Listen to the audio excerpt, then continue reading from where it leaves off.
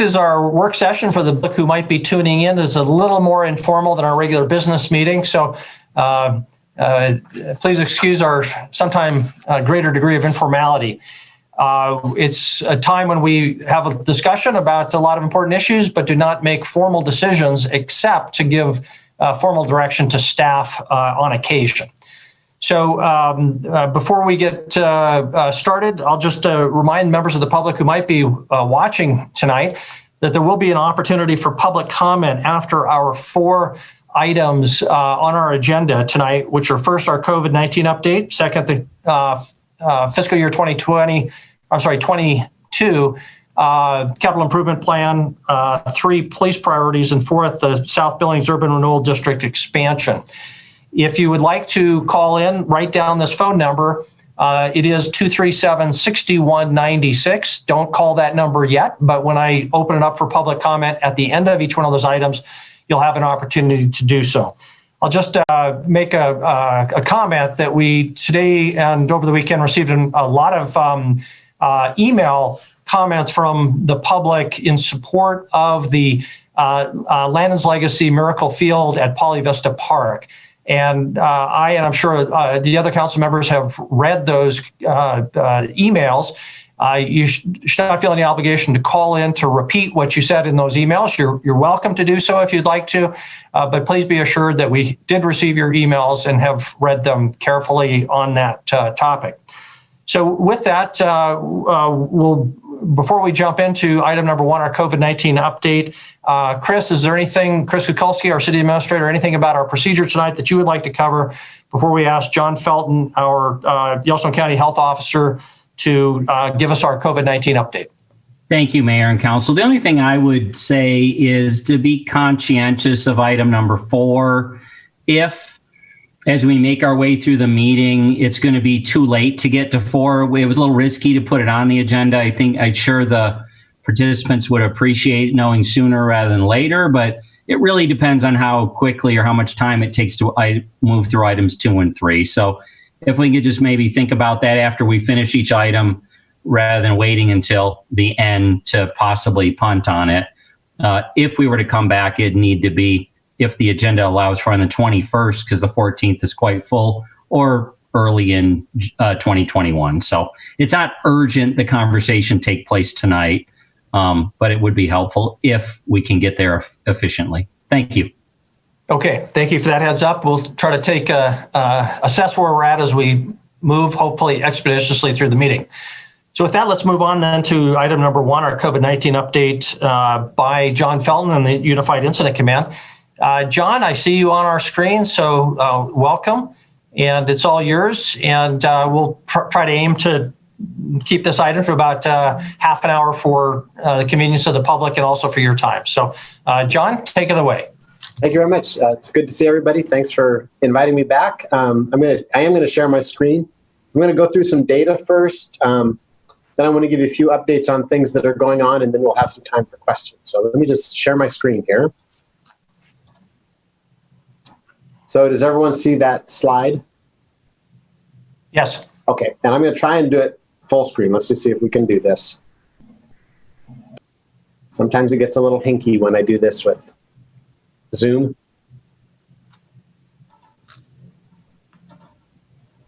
Okay, do you see the full screen slide? Now we do, yes. Okay, great, thank you. Okay, so these are slides, again, you've seen before, just tracking us through time. Oops. Start with this one. This is Montana. Going back to around the end of June, 1st of July, you can see that when we got into about mid-September, we started to rise. We saw a bigger, more rapid increase towards the first part of November, and then we started to work our way back down. Again, the blue bars are the daily counts, and the orange line is the 7-day average, which sort of smooths things out. But it does look like we have started to work our way down. I'm a little cautious about that, and we'll talk about that in just a second here when we look at Yellowstone County. So this is the same slide, just Yellowstone County. Again, blue bars are daily counts. You can see we've been up as high as over 250 cases in a day. This is the 200 line right here, so you can see about half a dozen times we've topped that. As we kind of peaked out here around the 20th of November, thereabouts, we started to work our way down. This is what makes me a little nervous. These last 2 days, the blank space here is Thanksgiving Day, and it wasn't that we didn't have any cases, but I was pretty insistent that our staff not work Thanksgiving. They've worked through all the other holidays. They worked through weekends. They worked nights. So I just said we're not going to work the weekend or the holiday, and give people a chance to be with their families. So there were 0 cases on November 26th, I believe was Thanksgiving. And you pick those up here. So this is really 3 days worth of cases. But then we see we were kind of down here at a lower level. These last 2 days, in the last 2 days reports, which represent tests done on or reported on Saturday and Sunday, we had 400 cases between those 2 days. What makes me a little nervous is we're at about that 10, 11 day mark after Thanksgiving. And that's when we would expect to see if there's going to be a post-holiday surge like we saw after, here's after the 4th of July.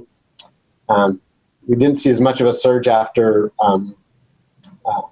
Labor Day, but this makes me a little nervous that we'll see what happens if we really are seeing a post-Thanksgiving surge, or if it's not. But that does make me a bit nervous, I got to tell you. When we look at our proportion of cases in Montana, we're sitting right now on a 7-day average about 16%, which is roughly our share of the population. So that, again, sort of feels about right. The last few days we've been higher. The state numbers have come down. You can see this on this next slide, where you see the movement of this, our proportion, which is the gray line. This is Montana in the blue, Yellowstone County in the orange. And Montana has worked its way down, and hopefully this is just a blip, but we'll have to see. But it's kind of starting up a little bit, just as we have moved up a little bit as we get into that 10-ish days post-Thanksgiving. So we're going to watch that really carefully. The reason this makes us really concerned is basically, as we all know, from Thanksgiving through the end of the year, there's a lot of activities and celebrations and get-togethers. If we had a difficult time in Thanksgiving, we're concerned that we'll have a difficult time for the rest of the year. If we look at cases per 100,000, you can see that we have been up on 7-day averages well over 100. That represents 100 cases per 100,000. For us, is about 160 cases a day. We're now down, we dropped down into about 70, and now we're back up around 80, I think it's about 82 or 83, something like that. Even at red status, we would want to be below 25, which is right about here or so. So we continue to have high case counts. Montana has dropped to, I think when I looked at the Harvard site today, I think we're 11th or 9th or 11th, I don't remember exactly which. Yellowstone County is currently, according to COVID Act now, 31st in the state of Montana for cases per 100,000 per day. This looks at that rate, cases per 100,000 on a weekly basis. So this is the weeks that end Saturday. And you can see we just rose and rose and rose. There's a blip there that we think was mostly testing and delays. Up to this weekly average of 106 per 100,000 per day. That's now come down for 2 consecutive weeks. We don't know what the next week is going to look like. As I said, it's off to kind of a rough start, but hopefully it'll slow down. We'll have to see. This is, I'm not sure if I had this last time I shared with you or not, but this is looking at our hospital census from the 23rd of August through today's report. The blue bars are the total hospital census for our 2 hospitals on a daily basis. And the red line is a trend line. The good news is this trend line is working its way down. It was up well over 1.1. It's now down to just over 1.0. So that's new cases per day, or additional inpatients per day. So not new admissions, but where you go from 25 to 26 to 27 to 28 on a daily basis. So that hopefully will continue to work its way down. And you can see we peaked out here. We had several days well above 150 hospital inpatients per day. And now we're down at about just under 120. This one looks at the percent of those patients who are Yellowstone County residents. As we've talked about, we spent a long time positioning Billings as a regional medical center. We serve about 650,000 people. The red line is the 50-50 mark. And as I've told you before, historically, we run about 50% Yellowstone County, about 50% the region. And you can see that COVID has been exact the same way. This is just the COVID inpatients. So we run right around 50-50, some, sort of 60-40 either way. But it sticks pretty close to what our typical experience is with inpatients. As we look here at the proportion of all cases, the total from inception that are age 19 or younger, this goes back to when school starts. And you can see we've had a rise. We've gone from about 10.5% up to a little over 13%. But that's over a now 3.5 month period. So it's not been a dramatic, huge influx once school starts. Now, we do know that we have a lot of kids out. There's been, Superintendent Upham has reported there's been a lot of kids out on quarantine, especially, which you'd expect. When we look at the proportion on a weekly basis, so we're right around that 12 to 15% mark pretty steadily. It bumps up and down a little bit, but basically we stay in that range. So as these cases grew, particularly in this period, mid-November to the end of November, the absolute number of those kids grew, but the proportion stayed pretty consistent. And this is our test positivity rate. We don't have the number for the week ending December 5th because that comes to us on Tuesdays from the state. But you can see we've worked our way down for 3 consecutive weeks. So that's helpful. And we're not doing a huge amount more asymptomatic testing. Our test numbers have remained fairly steady, but we have seen a lower positivity rate. So that's a positive thing. John, I apologize. Where did we end up with that positivity rate? The last one was, let me just look on here real quick, 12.9%. Thank you. And we were as high as up at 22%. And that's for all testing. So we do know, of course, that the test we're doing of symptomatic people is a much higher positivity rate. When you look at all testing, it's sitting right now at about 13%. We'll get another number tomorrow for last week. A couple other things I just want to follow up on. The testing that we've talked about, we really have never had enough antigen tests to do the asymptomatic testing that Dr. Birx recommended. We are doing much more use of the antigen test. We've talked before, it has its limitations, but it is rapid and it is more accessible. Some of the tests that we're seeing that are being sent out to the state lab and beyond, some of those are taking significantly longer. We've had 7, 8, 9 days to get a result back. Most of them are coming back in that 4 to 5 day, but it's still too long. Hopefully we can continue. The state will continue to build capacity there, and the use of more rapid tests will help with that as well. Again, given the limitations. Riverstone Health has purchased 2 rapid PCR tests. Those are the ones that look for the genetic material. That's sort of the gold standard test. We have the machines, we have the controls, we have no test cartridges.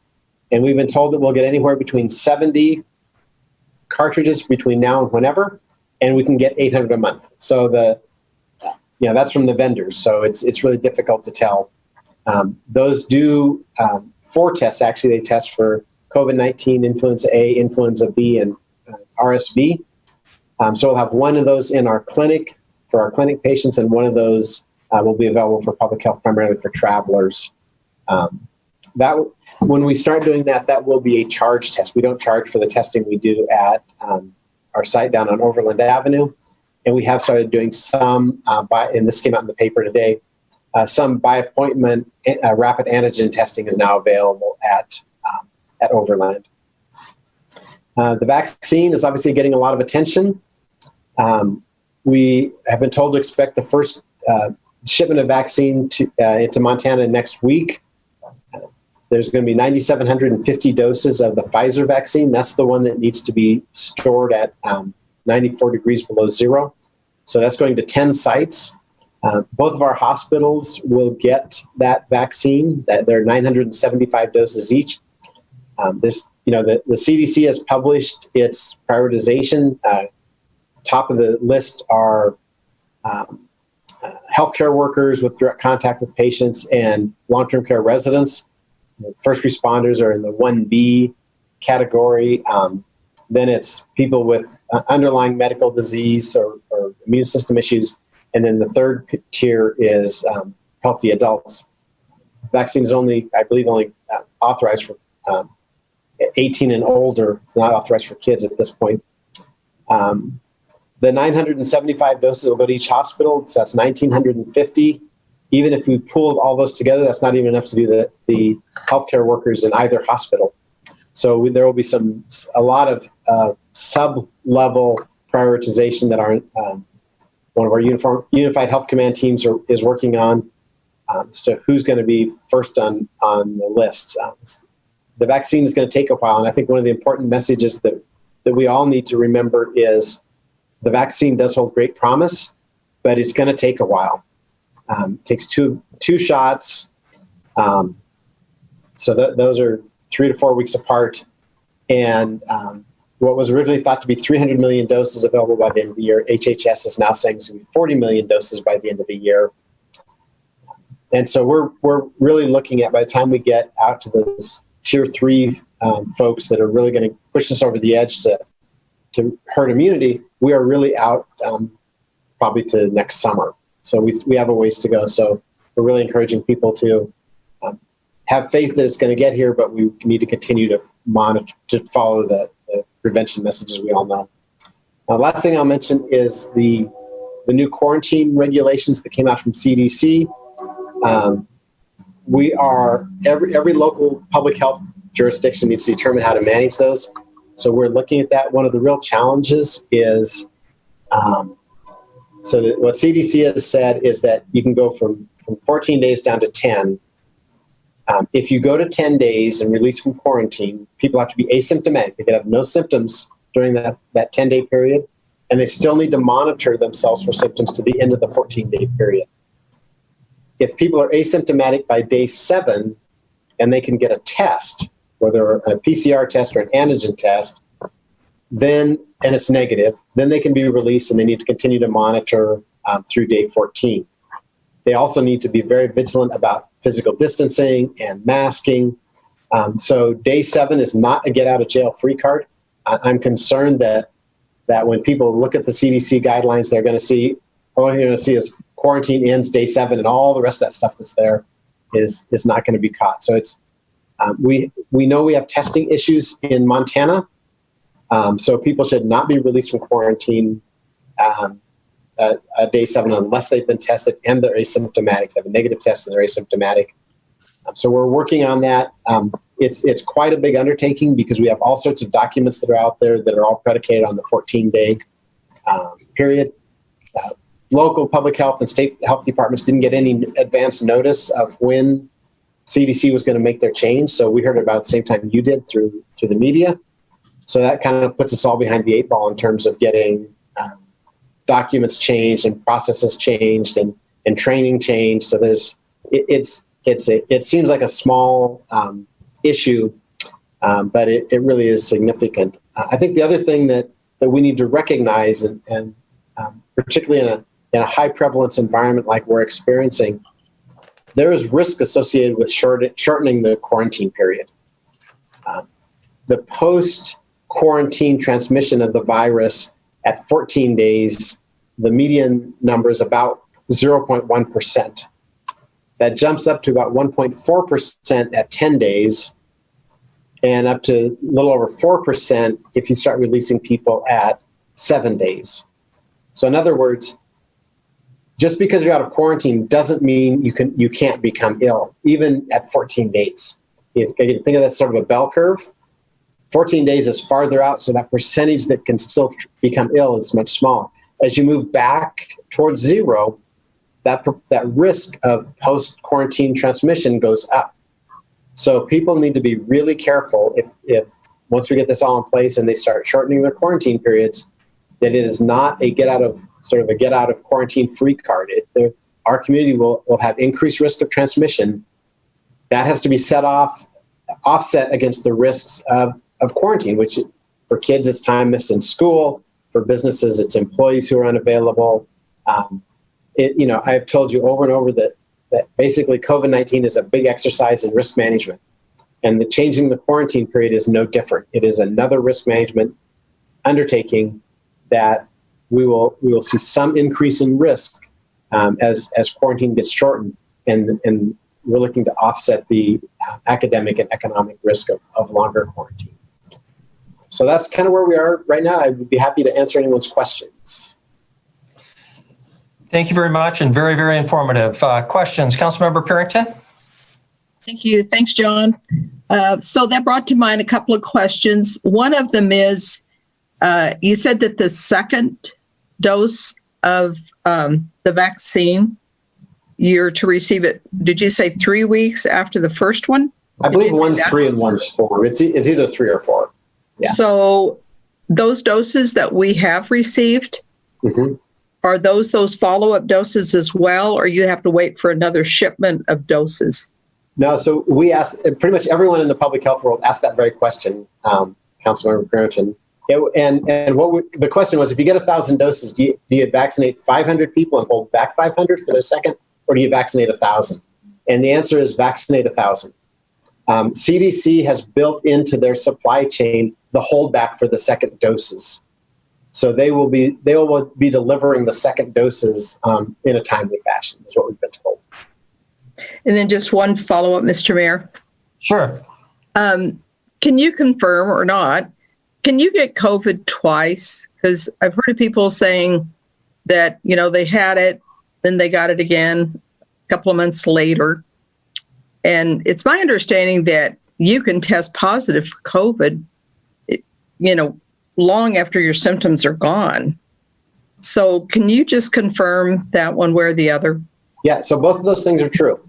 Some people will continue to shed virus long after their symptoms are gone and they feel fine, which means that they'll show a positive test. And there is definitely anecdotal evidence that people can become reinfected, which would be consistent with the other coronaviruses that are the common cold type of coronavirus, that people can become reinfected with that. CDC's current guidance is that after you have a confirmed illness, so you have a test-confirmed illness, if you become re-exposed within 90 days of that illness, you don't need to quarantine.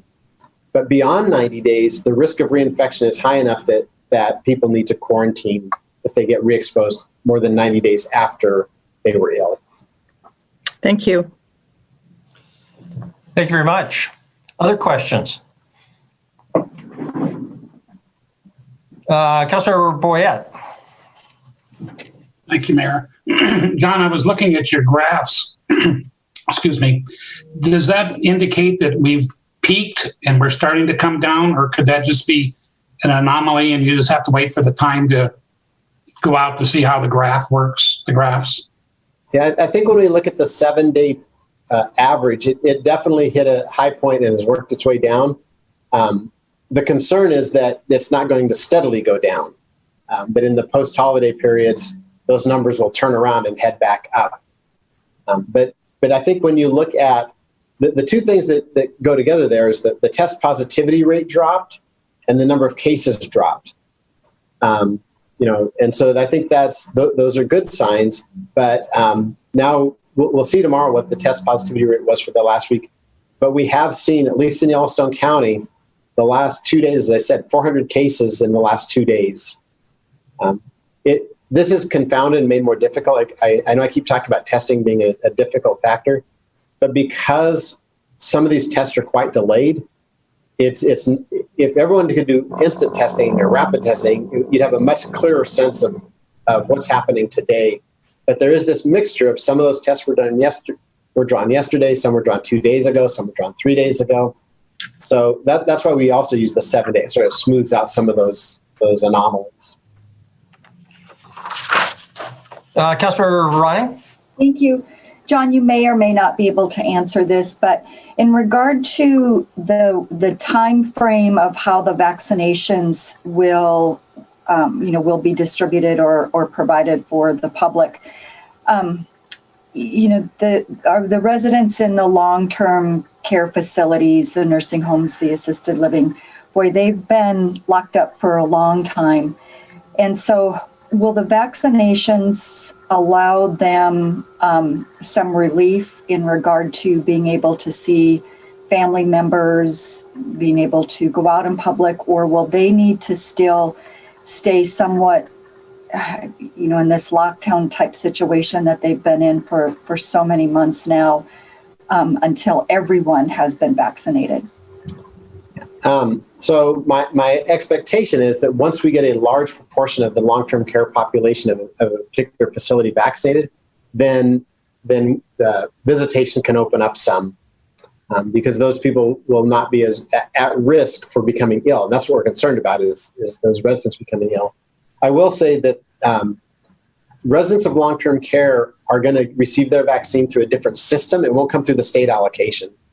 The CMS has entered into some agreements with CVS Pharmacy and Walgreens Pharmacy to provide vaccine to assisted living and nursing facilities. So that won't come out of the doses of vaccine that are shipped to various communities. John, can you clarify on the vaccines, those numbers again? It was 975. Is that for the clinic and another additional 975 for St. Vincent? Is that correct? And do we have any assurance of any vaccines after that? And if so, on what schedule? Well, yeah, those numbers are correct. There's going to be 975 going to each of the 10 sites that have been identified by the state as having that super freezing capacity. In this first dose, there's 9,750 doses in the state that are expected to be distributed. Going forward, so right now we have to understand this is all a little bit theoretical and based on what everyone expects to happen, because none of the emergency use authorizations have been approved yet by the FDA. So assuming that Pfizer gets approved as expected, those doses should become available around the middle of the month. The other vaccine that's out there that has an EUA application in is Moderna.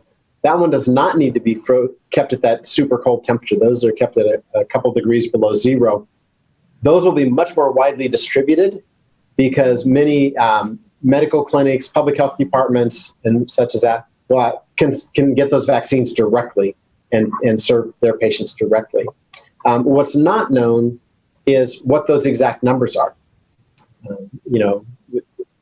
It'll be whatever, there's sort of this funnel idea that the federal government is making allocations to the state. The state then makes allocations to counties.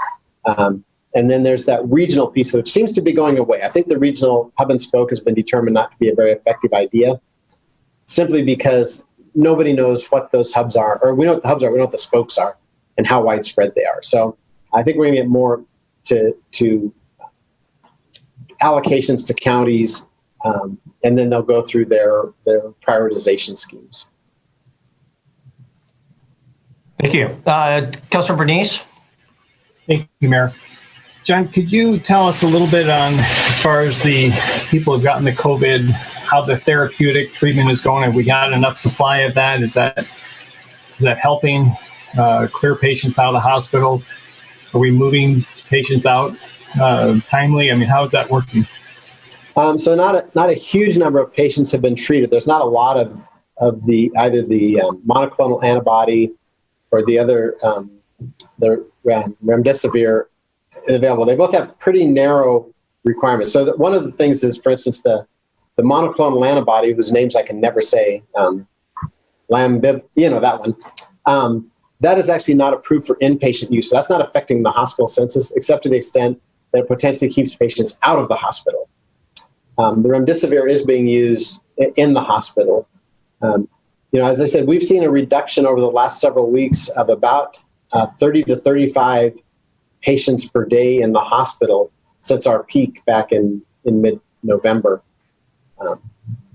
If we are going to see a post-Thanksgiving surge it'll actually be the secondary surge will be when those patients go to the hospital. And that usually often happens 1 to 2 weeks after they become ill. So if we're starting to see patients now, then we'd be looking a little down the road to the hospitals. Our hospitals are still doing well in terms of working on their surge plans. They've executed a number of different things. You've seen there's been a lot of resources come into the county in terms of people, ventilators.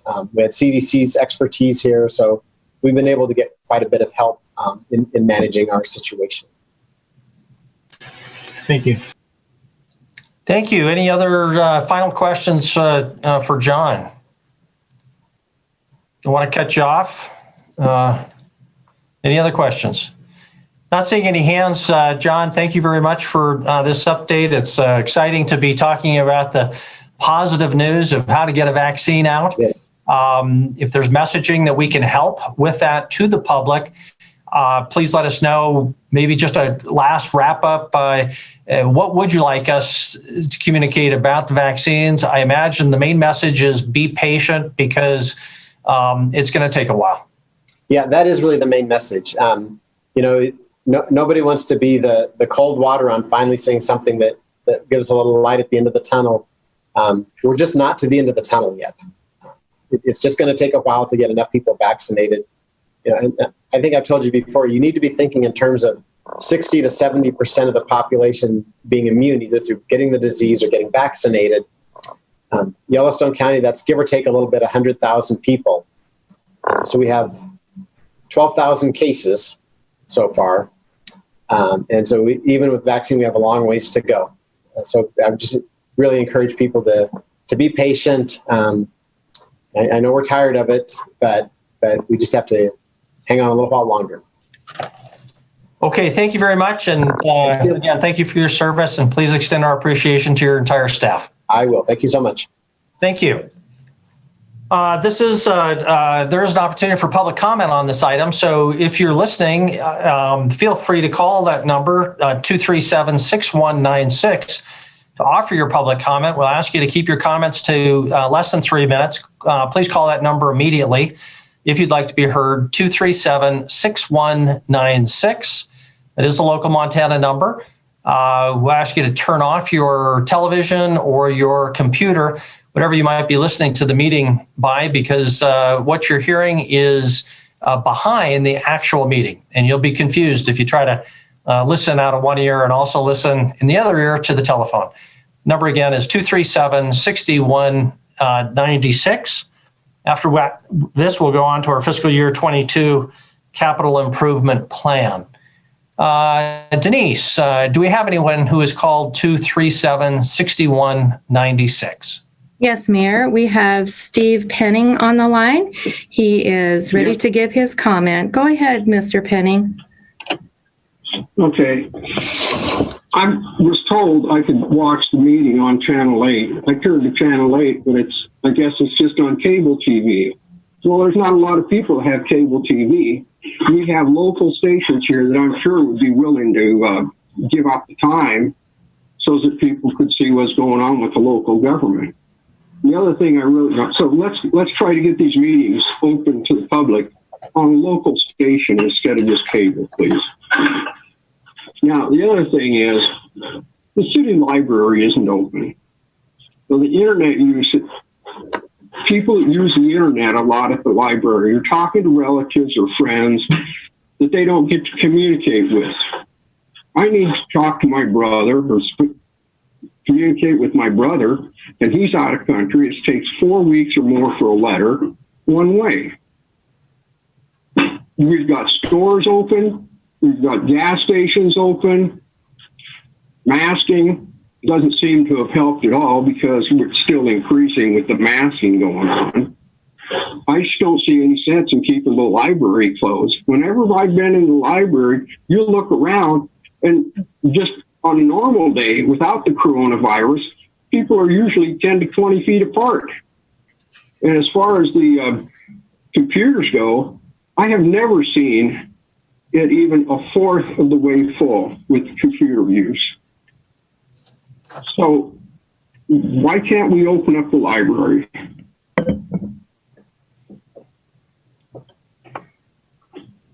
And a comment. Why can't we open up the library? I'd like an answer. Thank you very much. Go ahead and you can hang up, and I will ask when we're done with public comment here. There has been some discussion on this, and we'll ask our city administrator or our library director if he's with us to provide some comment on that as well. So thank you very much. Denise, any other callers? No, Mayor, it looks like this is the same caller. So thank you. Okay, go ahead and take his call. Make sure we didn't cut him off. Chris, did you, hopefully our caller can hear. Denise, if you need to put our caller on so he can hear Chris's comments, please do so. Chris, I don't know if Gavin is with us, but would you like to comment on the caller's comment? Happy to. I'll let you know I have talked to the gentleman for about a half hour. So has our library director and several others. One moment. They are trying to, sir, you need to hold on just one moment, please. Okay. And I will put you on. Hold on. Thank you. So let's to be clear, right? We're not putting the same caller back on. I don't think. Denise, I'd mute. I'll respond to the comment. So I did talk to Steve. Did let him know as he expressed concern of getting hold of his brother that I would be happy to help him in any way, get an email to his brother to help with that. Secondly, though, we do have curbside only services at the library. We do have people who do use, I believe, the Wi-Fi from the parking lot for their own. In this case, unfortunately, the gentleman doesn't have a way to do that. And that's really caused by two things. We are trying to limit the spread in the library, and we do have a number of librarians, I think it's 5 or 6, that are helping out with contact tracing. And so they're being lent to the city county health department. So it has been based on protecting employees and a library population as we continue to analyze if and when we should open the library back up to services in-house.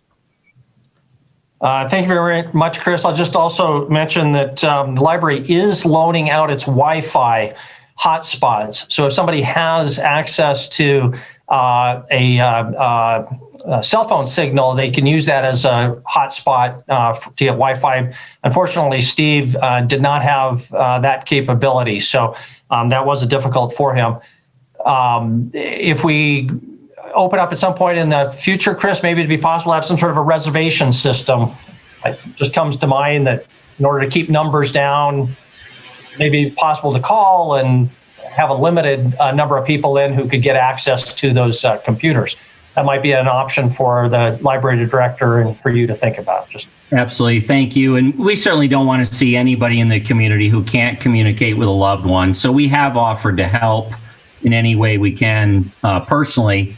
Send an email and try to get a hold of his brother for him. So thank you. Chris, is the senior center open that they can use computers there? You know, I believe that some activities are open there. I know there are small exercise classes and there are the computers there. So that's excellent. Mike, can you give us some clarity there? Yes, the senior center is not open for drop-in use. It's only open for programs that we operate.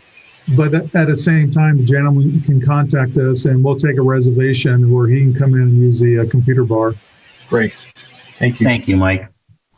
okay, so he can just call the Parks Department. Is that the best phone number, the City of Billings Parks Department?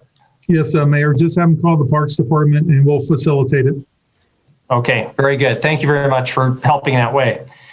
Okay, I think that's the end of public comment. Is that correct, Denise? Yes, Mayor. Okay, thank you very much. We'll close public comment then on item number 1, move to item number 2, capital improvement plan. Chris Kukulski, would you like to tee that up? Yeah, thank you, Mayor. I'll be brief to hand it off to Andy here in just a second. But first of all, want to thank Andy again, Jennifer DeRay, and the team. A lot of effort has gone into getting us to tonight's conversation. If you recall, we did shift the timing of this to get the capital improvement plan outside of the cycle of the regular budget. I hope that the intent there has been accomplished, and that is to get the council not distracted trying to deal with both the budget and the CIP, but we can really focus on the capital improvement plan, which is a really critical planning document for our city. So though it doesn't appropriate funds, once adopted, it really is, especially in the first year, the first thing we roll into our base budget in putting the next year's budget together. So the priorities in it are really critically important, and you guys have total control over that. Indirect, but arguably equally important component is the financial. Where do the resources come from to pay for? Again, it's not a budget, so you're not appropriating them, but I think this is a really healthy time to have conversations about making sure that the revenue side of the equation is funding appropriately the way you want it from a policy perspective, funding projects. So with that, I'll turn it over to Andy. He's got a presentation to work his way through, and then we're ready for the dialogue for this evening. So Andy. Thank you, Chris. All right, there we go. Everyone, I trust you can see my slideshow and hear me. Good. All right. So this is day 2 of the FY22 CIP. I'm going to start out with, I think, generally what staff is looking for from council. So you guys can kind of keep this in mind as we go through. First and foremost, are there any changes to the draft CIP that council wants to see when we bring it back for council action? And then we had some brief discussion last time. What we're looking for is more clarity on, does council want to fund new construction with current PD1 revenue? If not, is there another revenue source that council would like to identify for new park construction, or have these projects removed from the CIP? And then finally, does council want any property owner contribution for South Billings street improvement projects? To recap where we've been and where we're going, this is the CIP timeline. It has changed a little bit from last time. You see, last meeting on November 16th, another work session tonight, and we pushed adoption of the CIP back to the 21st because it won't be possible to get it on the 14th since that agenda has been published. Brief summary, the overview here, all projects over the 5 years total $424 million. The major project is the West End Water Treatment Plant and Reservoir Project. Again, this is the 5-year total. Of that portion, $163 million is the FY22 total. That's as it is in its draft form. A couple of the major projects I want to highlight here, still the West End Treatment Plant and Reservoir Project. It's multiple phases, but there's a good portion in FY22. Some major park projects, which you're all aware of, continuation of the airport terminal expansion, or finalizing that actually. And then the other one is the Law and Justice Center under City Administration Facilities. Is planning for the space needs for our law and justice. We have received some public feedback. It's rather small relative to what you've received today. There was opportunity for the public to provide input at our public meetings, as well as submit projects online or suggestions. We had 2 comments supporting the Poly Vista development, 1 comment opposing Swords Park Rimrock Road, 1 request that Pioneer Park wading pool be replaced with a splash park rather than another wading pool, and a request for a fully accessible park playground at Castle Rock. Staff did and does have recommended changes to the CIP in order to be more consistent with how residential roads are constructed throughout the city. Staff does recommend some ownership or some property owner assessment in developing and improving the South Billings streets. Certainly that's up to council though. You can use the TIF to do it, but we've kind of laid out why we think it's important that you at least have the discussion Where ultimately wherever council lands, though, it's up to you guys. And then parks projects, to be more consistent with how we've used PD1 in the past, as well as council's feedback from our last work session. We have shifted staff recommendation from what we said last time to remove the 2 event pavilions and shift the timeline at the Swords Park Road. This would align PD1 funding with expenses, and it would also be more in line with the general council direction we received at the last meeting. And I'll go into a little bit more of these here in a minute, or right now. This is the Park District 1 assessments. These are all of the projects. As a reminder, there's about $1 million more in expenses here than there will be in revenue over the next 5 years. And this is where council's going to have to make some decisions on where they want to focus the spending here, or how they want to proceed with these projects. Staff's recommendation, again, is a change from last time. The recommendation is to keep the Swords Park Road because it isn't new construction. Remove the new event pavilions. There's one at Centennial and one at Castle Rock for $500,000 each, so it would get you to your $1 million. And then the Swords Park Road would need to shift out to 2024 to make sure we have cash flow to complete projects as the timeline goes forward. This is what that would look like. We've kind of highlighted the changes here, eliminating the 2 event pavilions and then moving Swords Park out 2 years from FY22 to FY24. Here's that same list of projects. I just want to highlight which ones had been identified in the 2017 comprehensive master plan. Mike had provided this for me, and I thought it was pretty helpful to kind of give a picture on where, what projects we've known about for a long time that are still in our CIP that we're trying to accomplish. And he can discuss any more of that in detail. Again, this is specific to PD1 projects. Council, I think, generally has what I would say 3 options. One is just to remove the projects completely from the CIP. These projects wouldn't be done ever until a funding source is identified, I'd say. You can use general fund to complete any new construction projects. Past councils have done this. We did it with Centennial Park most recently. Or you could identify an alternative funding source, such as bonding or an increase to PD1 for park development, to complete all the projects. Again, there's a long list of projects that need to be done, and only so much resources that are available. In the South Billings, or in the transportation projects, the one staff at least wants council to have a discussion about are the South Billings unimproved streets. They are in there for FY22 at just under $4 million. The recommendation from the South Billings Urban Renewal Association was to use TIF funds to finance 100%. Just a few items that were in the staff memo that I want council to be aware of as they make their decision tonight, or really on December 21st, but provide direction tonight. There's about $10 million in neighborhood streets that need completion in South Billings. So some things to think about is, how will future South Billings Urban Renewal District gravel streets be paved, improved? The South Billings Master Plan, which was adopted, identifies SIDs as a possible funding source for street construction. So it has been discussed by prior councils.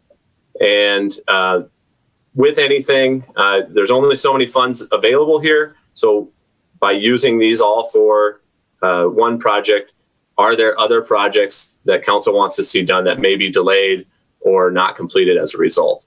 And these are really just kind of points I want to make sure you guys have the discussion on, or at least are thinking about, not anything that needs answered.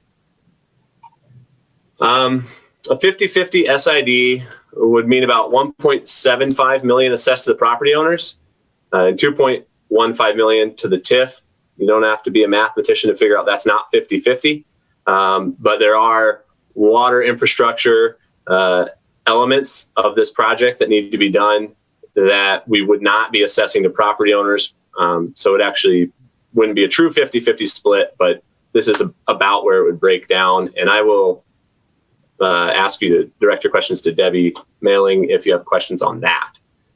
Councilwoman Joy had provided some questions at the end of the last meeting, wanting to know some property stats. So we've tried to put together, this is not an in-depth detailed analysis, but the South Billings Urban Renewal District as a whole has about 1,800 total properties, residential properties. The average property value is $154,000. Our estimate, and I'm big asterisk on that, is about 20% rental. This is, again, not a scientific study by any means, but it's our estimate based upon the information we have, at about 20% are renters. Compared to the Wanigan subdivision SID that was done earlier this year, the average property value there was actually lower. So I only point this out just to point out that there are other areas in the city where we have had lower property values and still done SIDs. Just so you're aware. Again, this is the end of the slideshow. Just want to put these questions up again. Really, what staff is looking for. Any specific changes to the draft CIP that council would like to see. How you want to move forward with PD1 projects. And then if there is any desire to have a property owner contribution for South Billings street improvement project, we'd like to know. But the draft CIP is using 100% TIF. And if that's council's desire, that's how we'll bring it forward. So I'm going to end my slideshow here somehow. Oh boy. Let's see.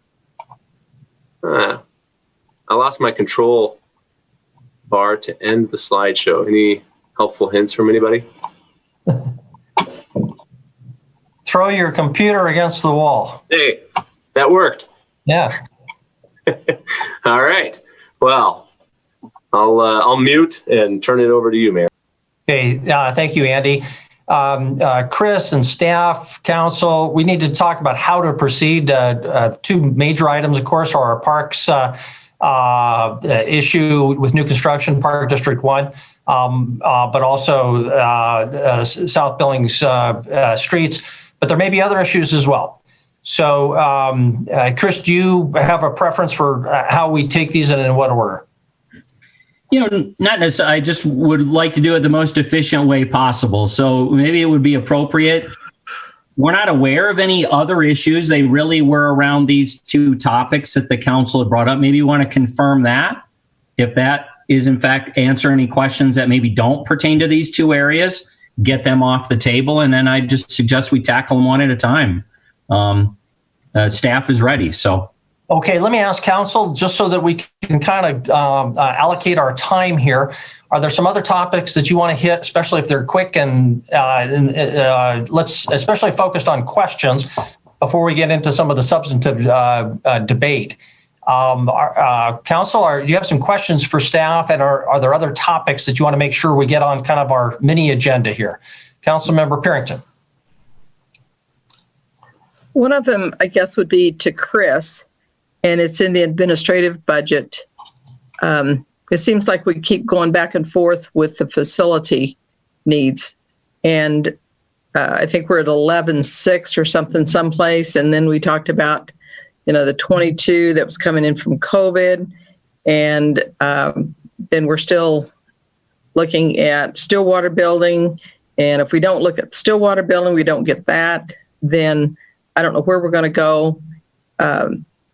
I don't think you can do any add-ons to our existing building. So I'm just totally confused with all these different numbers floating around with the facility needs. So if you wouldn't mind to address that, I would like the clarification. Sure.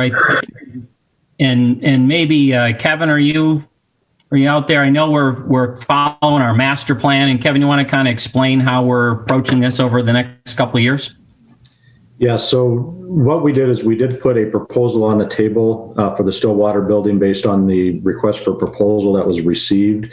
We have not gotten a response back on that, but we do anticipate that we will get a response back shortly. And with that, what we put in the CIP is what we put down as our proposal for the Stillwater building. So that's the amount that you see in the capital improvement plan for the facility Law and Justice Center needs. And that was, I think, 11.6 million in the CIP plan. Does that answer your question, Councilmember Parrington, or is there more detail that you'd like on that?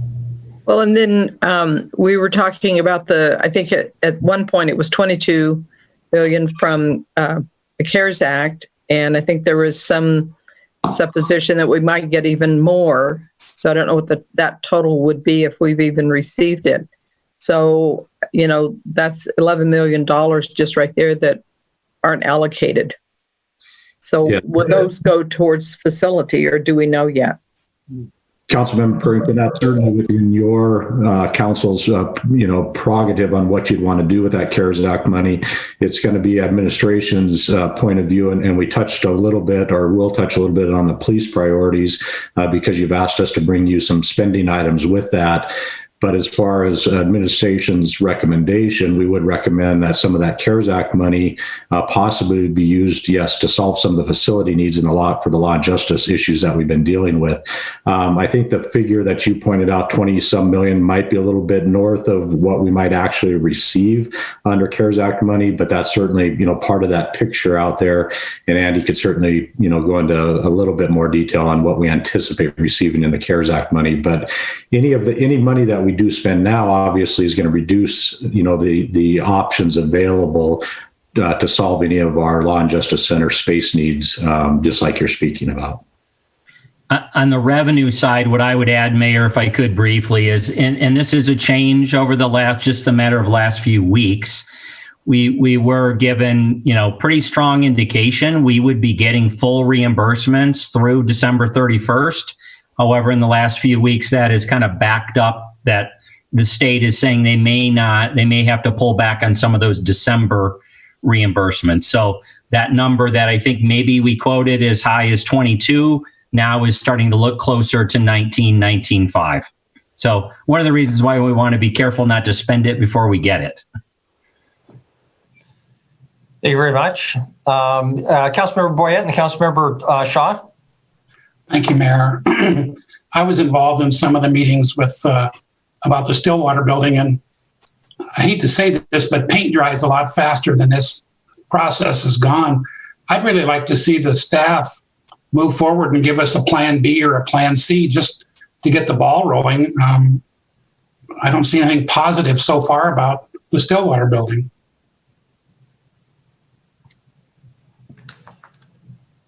Thank you very much. Councilmember Shaw, Councilmember Chiriki.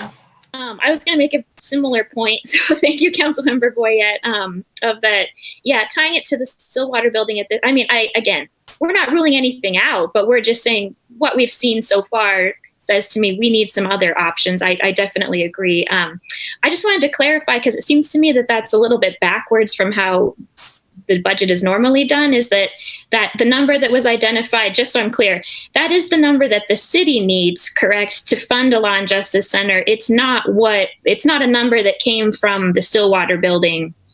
Do you see what I'm asking? I want to make sure that came from the staff as this is what we need, this is what we think it's going to cost. So just to back up a little bit, not only that, so this is a number not by the seller, but by the proposal offer we made.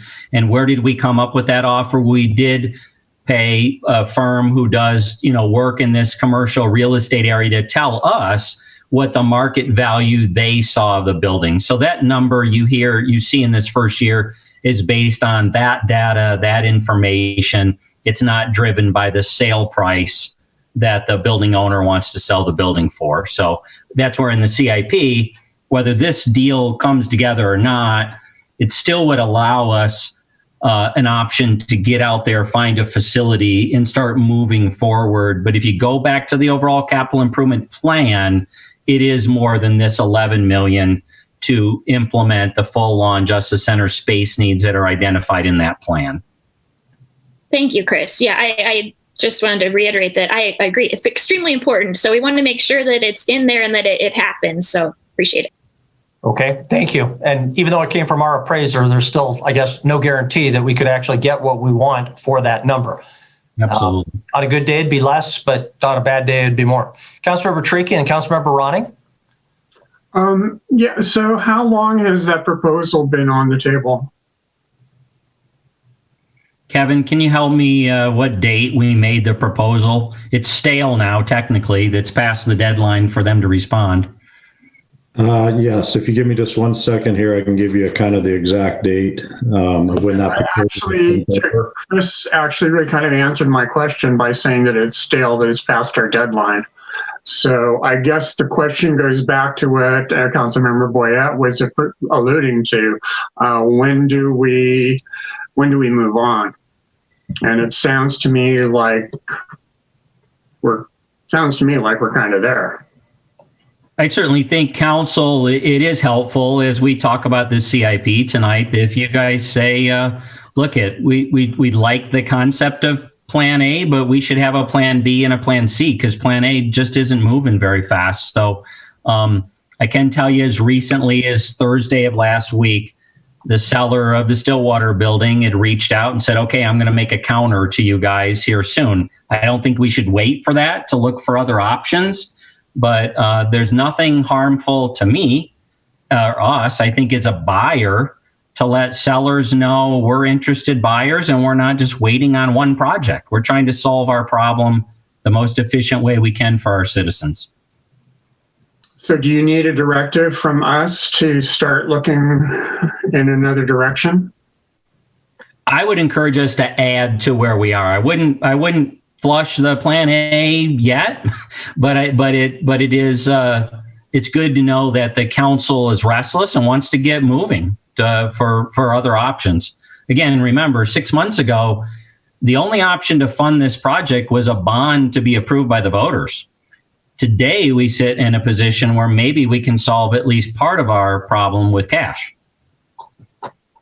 Okay, thank you, Chris. Just when we come to at some point in our discussion tonight, we'll need to know whether you want something more specific from us in the way of a vote, or whether you feel like you've got what you need. But let's hold that. But remember, we may need to come back to get absolute clarity on that.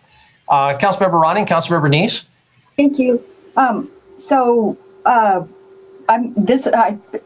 Unless I've just had a complete brain freeze, I don't recall all of City Council being presented that an $11.6 million was being proposed to anyone.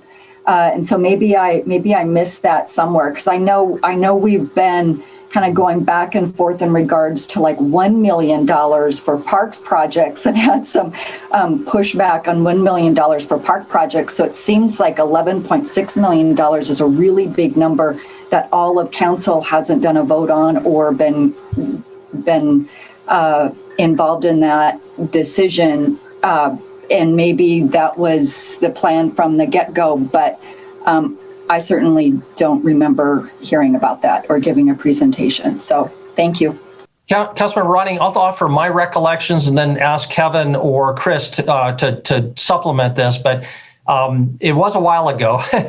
But my recollection is that there was a general discussion and a majority vote to authorize staff to make a proposal that would be explicitly contingent upon later council formal approval.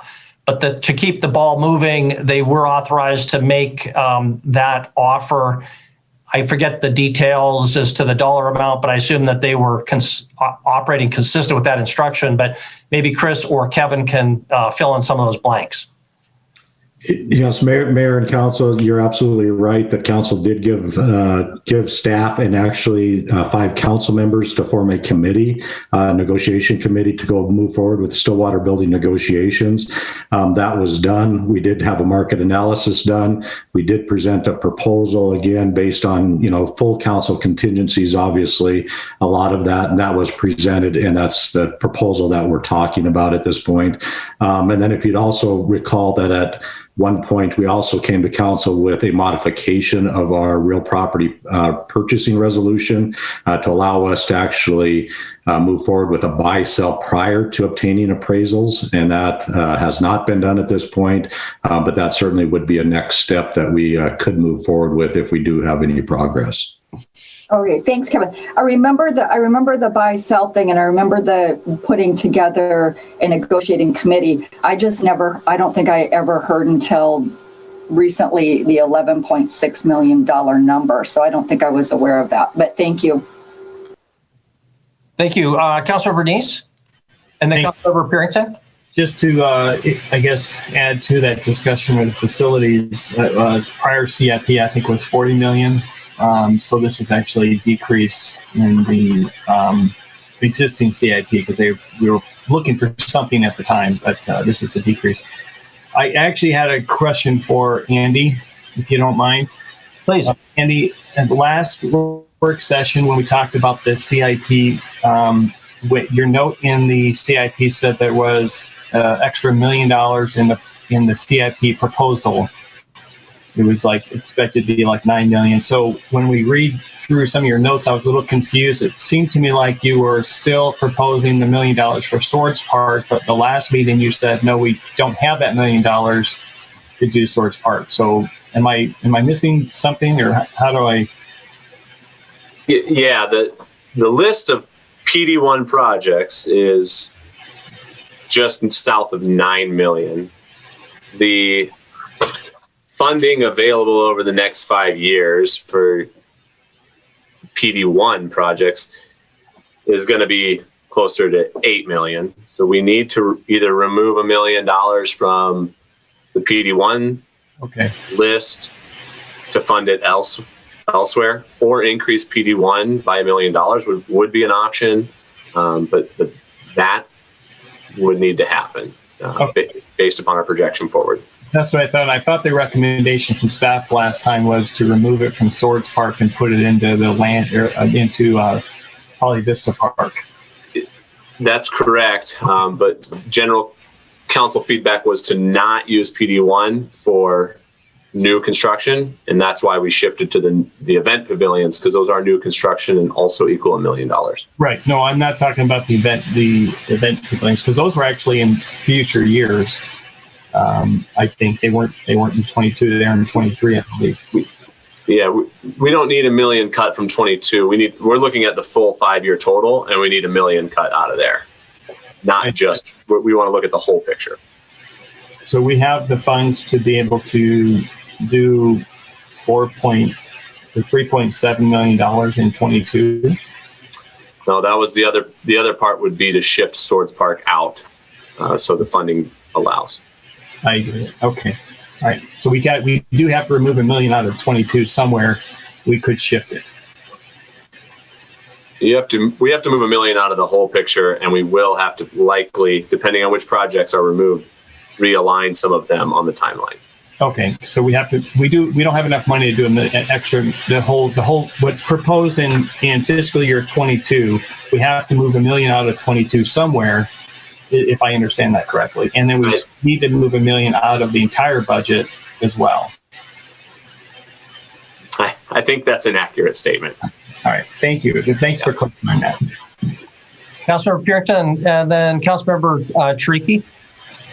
Well, I was going to comment again on the facility needs, and having served on that committee, it just seems like things have moved super slow, and I'm not sure why, because there's been so much downtime, if you will, delayed time between every meeting that we had, and the wait. So, but yet whenever we bought the property out behind the BOC, that went very quickly. So for some reason, and this is just my personal point of view, is that for some reason it just seems like we are, well, not me, but there is this point of dragging this out to the point that it's going to die because it's just gone on for too long. So if I could, Mayor, the consistency that maybe we aren't illustrating well enough really is the market. So though we brought to you a plan for the BOC and the Stillwater maybe rather quickly, we've had a really difficult time getting the appraisal. The appraisal market is way behind. So the BOC purchase has not taken place. It hasn't moved, mostly waiting for those appraisals to get done and that process to happen. Similarly with Stillwater, the seller was very unimpressed with our market analysis and really didn't want to have a conversation about that until we got in that room together, 6 weeks ago, and said, let's get an appraiser to sit down with us. And it took weeks to get any commercial appraiser in Billings, Montana to say, I'm willing to give up a few hours of my time to sit down with you guys. So it has not been a desire for the staff to drag this out. It really has been, I think, driven by market forces relative to slow appraisals. And in this case, a seller who really isn't been candidly very anxious about selling the building at a market price. He wants double the market price. So we are ready to move on unless he makes us a counter here that is really gets our attention. Thank you very much. Was there another hand? I'll ask a little bit of a topic shift of Debbie Melling, and we'll come back to Councilmember Ewald. On the South Billings district streets, I understand that the list, those streets that have been identified, there's about $10 million worth of construction needs. Can you describe the condition of those streets and why they're on the list? And specifically, it's one thing if we just have to invest $10 million. It's another if we are making a commitment to then repair every street in the South Billings Urban Renewal District. I'm sure there were general statements made 10 years ago that the creation of the district was not going to cost those property owners extra money. It wasn't going to raise their taxes. But I'd be very surprised if there was a promise to relieve them of what would be the normal obligations that other property owners in the city have, and that we would save them money. So can you tell us, is that 10 million going to become 15, which is going to become 20, which is going to become 25 or 30 in the future? Or is this a very definite set after which we are done? So the 10 million is based on the gravel streets in the Espard area. So it's not streets that are in poor condition or anything else. It's just those that are 100% gravel. So they've never been constructed. The 10 million, I mean, at this point, it's a per foot estimate. I mean, we haven't been out there, we haven't designed them, we haven't looked at storm drainage in any kind of depth. So the 10 million is a planning level estimate that we've used. But we believe the 10 million is a close planning level estimate for all the gravel streets. Okay, all of the gravel streets in the district. And in that sense, once those are done, there are no more gravel streets, and at least that element is complete. Right. There's still streets that are considered non-maintainable or in poor condition, but the gravel streets themselves will be taken care of under that, yes. Okay. Do we have any estimate of how many streets or what the value is of streets that are, I forget your term, what did you say, not maintainable?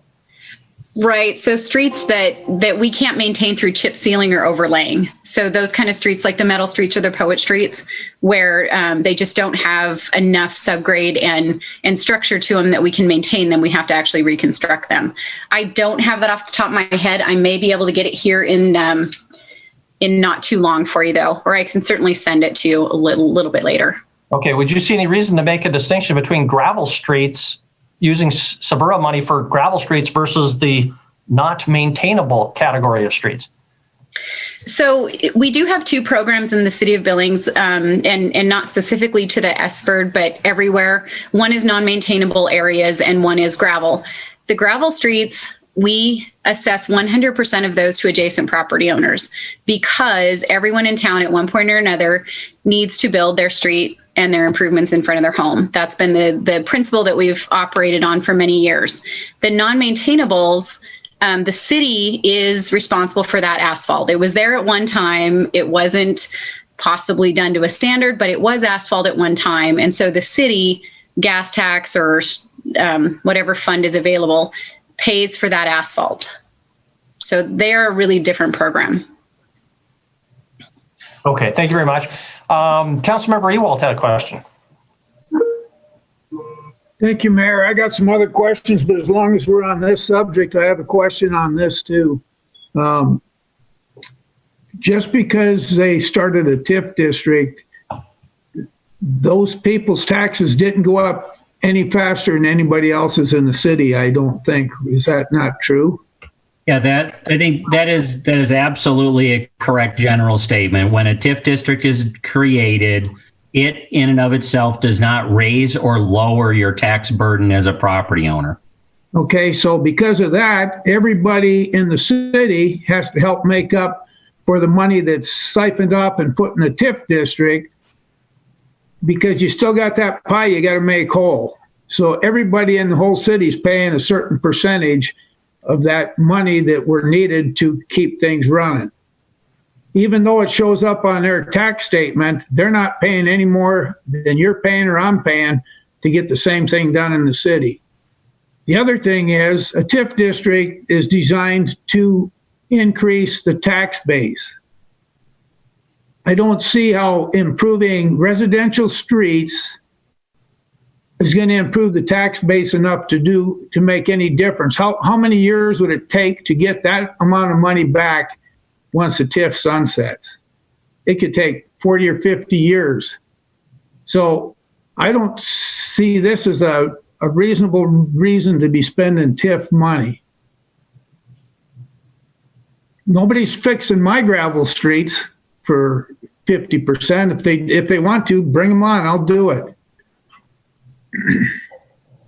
Okay, thank you. Councilmember Ewald, you said you had a question in addition, though? Oh, yeah, I got several of them, but it's on a different subject. So if somebody wants to continue on this subject, we can do that first. Then I'll come back. Okay, with that offer, Councilmember Brown. Thank you, Mayor. I guess my main question on the TIF gravel roads, have we done or has the TIF done any gravel roads currently in its existence for 100%? Any of them? I'll answer that. So no, everything that's been done to date, Orchard, Calhoun, Hollowell's underway, the East Billings district, they've all been they have some asphalt on them. So they're not purely gravel streets. I have not, and I hope I'm right on that, that there wasn't a random gravel street somewhere in there. But as far as I can remember, all of them have had some asphalt. They have not been pure gravel. Okay. Debbie, could you also reference eBird? I'm sorry, Sean, just in case eBird or other ones, because eBird I've heard maybe. So eBird, and that's what I was saying. I don't think there were any gravel roads down there. All those roads, 2nd, 3rd, everything from 7th out to 13th, I believe those had some asphalt on them, and they were in terrible shape, but they had asphalt. I don't believe there was any gravel in that area. Okay, so we have not the TIF has not set precedents that they've done gravel streets for any residential streets or anything else at 100% TIF cost to this point. Is that a fair statement? That is correct. And I will double check that East Billings, but I don't believe any of them were gravel. So yes, that is correct. Okay, thank you. Okay, thank you. Back to Councilmember Councilmember Ewald, is it okay to keep taking other counsel on this topic? Yeah, keep going on this topic, and when we get done with that, then I would like some questions. Okay, Councilmember Neeson, Councilmember Shaw. Thank you, Mayor. And yes, this is on this topic too, because I've thought about this as well, and I believe it's appropriate use of TIF funds for arterial streets and collectors. I think that does help add value to the whole area and the community. But the residential streets, if you think, again, these are streets that everyone drives on in their home and residence. They pay their taxes just like you and I pay our taxes. And like to Frank's point, I would love to have the ability to have a TIF district pay half of my residential streets, improvements and things like that. But that's not the way TIF districts are used for. They are to use really to design to improve the district in a way. And I think collectors and arterials like that are doing that. So if any of those gravel streets are collectors, I would agree with using it. Otherwise, I'm not apt to even agree with 50%. I think there should be 100%. Just like anyone else in the rest of the city has to do when they do their gravel streets. Okay, thank you very much. Councilmember Shaw. Thank you. So Debbie, this is a question for you. So this suggestion, and to go back to what Councilmember Brown is saying, is this we would be setting a new precedent, is what I'm understanding. Did this suggestion come from the staff, or did this come directly from the TIF district? I know this was promised to the neighborhood back when it started. I mean, I know that's the long kind of oral history of, I feel like we also have a history like that about PD1 that we're dealing with now. And we as council now have to deal with some of the promises that were made or not made years ago. Can you enlighten me a little bit on if this came from the ESPERA and they said, look, we promised this, we want to stick with this, did this come from planning and engineering staff who are saying, we think this is a good investment? So when the original ESPERD master plan was done, gravel streets were included in the master plan as projects that needed to be done to bring the entire area up. So the master planning did have gravel streets in it. The funding sources were very vague. It talked about SIDs, it talked about TIF, it talked about a myriad of other options for funding. This particular group of projects came up from the ESPERD board. They wanted to include this in the next few years, or specifically next year for these group we're talking about. The 50% came from staff because we were concerned about 100% TIF on the project, setting a precedent. So we wanted to bring that up with council, just to make sure we had this exact conversation. And if I could, Mayor, I think Debbie nailed it. I just would put a fine point on, we do recognize that you can, obviously, actually, you can do whatever you want here, as long as it's legal, and it is legal. The idea, though, of the board saying 100% caused us pause over 10 million in streets that need to be done, not just 3 or 4 million. So we wanted a plan maybe to do them all, not just some. And then secondly, it was a random 50-50. The 50-50 idea came from at least getting some skin in the game from landowners, whether you're in a TIF district or not, because the rest of the city, as has been pointed out, is 100% based on you, the property owner. So that's, no matter what you do here, unless you do 100% property owner, it is going to be a new precedent. Not that you can't have a new precedent. We just want to be clear about it. Thank you very much. I saw Councilmember Purington, Joy, and Brown. Councilmember Purington? Thank you. So, Kendra, that was part of my question, was that history from the beginning of this ESPERD. As I look through the master plan on the Suburra, Debbie, it looked to me like they were willing to put in, I think it was like $3-point-something million this next year, if I'm not mistaken. But it was basically for those arterials and collectors that Roy was talking about. But your $10 million, you're saying that will do all of the gravel streets in that ESPERD, in the district. But that does not include the non-maintainables. It's just the gravel streets. Is that correct? That is correct.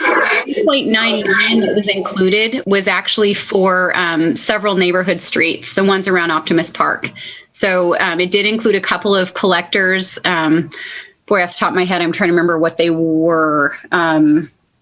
There was two collectors that were in that bunch, and the rest were local around Optimus Park.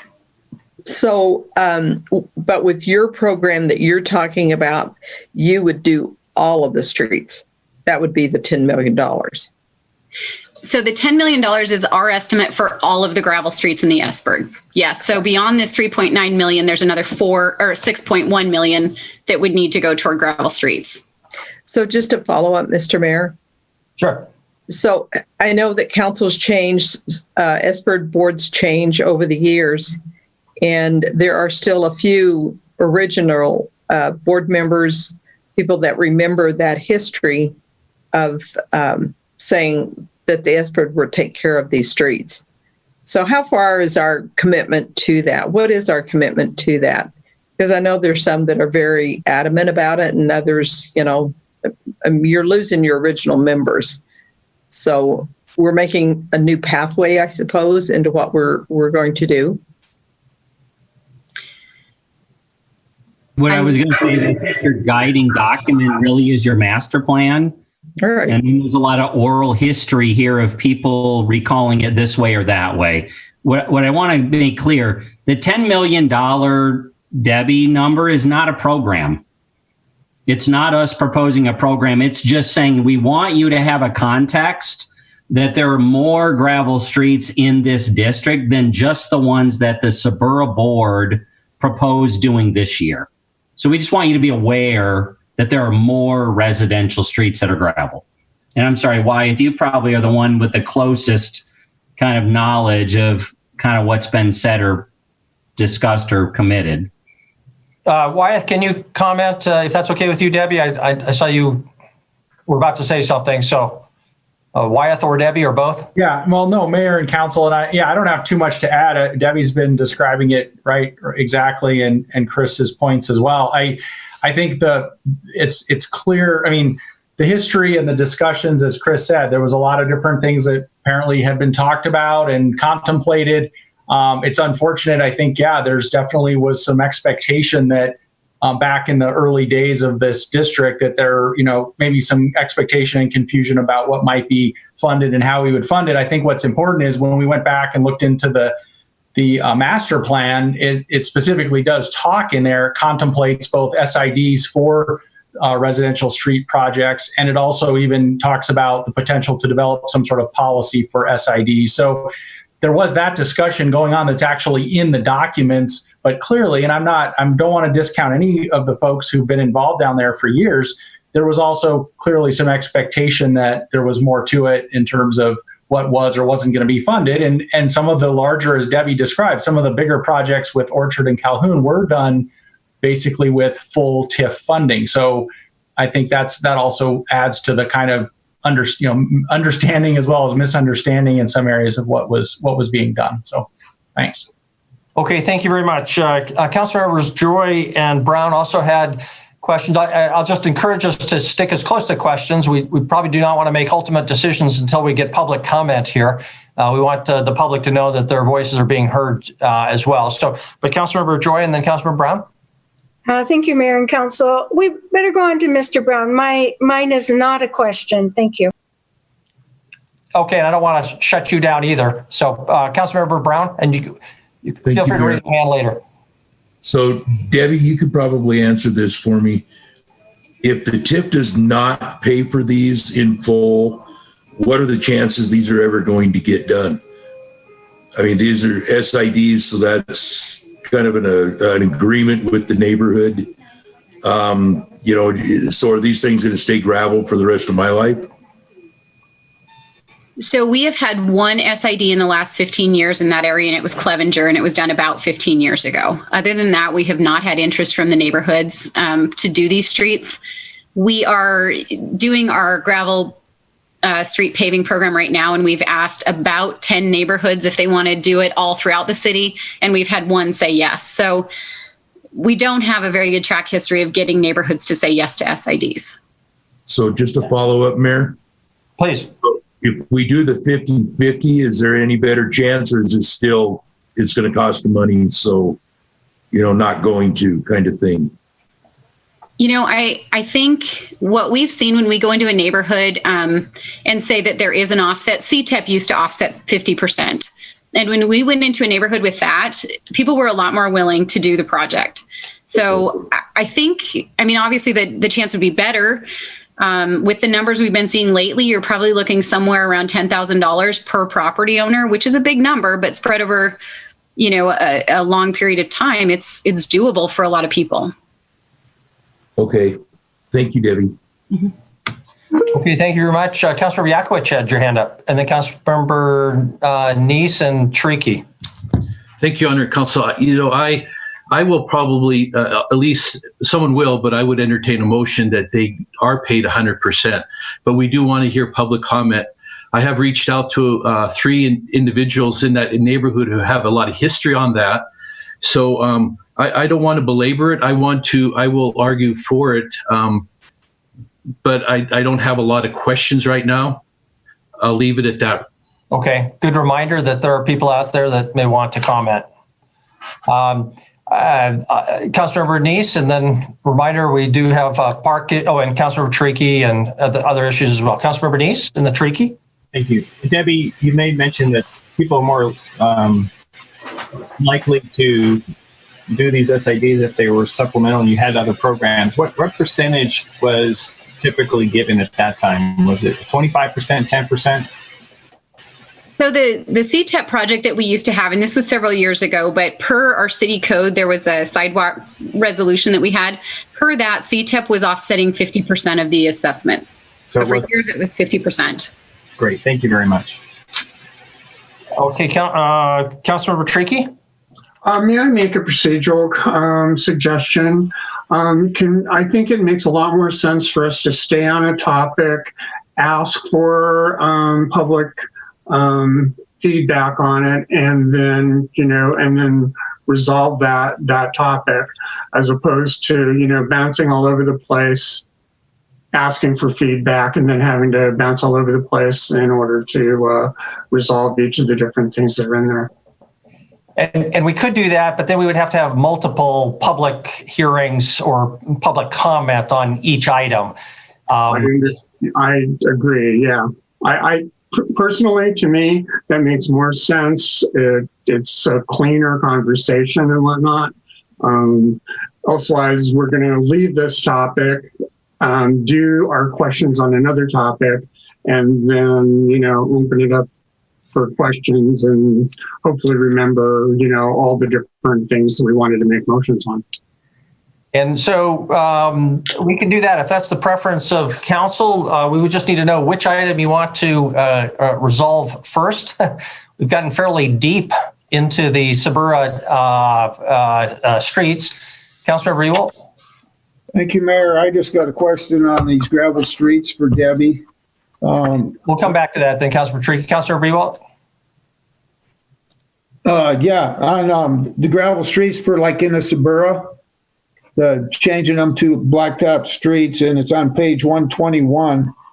For where the funding comes from, water revenues pays $500,000 every year. Why does water pay for changing gravel streets to blacktop streets? So what we do when we go into these areas is we make sure that the utilities underneath the street are all in good condition before we pave it. We don't want to come back and have to dig something up that we just freshly paved. So what we've done is a condition assessment of all the utilities in that area, and that's how much we think needs to come out to replace the water lines under certain roads.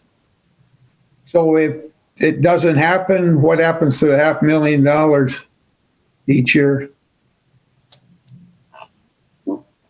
It goes to replace the water line under whatever roads we are doing under the program. So you automatically replace the water line?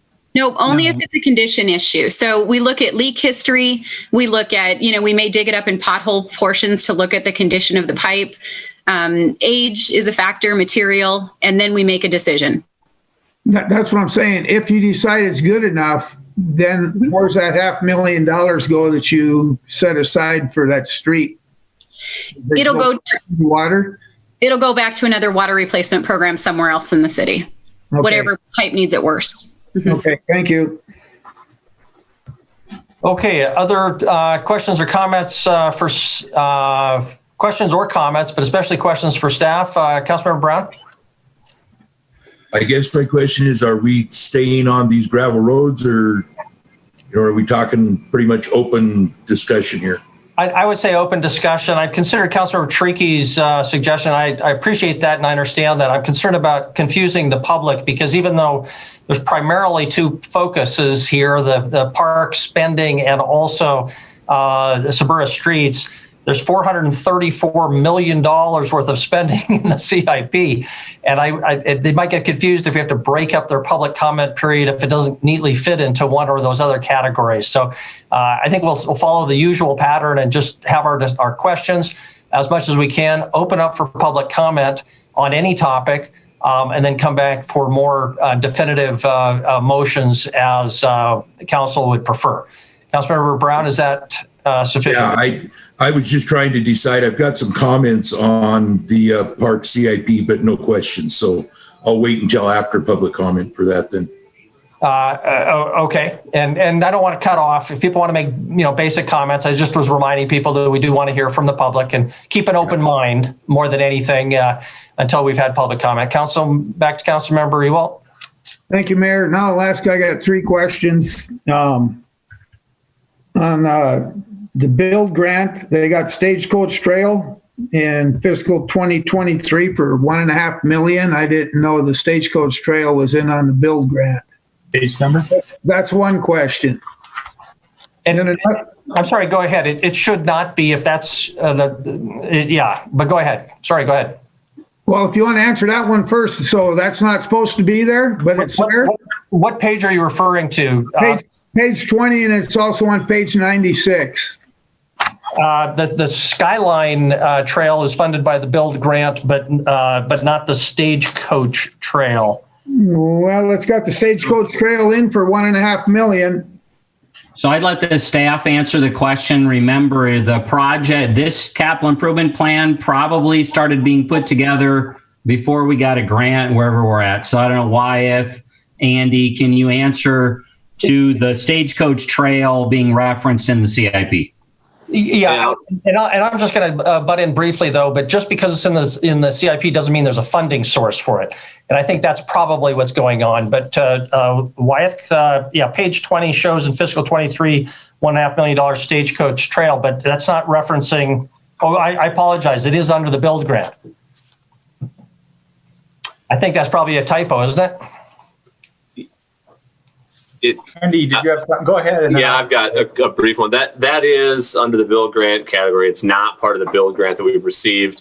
It probably shouldn't be classified on page 20 under build grant. If you look at the actual project page, which I had a minute ago, Councilman Ewald, you had it. Page 96. 96. Yeah, it actually says federal appropriation or build grant, and the anticipation would be a future federal grant. And Wyeth can talk about those, I think. But that's really where it should be. Is it's planned for a future federal grant, not the current build grant we've been awarded. Yeah, and that's correct. I don't have anything. I mean, it does. That line item under project funding options does have build as part of the title, but that is not meant to mislead anyone that we have another, something lined up in the build grant project for 23. It would be other federal funds that we might secure at that time. So we can see if we can clarify that further, because that's not the intent. Thank you. Got 2 more follow-ups on the build grant area, if I may, Mayor. Go ahead, and thanks for catching that. Okay, Skyline Trail. Back in last year's CIP, it was $33.5 million. Now it's 4.161. That's a 17.7% increase. How do you justify a 17.7% increase in 1 year? And Inner Belt Loop 2 years ago was in at 14 million, and now it's in at 14.65, and that's only a 4.6% increase over 2 years, which is a lot easier to justify. I don't see how that Skyline Trail could go up 17.7% in 1 year's time. Now I'm done. If I get some answers, I'd appreciate it. This is Wyeth, Mayor and Council, and Councilmember Ewald. We can check on that. I know I do recall us going back and forth on some of the numbers for the Skyline Trail because of how we had to provide it into the build grant and the year of the funding that they were expecting. There was some adjustment regarding which year it would be built in. So I'll check on that, but I believe that may be where some of those differences came from because we were making adjustments to that as we went through the 2 cycles of applying for the build grant and what year it was going to be constructed in. So we can check on that too. Thank you very much. Other questions or comments from council? Councilmember Boyette? Thank you, Mayor. Maybe this would be for Andy. I see the purchase of the land for the fire department in the Heights at 1.5 million. Is that just a plug figure, or do you know that that's what it's going to cost to buy an acre of ground? That is I would say a plug estimate.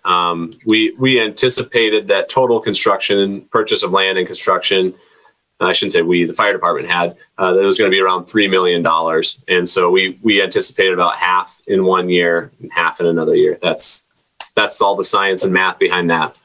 Okay. So if it's less, then we don't spend $1.5 million, right? That's correct. Thank you. As Andy mentioned, it's not just land. We were thinking if we get the parcels, start the design process and start moving along, but we knew that one fiscal year it wouldn't get all done. Okay, thank you. Councilor Trickey?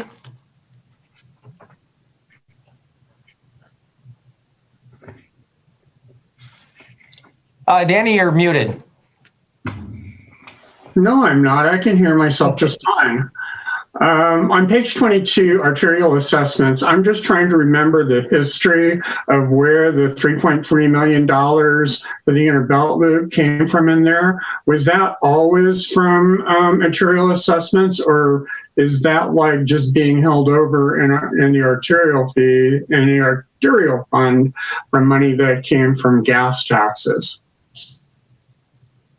Andy or Wyeth, can you comment on page 22, top category, arterial assessments, roughly 3.3 million, inner belt loop. Has that always been the plan to use those arterial assessments? I think Jennifer DeRay has the details on that. Great. Jennifer. Mayor and council, that three or so $1 million there, that's being held in the arterial fund. We had always planned on using some arterial dollars. The rest of it came from what we were reserving out of that extra gas tax funding that we received, but we're holding it over in the arterial fund. So some of that 3.3 came from the arterial assessments and some of it came from the gas tax? Yes. Councilmember Trickey, most of it came from the additional gas tax dollars we received. I think about $400,000 of it is arterial. Thank you. Okay, thank you very much. Other questions? I would suggest that we move to public comment quickly or relatively quickly, so maybe we'll get that done before our break. And knock on wood. Councilmember Ewald. Thank you, Mayor. This is probably a question for Debbie. And I noticed this is something new, I think, this year in the CIP on page 100. It's under water part. It's got West End distribution for $5 million. What is that, Debbie? So these are all parts of that whole West End project, but that particular line item is for the pipes that we're going to need leaving the water treatment plant to get into our distribution system on the West End. So it's just kind of all part of it. So you're putting that in before the water treatment plant goes in then? There's, I've got to look at these, sorry.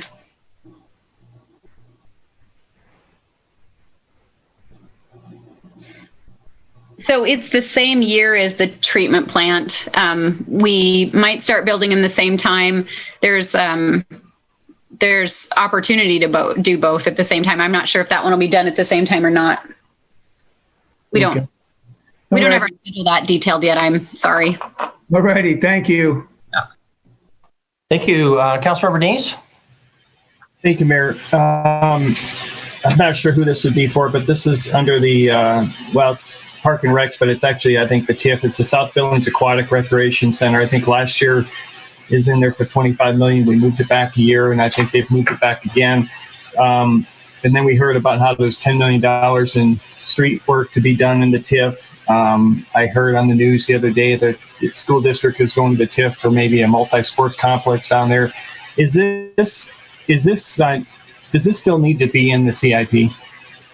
Is this something that we need to keep moving down the road, or is this something that, you know, at this time should be pulled out until the TIF district can come back with some more definite plans? Who should we put that question to? Jim Tevlin, the Suburra director, is with us. At Wyeth,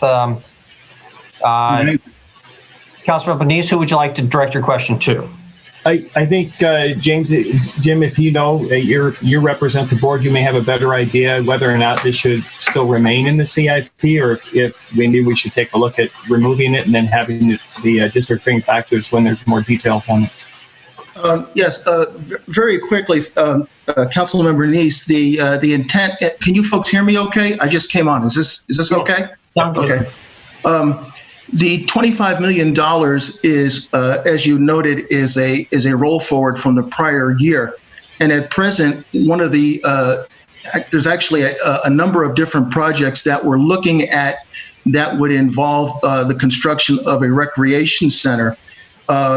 So from our board's perspective is that we wanted to keep that number in there because there are continuing discussions. At this point in time, we do not have line of sight to, we're going to definitely do this, or this. There's a number of different opportunities that have come up recently that our board needs to vet. So to answer your question succinctly and directly, we would like to keep that in the year that it's at, because there is still definitely an incentive, and a very strong incentive to build a recreation athletic facility down there. Okay, Mayor, if you don't mind a quick follow-up then? Sure. Jim, so next year at this time, we maybe have a better idea if it being going forward in the 2023 CIP, would have a better idea of what the board's bringing to us in more detail? Great. Yes, yes, very much so. We're in the process now of threshing. There's a number of different ideas that are on the table, and I don't want to take time, but just to say is that the notion and the effort is still very much going forward. Great, thank you very much. Thank you very much, Councilmember Boyette. Thank you, Mayor.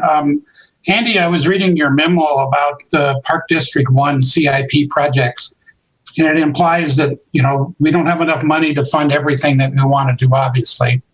But then I look on page 22 of the CIP, and you still have $1 million for Poly Vista and $1 million for Sword Park. So are you saying that page 22 isn't accurate anymore then? Yeah, so the list that's on page 22, it's that same list that we had on the slides. I would characterize that as a combination of the Parks Board recommendation as well as city staff's recommendation. Originally, the Parks Board didn't include anything for Poly Vista, and based upon the progress that's being made there, staff felt it was important to include it and make sure that council had a discussion about that. But that list does need to change. Yeah. So how would it look, I guess, from your standpoint at this point? How staff thinks it should look? Is that what you're asking? Right. Okay, so that I'm going to pull up my slideshow again here really quick. If I find the right one. So the proposal from staff was to eliminate the 2 event pavilions. They're up near the top of that list. And then, let's see, I'm almost there. Here we go. So it would be to eliminate these 2 items here. That would get rid of your $1 million. But in order to cash flow all the projects with the $2 million that comes in each year, the 1.3 for capital projects, we're also recommending shifting the Swords Park million from 22 out to 24. You see the total would drop to 7.9. Mayor, can I have a follow-up? Please. So I get a call from a constituent today that says, why would we want to fund a new park when we haven't finished building our old parks? So I just thought I'd want to get your impression about that. His question was, why to fund a new park when we haven't finished the old ones? I'm going to respectfully defer that to somebody who's an expert in parks. We love parks, that's why. No, but I mean, it's like painting half your house and not finishing it. Well, and it is part, Councilmember Boyette, why we did change midstream here. It's why we did take out the park development projects, because you have no funding source for adding new amenities to parks. And arguably, I went and saw it last week. Poly Vista exists. There are 2 gravel parking lots. There are ball fields. There's like Centennial Park, like Castle Rock Park. It is an existing park. It's not a field. But yeah, it's never been really kind of developed out like so many of our parks. So we did, as a staff, try to differentiate between park development and repair and replace with Park District 1 capital. Comment, it's often hard to tell when a park is finished, since they can always be improved, right? Councilmember Brown had his hand up, and then Councilmember Ewalt and Neese. Thank you, Mayor. I am absolutely in support of, the Poly Vista and all of that. My question, however, is the $1 million for the Poly Vista Park, is that considered new development, or how do we consider that as maintenance? That's a concern I have, in that, to me, PD1 is still a $2 million for maintenance, deferred maintenance, so on and so forth, ongoing maintenance. The $1 million we added, in my view, was for other expenses, not for continued CIP projects. So we literally still have that $2 million. Are we using that $1 million that you've got in reserve for that? But the bigger question is, are we terming this as maintenance, or are we terming this as new development? Who would you like, Councilmember Brown, to address your question? Anybody, parks or city admin. Mike Whitaker opened up his screen, so we'll look to the Parks Director. Mr. Whitaker. We determined our portion of it would be maintenance, because the items that we would be addressing would be mass grading of the site utilities, parking lot, sidewalks, automatic irrigation of the 4 existing fields out there. So we view it as maintenance. The Landis Foundation, they would be doing items like the Miracle Field, restrooms, and site furnishings. So they would be handling all the new amenities out there. We would be handling the deferred maintenance, like the parking lot, items like that. Okay, I'll buy that. Okay. Thank you. Just while we're on that, Mike, can you just flesh out what the long-term picture looks like here? We understand there's, for phase 1, $1 million donated money and $1 million proposed Park District 1 money, but that's just phase 1. Going forward, what are the costs and what are the expectations for city involvement with future phases? Hold on, let me see if I can share. I got a couple of PowerPoint slides that can help explain that.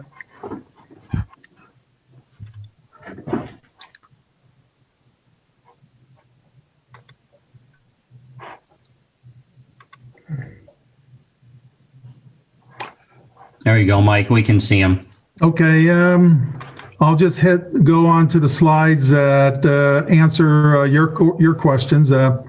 Here is phase 2 summary, and we haven't identified where the revenues are going to come yet, other than the Landis Foundation has a desire to move forward with raising funds for the playground and a spray pad that's in the master plan.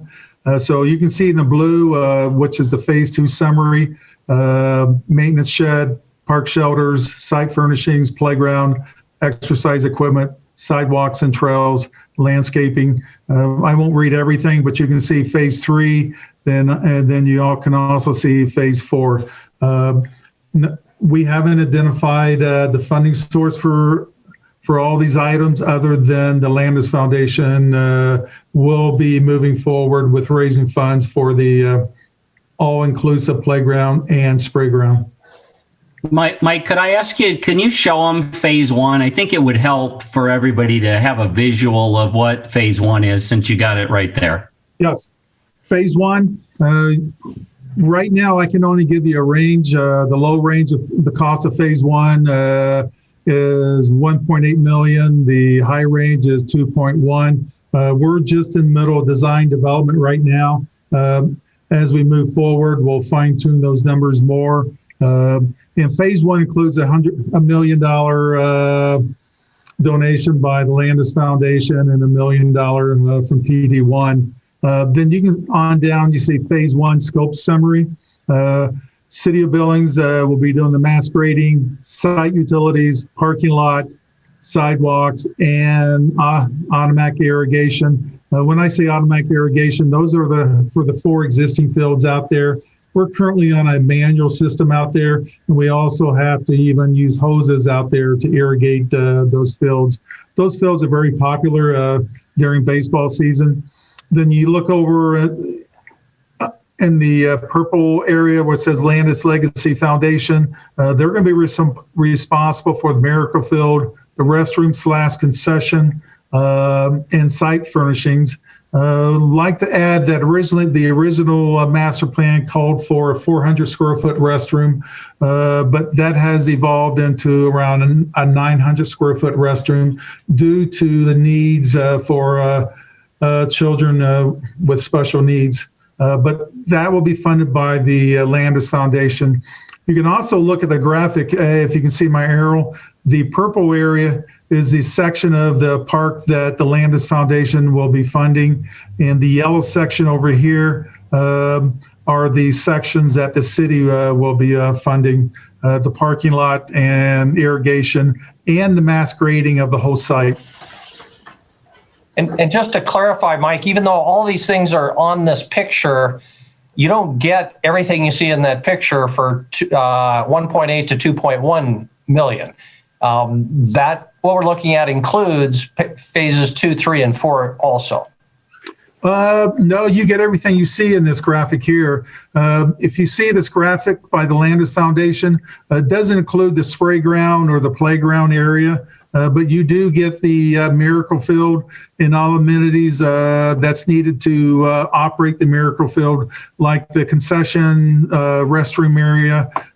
And the city will be doing the parking lot and accessible route to this facility and upgrading the utilities and the replacement of the irrigation system on the 4 fields. But you do get everything you see out there.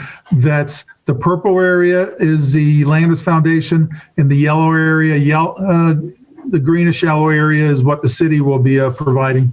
Okay, and of course, a lot of those fields are already built, but that makes me feel better because what you're saying, I believe, is even if there is no phase 2 or 3 or 4 that's ever constructed, just with the completion of phase 1, you've got a very usable improvement to the park. Is that a fair summary? That's definitely a fair summary. I'd like to take that a little further. You will be providing facility for the special needs community that we do not have at this time. So you will not only be upgrading the park, you're meeting a large need of the community. Okay, thank you. Need to see other council members. I kind of lost sight, but I know there were some other hands up before we went down this path. So who else out there? Councilmember Ewalt and then Councilmember Purington. Thank you, Mayor. I'm looking at Grandview Park putting in automated sprinkler systems, and that's not a very big park. $300,000. North Park, I think, was in at 750 on the CIP. What'd they get it put in for last year? How much did it cost total? We're just finishing up. I think it'd be a little north of 400,000. So that was almost double the price of what it actually cost to do it on the CIP. So is this one actually double the price? So we could probably get it done for at least 150,000? Councilmember Ewell, I think the estimate is better than what we've had in the past. Now we've had a couple irrigation projects that we have completed, and I think we're able to predict the cost better.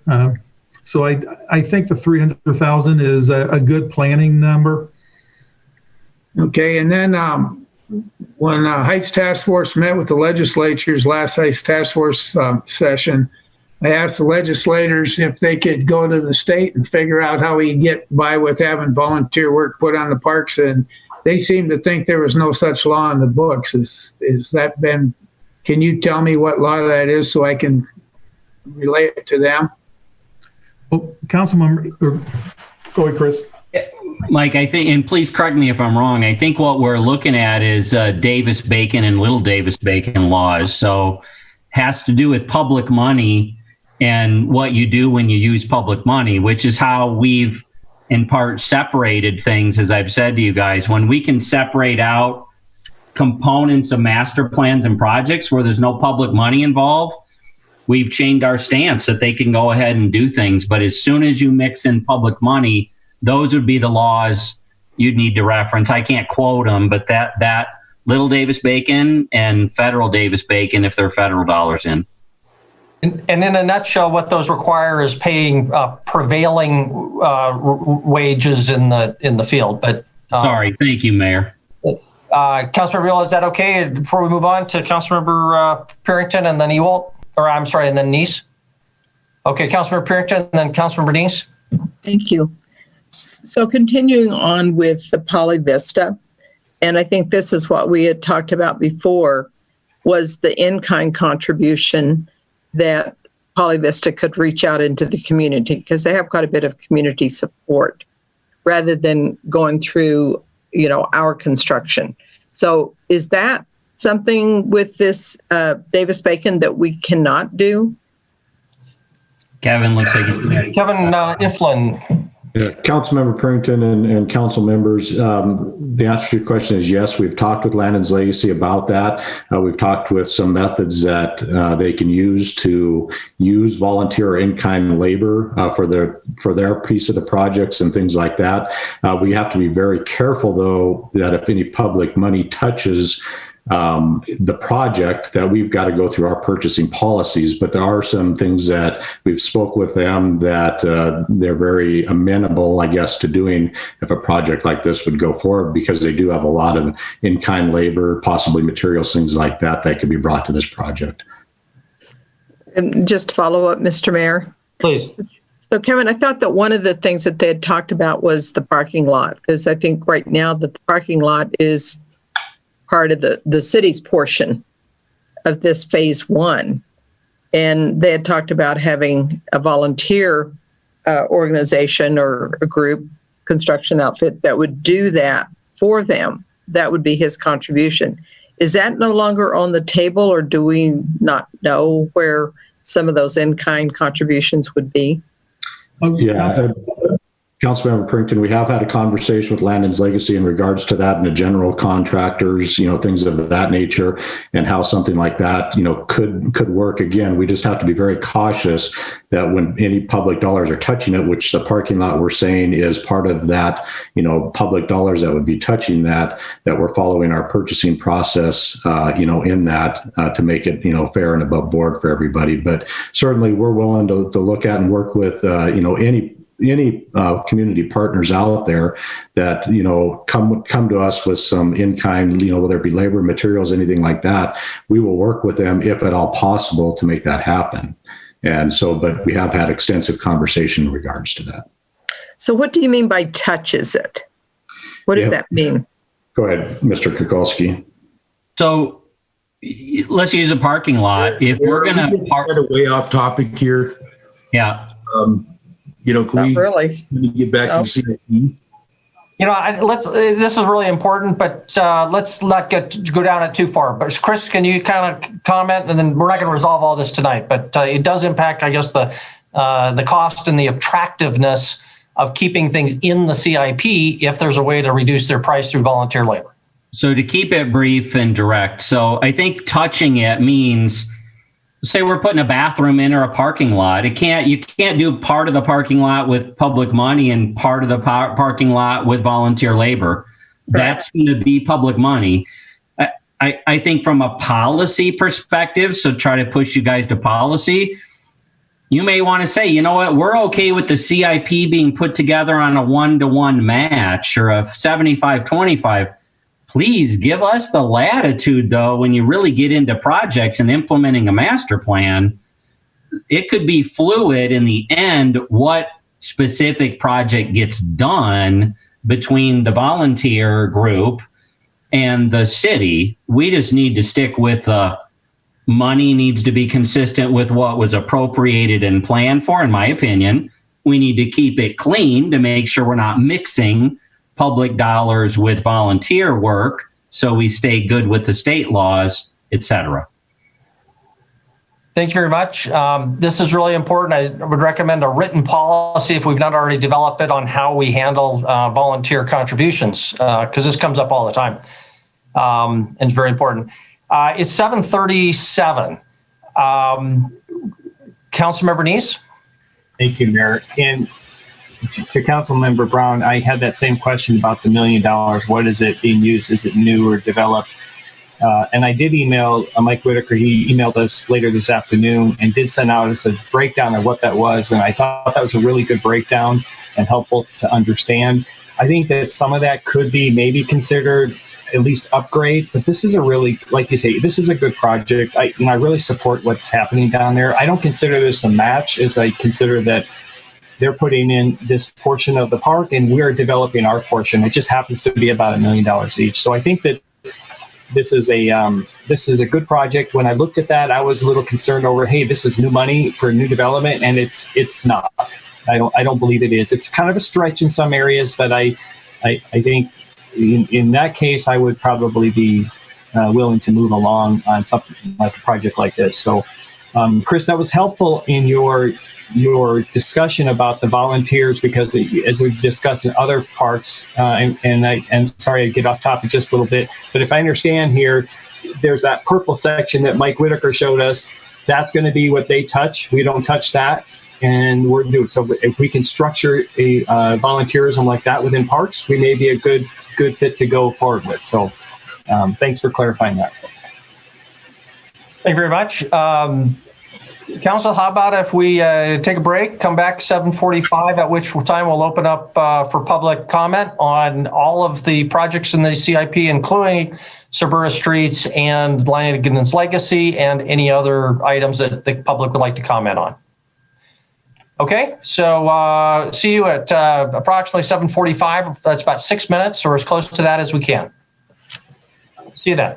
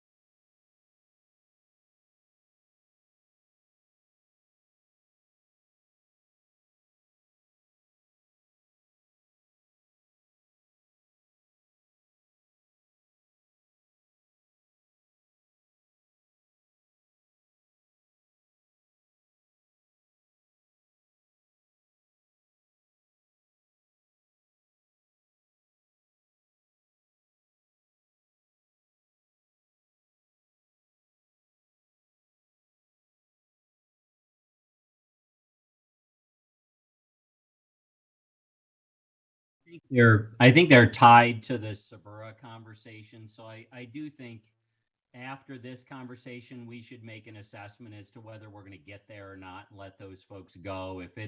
If we get close to 8:30, I can't imagine we won't talk for an hour about public safety. So ultimately your call, but that's where some extra names are tied to. Expansion, item number 4, not Sabura Streets. Gotcha. I'm sorry. Yes, I believe, although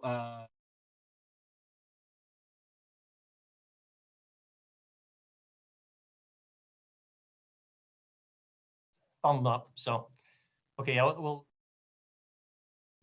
before too long. Okay, well, welcome back. We will reconvene. We ended it with some questions to staff. Again, you'll have an opportunity to ask some more questions if you've got them, but we do want to give the public an opportunity to chime in and not keep them all night if they don't want to. So this is the opportunity to call that phone number, and feel free to call now, 237-6196, to comment on anything relating to item number 2, fiscal year 22 capital improvement plan that would involve Landon's Legacy, Miracle Field, Sabura Streets, but also anything in that $434 million in the CIP. It's open season. So 237-6196. Please keep your comments to less than 3 minutes. We'll ask you to state your name and address at the beginning. And we'll also ask you to turn off your computer or your television because what you hear is behind the actual meeting, and that'll be confusing. So Denise, do we have anyone who's called 237-6196? Yes, Mayor. I have Frank Furman, who is on hold. I'll get him on the line now. Hello, Frank. Yes. Thank you so much for holding. I appreciate your patience. You'll have 3 minutes to give us your comment. Go ahead. All right. Thank you very much for the Billings City Council, and thank you for your time tonight. But when we were first annexed in the early 90s, we were promised a lot of things like the roads are going to be done, there's going to be improvements and this and that. And I was a former board member on the Southwest Corridor Task Force before the Sabura Committee was formed. And discussion about our TIF fund was great because all the residents and the businesses here figured, okay, it'll help out our district down here. And then in 2009, 2010, the TIF fund was created. Okay, and they said this would all alleviate a lot of these problems. But my concern is that we have been let down because of promises that were made by previous Sabura board members and other city council members who had promised that our unimproved roads would be improved at no cost to the property owners on the south side, since we were annexed in by the city. And we all cannot afford SIDs because we're mostly all set on a set income. And the problem with that is everybody's been retiring. And if we could have done it years ago, we probably could have done it. Okay, but now for Calhoun, Orchard, King Avenue East, Optimus Park, Amend Park, they were all funded by the TIF fund at no cost to any of the property owners in our district. And for the Evidence Center, they took all the kind of TIF fund, not all of it, but took some of the TIF funds to help with the Evidence Center. And that's fine by us too. But I also had a discussion with Steve Zier, the former consultant to Sabura Board, about the unimproved roads. And he said those roads were slated to be done in 2021 or 2022 at 100% from the TIF fund. And when I talked to the city engineers about having the flooding relieved on our roads here, they said your roads were slated to be done. Okay, and the flooding would be alleviated. And the thing I'm asking the city council is to hold up to the obligations that the other city council members and the Suburra board members had promised in the past that everything would be completed. So what I'm asking is for the city council to approve the unimproved road to be improved at 100%, you know, for the gravel roads. And it comes back to the money situation again.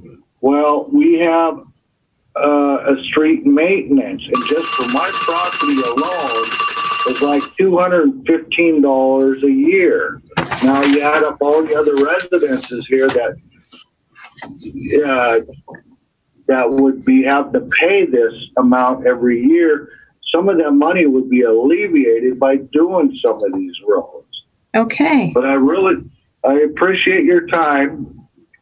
Thank you. Have a good night. Thank you, Mr. Furman. Situation again. Well, hello, and thank you for your call. You've reached the public comment period for tonight's city council meeting. Could you please, there you go, turn that down. Perfect. You will have 3 minutes to give us your comment. May I have your name and address, please? Kevin Nelson, 4235 Bruce Avenue.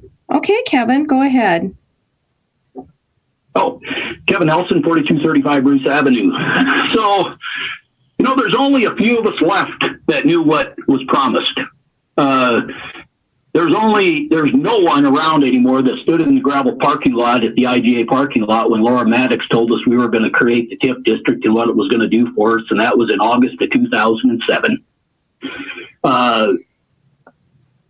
Early on, you know, I proposed that there should be a 30-70 split of participation and TIF for projects, but that was rejected because Tom, the chairman of the TIF back then, he wanted his rentals to be 100% paid for the sewer project. The sewer project was the first one that went in, first phase 1, phase 2, and no, it was going to be 100%, and that's what it was going to be. So the TIF paid 100% of the first project, and that was those sewer projects.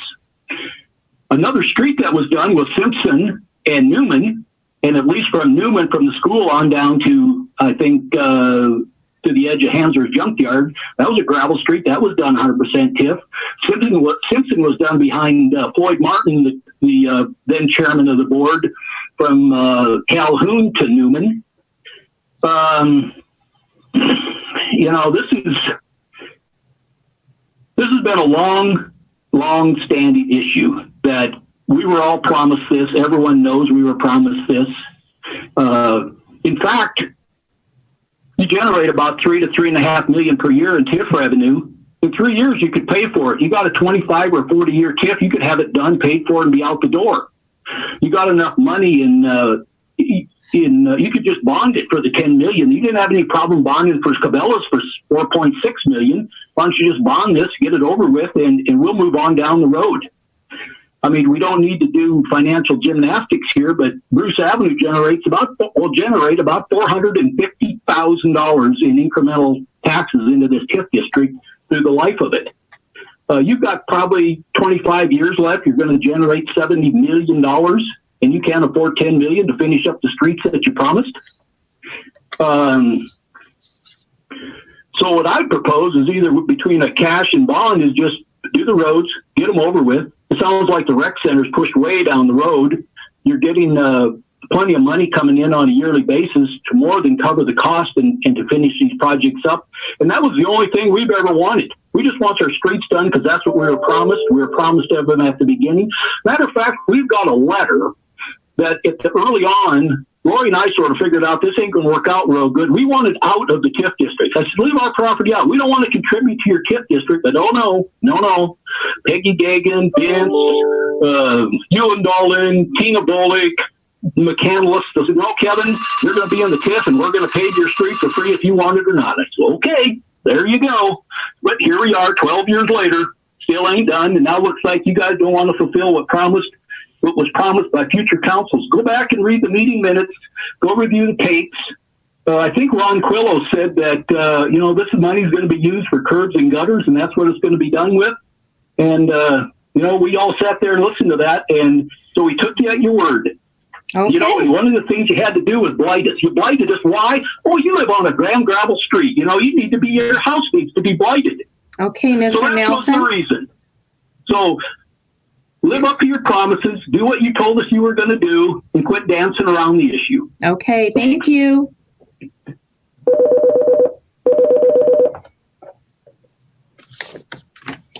Hello, and thank you for your call. You've reached the public comment period for tonight's City Council meeting. You will have 3 minutes to give us your comment. May I have your name and address, please? Yes, it's Julie Thomason, 265 Caravan Avenue. Okay, go ahead, Julie. Thank you. So first of all, Mayor and council members, I'd like to thank you for all the consideration you've given us for Poly Vista Park. We really do want to remain on your CIP so that we can make sure that we have shovels in the ground in the very near future.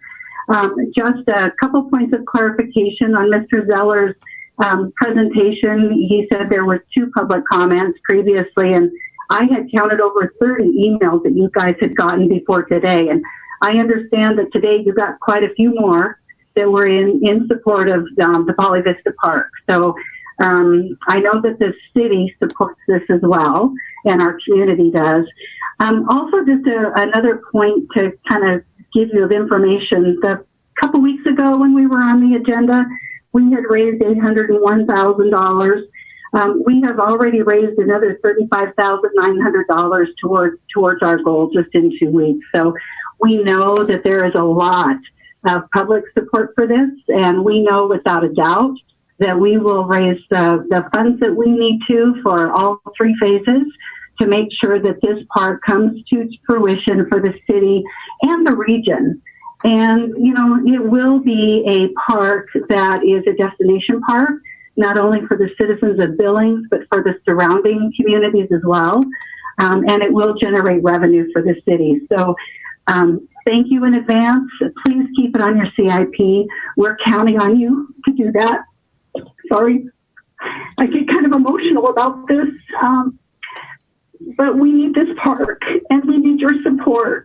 And so I'm going to say thank you ahead of time because I know that you are behind us and I know that you're going to keep it on your CIP so that we can get this park built for the city and our community.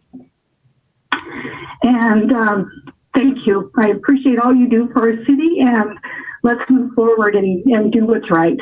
Thank you. Okay, thank you.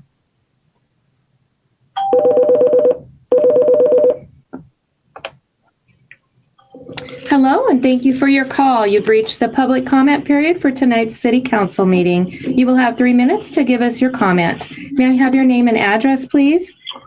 Tom Zerboen, 1747 Wicks Lane. Okay, Tom, go ahead. Yeah, with the suburban.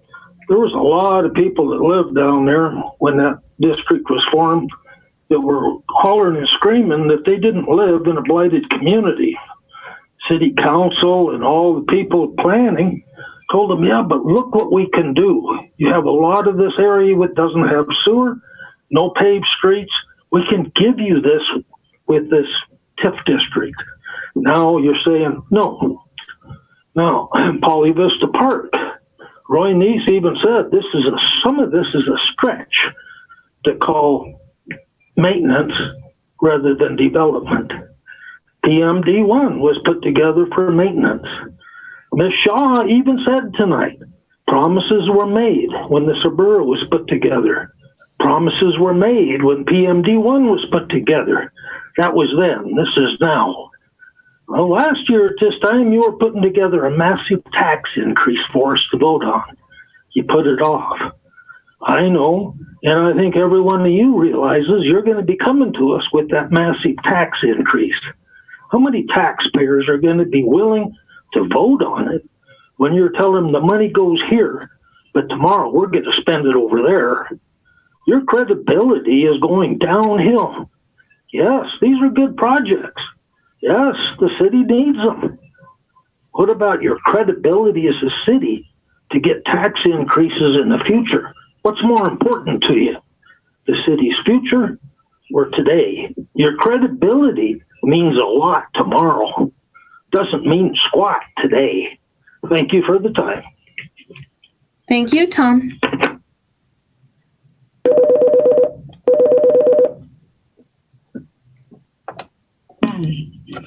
Hello, and thank you for your call. You've reached the public comment period for tonight's City Council meeting. You'll have 3 minutes to give us your comment. May I have your name and address, please? Yes, my name is Christy Drake, and I reside at 2950 Walden Place. Okay, Christy, go ahead. Mayor and Council, thank you so much for all the time and attention that you give to really overseeing all these CIP projects and the budget and just being as fiscally responsible as you are. I just wanted to remind you, or just kind of keep in the forefront of your minds that Trails and Safe Routes to School was one of the priorities that you all had set out, last year, and I hope that it will remain that priority for 2021. I know that you have a tough job to do with making sure that projects that are meaningful will be paid for, and this discussion this evening shows that. Where are the Trails and Safe Routes to School? If there were a dedicated source of public funding that went to non-motorized transportation that is meaningful and it gets people to where they want to go, to kids to school, this type of conversation would take a much different turn. So, but I just want to ask you please to consider some sort of dedicated funding to Trails and Safe Routes to School. Thank you. Okay, thank you.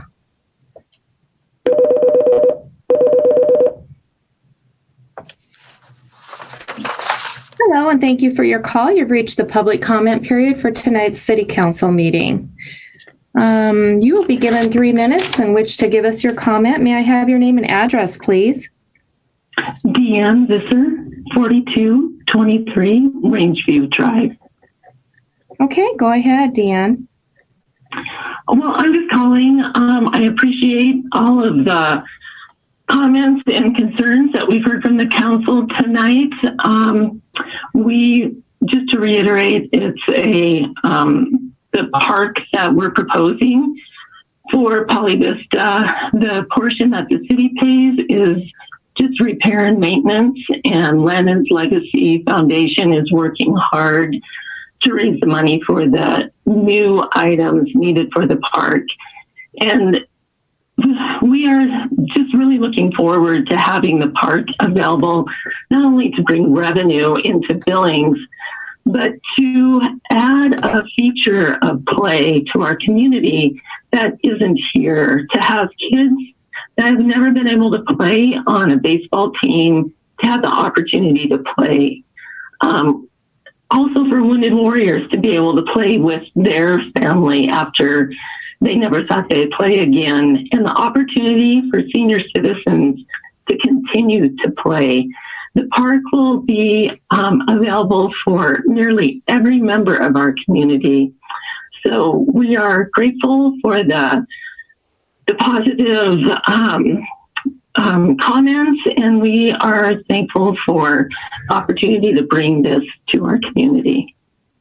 And that's all I have. Okay, thank you. Thank you.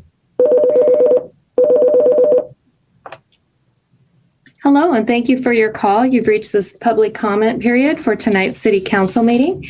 You will have 3 minutes to give us your comment. May I have your name and address, please? Pam Ellis, 2000 Outlook Drive. Okay, Pam, go ahead.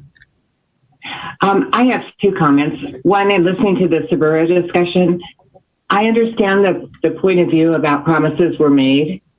I do have a hard time understanding why we're using tax dollars to drive up the value of personal property. I mean, it's recognized that a house on a paved street is worth more than a house on a gravel street. We have a tremendous problem with homelessness in this community that we're not addressing in any way, shape, or form. And we're using tax money to benefit select individuals, as witnessed by Kevin Nelson, who said we use tax money to provide sewers to the sewer service to rentals for the person who is the chair of the Suburban Board. I do think you need to be a little more cautious. Secondly, I'm one who objects to the $1 million for Swords Park. To me, park money should be used for parks, and the purpose of parks is activity. You had a chart that showed here are the projects that are in the next 5-year CIP that were in the 2017 master plan. There's a lot of other projects in the 2017 master plan that have not been done. It's fine. To me, to build a road to a grave is ridiculous.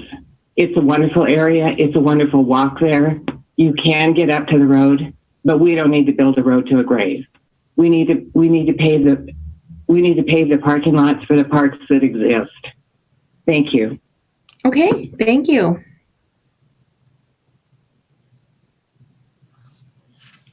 Okay, Mayor, it looks like that's all we have for public comment on this. Jim Tevlin had his hand up early and was patient, so if we can recognize Jim. Thank you, Mayor and Council. For the record, Jim Tevlin, 2404 Quinn Haven Drive.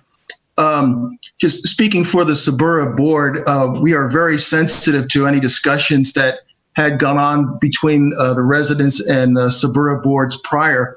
We're also very sensitive regarding with respect to, I guess, for lack of better words, some type of precedent setting.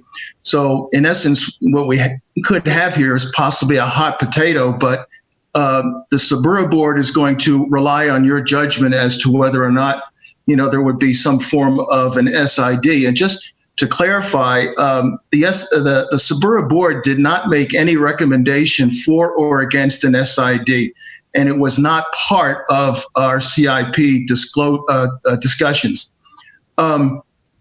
Just another point here, and I'm trying to give everybody some context very quickly, is the Suburban Board's primary, one of the primary focuses is to remove blight and to improve the neighborhoods. And the streets that we're looking at here are immediately adjacent to Optimist Park. And I guess for lack of a better word, you could call them gateway streets that lead into Optimist Park. And what we're trying to do, what the board is trying to do, is to create and enhance the aesthetics of Optimist Park and make it an inviting place for people to come and to enjoy themselves. Lastly, with respect to the amount that we had proposed in CIP, 3.9 million, represented, when I got with Debbie and we did an inventory of all of the unimproved streets, and as Debbie had mentioned, is that there's approximately $10 million of all the unimproved gravel streets in the Esburg. What we carved out is the 3.9. There's one collector street, that's Vaughn. The others, I believe, are local streets, but the amount that we came up with, 3.9 million, was just those particular streets that that, as I said before, are looking at immediately adjacent to Optimist Park. From my standpoint, when we are doing our CIP deliberations, our discussions, I took what would be the most that we would have to pay to do all the streets. In other words, almost like a worst case scenario. So it was 3.9 million, and that didn't consider any kind of homeowner contribution. And again, that's the purview of the board. The purview of the city council. Let me clarify that. What I just want to emphasize is the notion that that number was mainly a budgeting number, and we rather aim high than perhaps low on our CIP, and that factored into what our cash needs would be over the next few years. So I've spoken very, very quickly, but I just want to make everybody aware that The Sabura board, again, just to emphasize, did not make any kind of recommendation for or against an SID. We will defer to your people's good judgment. Thank you. Thank you very much. No other public comment, Denise? Is that correct? That's correct, Mayor. And he timed that perfectly. It was 3 minutes. Okay. All right. Thank you very much. Then we'll close the public comment period on item number 2. Thank you, members of the public who stayed with us and offered your input. Back to the council, Councilmember Yakwich, and then Councilmember Ronning and Shariki. Thank you, Your Honor, and Council. I would like to direct staff to keep this CIP with 100% support of the gravel roads through Sabura funds. Okay, so there's an affirmative motion to reject the staff recommendation for a 50-50 share, but proceed ahead with the CIP as currently drafted, which has that 3.9 million in it. Is there a second for the motion? Councilmember Boyette makes the second. Okay, discussion on the motion. Councilmember Councilmember Ronning, I recognize you first. Did you want to start discussion before I recognize Councilmember Shariki? On the parks issue. So go ahead with this. Okay, thank you. So we'll move ahead on Sabura Streets. Councilmember Shariki. I will support this at this point, although I do think that what this whole discussion has really pointed out for us is that we need to come up with an overall policy for how we deal with all of the gravel streets and lack of sidewalks for neighborhoods that have been, transitioned into the city. And leaving it at 100% SID is not a viable option in my mind. I think all that does is it leaves poor neighborhoods being poor, people moving out, and the value of those properties continuing to go down and down and down. So I support Councilmember Yakowicz's motion in this context, but I would like to see us to find a larger solution for the rest of the city. Thank you. Thank you very much. Councilor Purinton and Councilor Yakowicz. One of the things that I had questioned me was with it being a TIF district, I think that makes it a little bit different than the rest of the city. And I actually agree with what Pam Ellis even presented regarding that. But with the incremental tax increase that has gone on in the Sabura over the past 12 years, there's a lot of things that the city could have done in those areas with that incremental funding that went to maybe provide for certain projects, if you will. Of course, Cabela's is one. I think that's kind of what started it all. But there are certain projects that have been picked out through the years, and it's left the homeowners where they haven't reaped the benefits of being in the TIF district. So that's my main reason for supporting this at this point.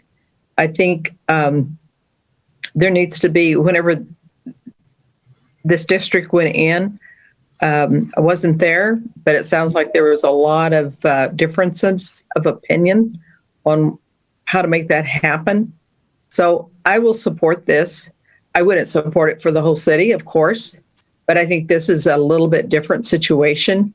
And I appreciate, all the other comments for and against, because I see the discrepancy in the whole project as far as I'm concerned.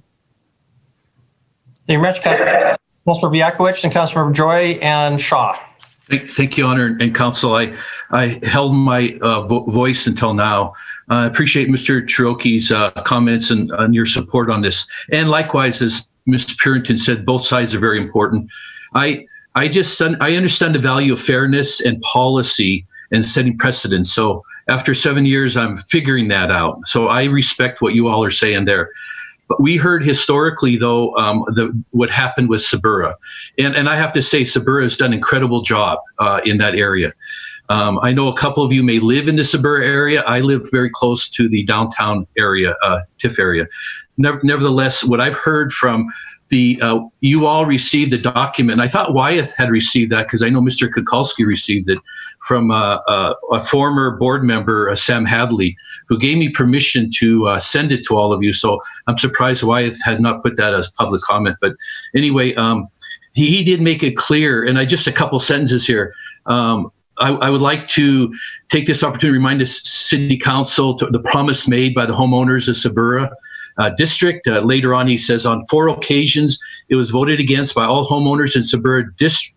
At the first meeting for the first project, the Sabura Council recommended to the city, Candy Millar, before Mr. Wyeth, Friday, asked the Sabura Council members if they would impose an additional SID on homeowners at that project, and they voted no, choosing to honor the original promise to homeowners. So it's an important document. He had called me today, Sam, that he couldn't make it because he's working, but he encourages us to stay forward with this 100%.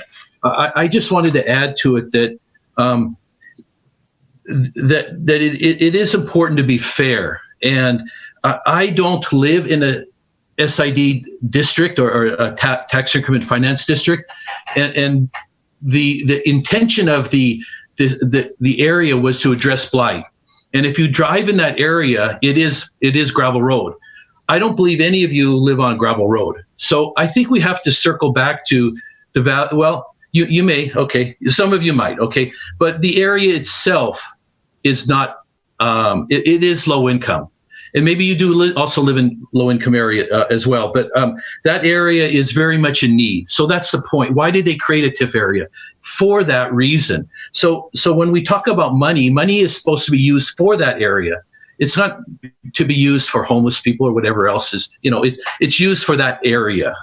Secondly, we are talking about a low-income area, and again, not to be redundant, but this area could really benefit from it, and a promise was made. A promise, maybe it wasn't in writing, but we know from 3 people who was there said that this promise was made. I believe that it's important that we honor the promise made. And third is that if I am worried that if we don't do anything, then nothing will be done. And I believe that we need to move forward with this. And yes, we can reset policy. So I'm kind of surprised Sabura, I would like their backing on this rather than just pushing it on to council, but they can reset policy. They can look at this again when a TIF area is expanded or whatever.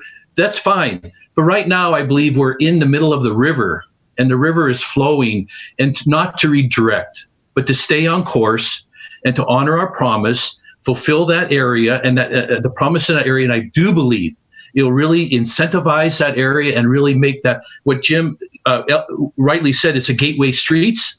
That gateway area can really blossom and bloom and become a greater part of our city. So council, I appreciate your support for 100%. Thank you. Thank you very much. Councilmember Joy. Thank you, Mayor and Council. Councilmember Shrover, you called on first before me. All right, thank you. Thank you, Mayor and Council. Well, I just thought that the staff had come up with a compromise that was really, really important. It's always as if we're asked to choose either or, and then we have people who are angry at us for one thing or angry at us for the other, when I think that compromise is really where we should aim in a lot of these situations. And it seems like where we don't end up very often. I have always wanted to support compromise, and I'm going to not support this motion because I think staff had a good compromise, 50-50. We know where the benefit is going to go. It's going to go to the city of Billings. It's going to go to the South Suburra. It's going to go to those residents, but it is also going to go to those property owners. And we put an SID on the Wiegand subdivision where the average property value was $94,000. That's not very much money. There are streets off of Central Avenue, Foster, Rhea. They're all paved. They're all gravel streets too. Well, I don't know, maybe technically they may not be, but they're certainly not improved.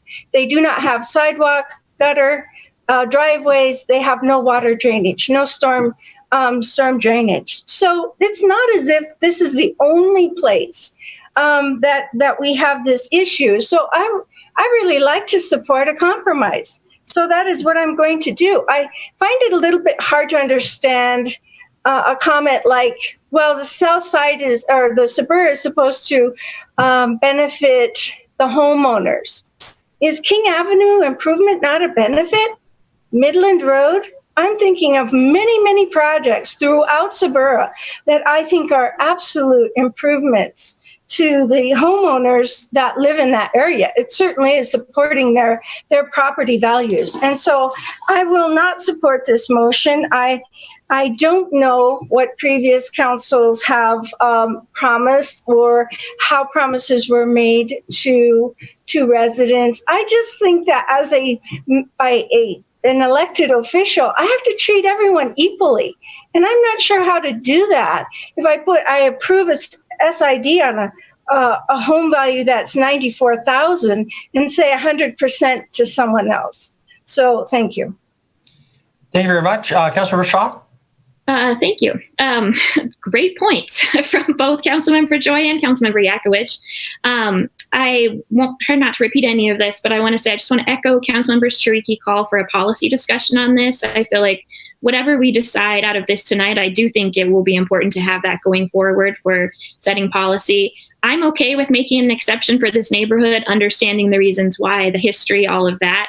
But I'm also very sympathetic or empathetic to what Councilmember Joy was saying of, I get a little nervous as well of, are we setting special precedent for one area or not another? And again, I can get on board with it. I appreciate all the points that Councilmember Yakowicz made. The only thing I would add to this conversation that's just kind of tangentially been brought up is that we haven't talked a ton about the police evidence barn, which was a pretty big, significant cost to the Hesperia.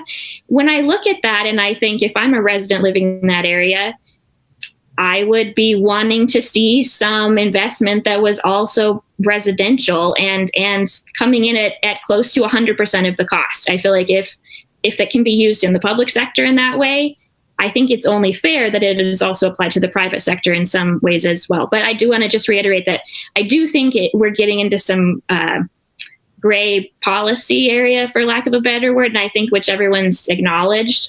So I would like to just mention to staff, I would like to have a further discussion on this, not to delay this decision, but in general going forward, have a sidewalk policy discussion to try and address some of these issues for the next projects that come up. Thanks. Thank you very much. Any other discussion on this before we move to a vote? Councilmember Ronning and Councilmember Ewald? Thank you. I'm going to be supporting the motion, and I have from the very beginning. I think this is part of what a TIF district is for, and that is policy. I think that is, we have policy on this. It's what a TIF district is for, is to help improve the blight, and whether it's residential in there or business in there, it's still within that TIF district and it's still improving blight. So I will definitely be supporting this motion. And I had another point and I completely forgot it. So I'll let it go with that. Okay, thank you. Councilmember Ewald? Thank you, Mayor. I guess I go back to my statement or question earlier in the discussion. When you create a TIF district and DOR sets a rate on your taxable value of your property, they don't put a bonus on those people that are paying in the TIF district. They get the same assessment that I get or somebody else gets around the city. They're not paying any more for anything. It's just everything above that base value goes into this pot, and the school district doesn't get it, the county doesn't get it, the state doesn't get it, and the city doesn't get it. And so because we still have to pay our bills, everybody in the city has to make up the difference for this amount that gets set aside in this base. And those people in that area reap all the benefits. And I think they've done a really good job down there with all the arterials, fixing all that up. Midland Road last year, that was an awesome increase. That's going to help a bunch in raising taxes for commercial, because now it's an accessible road. Before it was just a mud hole going through there. So they've done a lot of good, but spending it on residential streets so that the people that live there benefit from it and nobody else, I can't support that. Thank you very much. Any others? Councilmember Ronning, you remembered. I remembered what it was. I think one of the important things also, I wanted to say thank you to Mike Yakowicz for providing us some of that historical knowledge with the former members, because I think it's really important for everyone in council to embrace the concept that city council changes every 2 years. And yet our city residents, they're counting on city councils to remember that historical knowledge, to honor that historical knowledge that was promised to them. And I think that's part of our responsibility on council also, is to take that historical knowledge and historical promises that may have been made to those residences, because this is their city. We're the ones that change every 2 years, but these neighborhoods stay, and they're counting on councils to just continue to remember what has been promised to them, and continue to remember what policies or things that were in place at the time when something was put into motion. So that's just what I wanted to make. So thank you. Thank you very much, Councilmember Purington and Councilmember Neese. Just one more point about that, and bringing up Midland Road. What Midland Road did, it provided the infrastructure for development to occur along Midland Road. The city did not do the development. Individuals came in because there is infrastructure. And I think in residential, I mean, the points are the very same. You know, Frank, what you were saying, it's really the very same, but it's just, then you make this departure of, increasing someone's property value. I don't see it so much as increasing the property value. I see it as increasing the infrastructure of the city. And then what property owners do beyond that to improve their own residence, I mean, to me, that's on them. But the city, and that's the city's task, is to provide infrastructure. And I think with as many gravel roads and the millions of dollars, the city hasn't done that. And so now with the Suburra being there, having made that promise, and to me, that's the biggest difference in all of this, is the Suburra. It's in the Suburra. And that's the only thing that makes the difference for me. So I think it's, those promises need to be upheld as far as I'm concerned. Thank you very much. Neese and Councilmember Brown. Thank you, Mayor.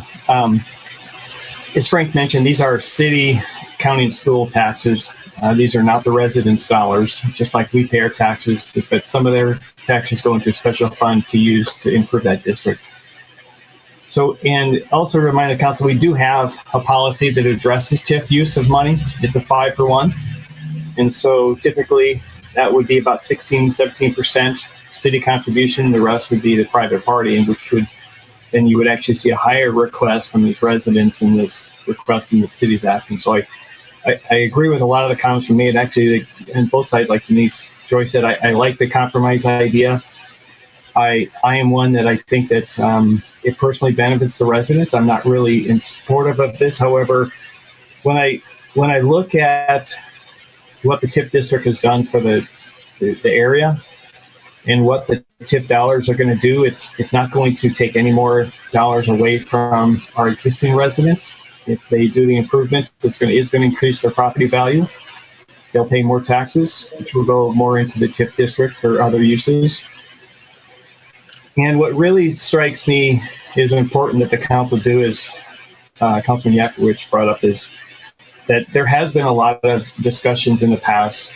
And we don't always, I was not here when this was done, but I'll take your word. I don't believe it was just a misunderstanding. I believe that there were some promises made to convince people to come into the district. So as much as I have difficulty with this whole process, I will support this motion. Thank you very much, Councilor Brown. First of all, I appreciate Councilman Neese on that one. That I know that's not an easy decision to make there. I happen to feel much the same. I think there were promises made, and I'm certainly going to honor those. The only other comment I would say is, the fact that we need to go back and redo policies and everything else. The rest of the city that's not in a TIF, there's a pretty straightforward way that this all works. The TIF just makes it different. They absolutely have that opportunity to pay 100% if it's so deemed. The money, the improvement in the South Side district improves the entire city. That's the whole point.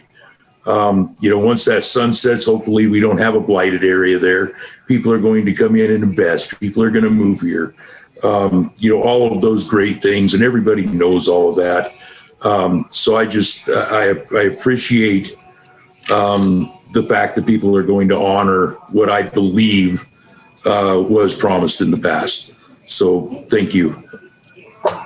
Okay, thank you very much. I'll comment. I'd recommend we move to a vote soon thereafter.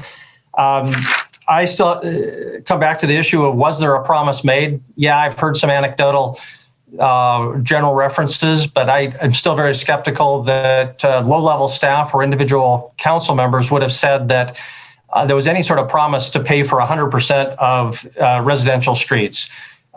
General representations that this will be good, that you won't raise your taxes, maybe that'll help to pay for part of your streets, entirely possible. But it's so important. I think we should listen to Kevin Nelson's suggestion to get the information before making decisions on it. What do the minutes say? What do the tapes say? Because my concern is we're not making a $3.9 million decision, we're making a $10 million decision. Because if anything, this proves that once you go down a road, pun intended, there's really no going back. And what we're doing is we're further confirming that so-called promise, not just to complete the 3.9 million, but at least the 10. And once that's done, I don't know how we distinguish between just streets that need maintenance. So as far as I can tell, every street in the Suburra is now the responsibility of the Suburra board and the city council using TIF dollars. And that means there's going to be less money for that recreation center, less money for other projects. So policy, yeah, I think we should not make the mistake we made before. This should be in writing, what we are promising to do. And if it's to pay for something less than 100% of all the streets in the Suburra district, we should say that. And we should define what it is that we are saying we're not going to pay for through TIF dollars. How are we going to draw that line? So with that, even though, of course, these are blighted streets, and I would approve some contribution because of all of the reasons that have been said, expectations, it is blight. This is an underprivileged neighborhood in a lot of ways and deserves, in my opinion, some degree of subsidy, just not 100%. So with that, anything else before we move on to a vote? Councilmember Trickey. Since the myth was said once again that these tax dollars are not going to schools and the counties and everybody else because of that, because it's in a TIF district, I need to reiterate once again that these are blighted neighborhoods which by definition means that the taxable property values are going down. The only reason that there is more money and the tax value is going up is because we have been reinvesting money into those districts. So, you know, I just really, every time someone says that, like, oh my God, we're not giving money to the schools, we're not sharing the money, we're not sharing the values that are going on there, this value would not be there without the TIF district. And every time you say that, I will say this. Thank you. Okay, thank you very much. Councilmember Shaw. Real fast, just because Councilmember Brown brought it up, but I just wanted to respond to I don't think we need to rewrite all policy related to sidewalks. What I'm specifically was responding to and what Councilmember Tricky brought up is that I agree that I don't think the 100% SID policy is working for the city. I would like to see if there are some other options that we could consider going forward or what other cities have done to solve this, because I know as someone who pushes a stroller a lot, we need better sidewalks all across the city. And so I just wanted to clarify that. So thanks.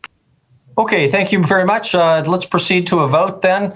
Again, the motion by Councilmember Yakowicz is to stick with the existing SID, which contemplates $3.9 million of Sabura Street, Gravel Street reconstruction in the vicinity of Optimist Park.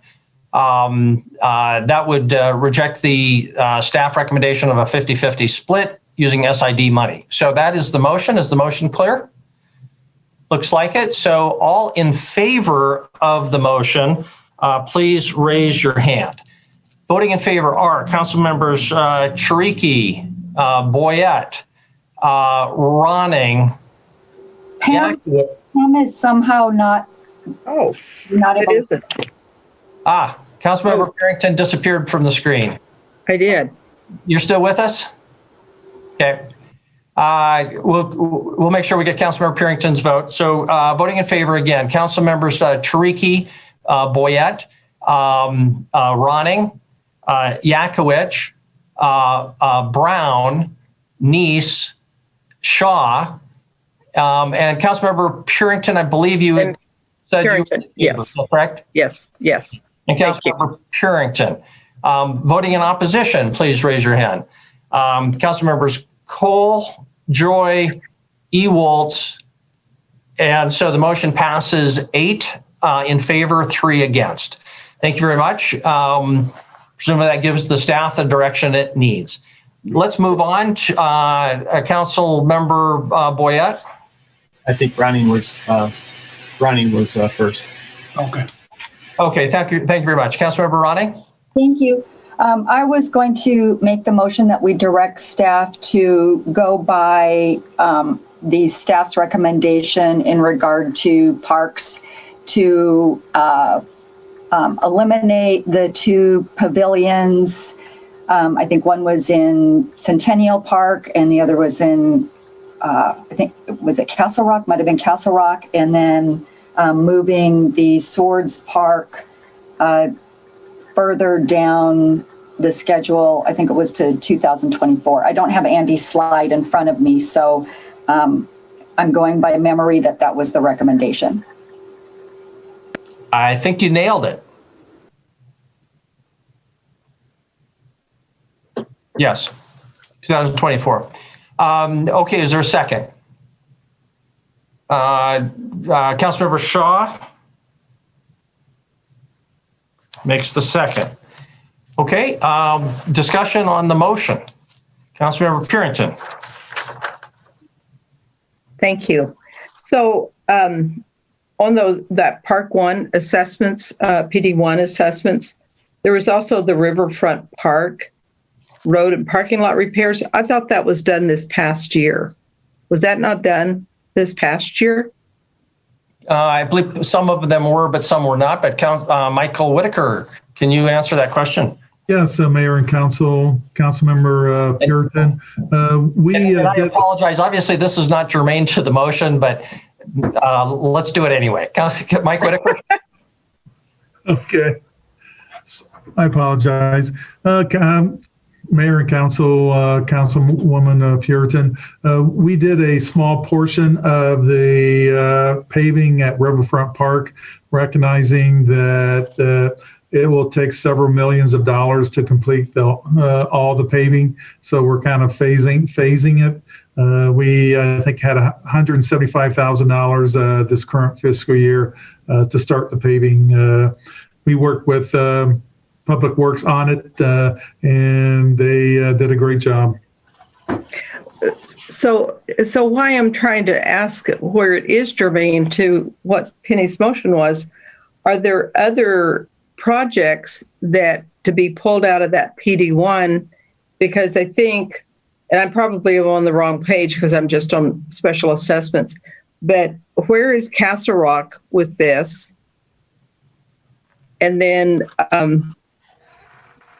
Poly Vista, that was going to come out of PD1.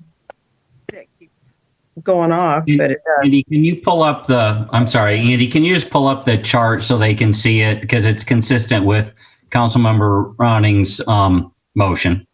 Then that way, I'm sorry, Pam, then you can see exactly what's in and what's not. I'm working on it. I might have closed it. One moment. There it is. You guys got it there? Yes. Okay. This is the staff recommendation consistent with Councilwoman Roning's motion. Okay, so maybe it would be a different, because Penny, yours is just the PD1 assessment, correct? Yeah, mine's just the staff recommendation right here, just what you see. Okay. So the question, I guess, is if there's other things in this PD1 that needed to be pulled out, put over in a different area or something else, that's where I'm kind of confused. So if I can just clarify, these are the projects, capital improvement projects, all of them for Park District 1 for the 5-year period. Andy, can you remind me? I don't think we have any other general fund parks projects. Are there any other parks projects with a different funding source? Or Mike, I'm sorry. Go ahead. I can work on pulling up the CIP that'll show that. Yeah. We have a couple projects that was funded by the state, I think. Thanks, Mike. I'm sorry. Yep.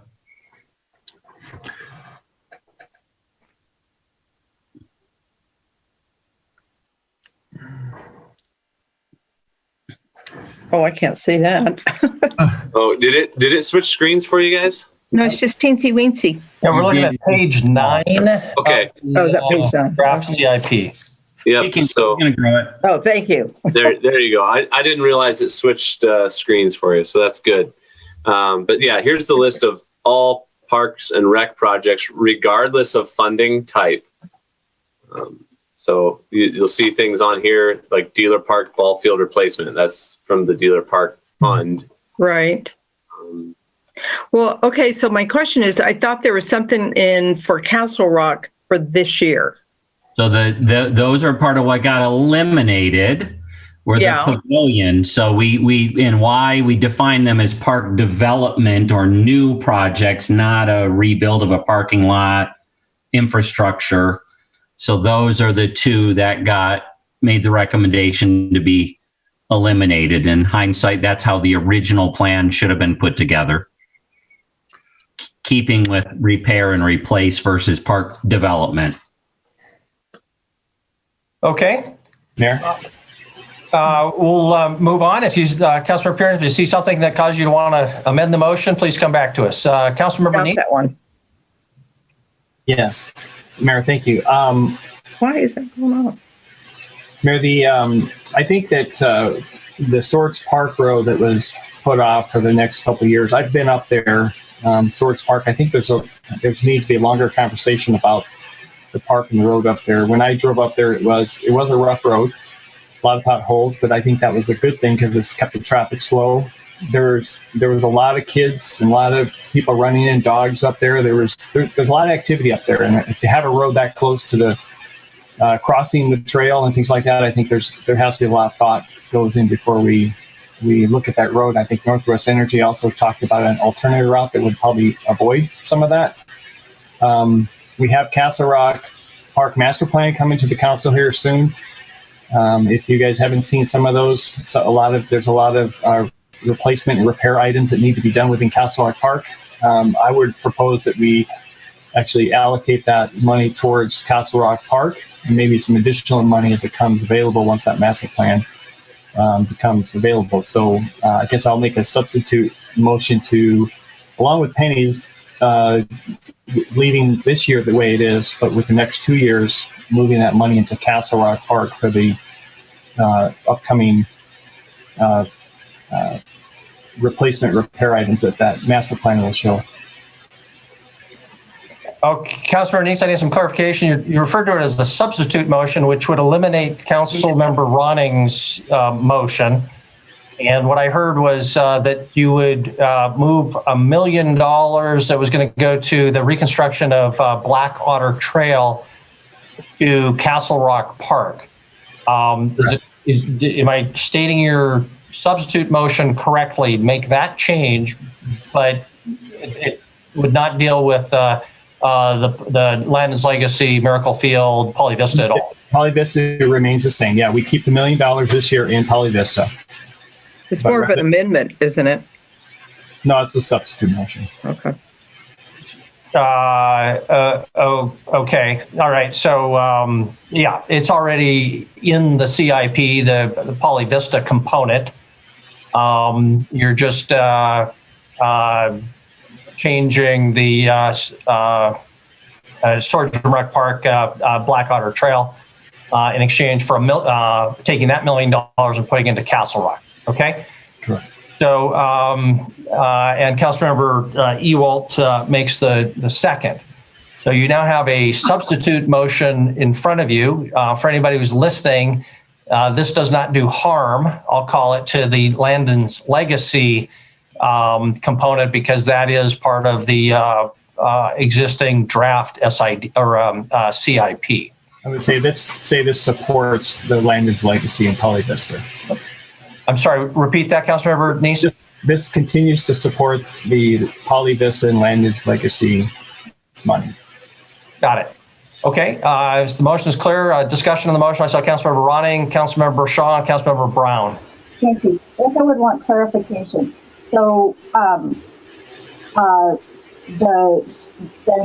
funds that you're going to be allocated towards Park, where you're still wanting those pushed back to 2024, though, because that was what the original staff recommendation was. Are you still saying? Councilmember Ronning, I apologize. You're kind of cutting out. I'm having real problems. Yeah, if you could just get a little closer to your microphone. So I guess I just need clarification that if the motion is to continue to have the recommendation by staff for the money that was going to be allocated to Swords Park continue to be pushed back to 2024. The only difference that you're wanting now is that money be allocated toward Castle Rock Park, but still be in 2024. Is that correct? I believe that money, the way Andy had it, is split between 2024 and 2025, if I remember the way he had to allocate that for timing. Okay, thank you. Well, and just a reminder that we're still over budget because the motion didn't deal with Centennial Park, and so if that would still we'd still be $500,000 over budget. Yeah. So to clarify, I apologize, Mayor. Maybe I'll clarify my motion. It was really to follow Councilman Grani's motion, other than supporting the Swords Park, but it was actually to eliminate the two new development items as well. So that takes the $1 million out of the whole parks budget, which we need to do by removing those two new development items, both in Castle Rock and Centennial. But we're going to replace, instead of doing Swords Park, we're going to just do the $500,000 in 2024, $500,000 in 2025 to help support the master plan that's coming. Is that clear? Okay, so the clarification is no money for Centennial Park, no money for Black Otter Trail, increase Castle Rock from $500,000 to $1 million. Correct, Councilmember Neese? Increase, well, Yeah, it'd be 500,000 in 2024 and 500,000 in 2025. Yeah, I believe, wasn't it just 500,000 to begin with? So now we're increasing that from 500,000 to $1 million. Let's look to Andy Zeller to kind of clarify, if we may. Andy? All right. I think I've captured Councilmember Neese's intent here. Thank you. And let me share my screen. So I've updated the most recent slide here. You've got the Excel sheet, right? So the motion would be to eliminate the pavilions, which were split over 2 years. Correct. Also eliminate Swords Park, but replace it with Castle Rock Park master plan implementation. All I'm calling it, for The lack only difference would be in 2023, you would put 500,000 for Castle Rock Park, and then again in 2024. There you go. That's my. Okay.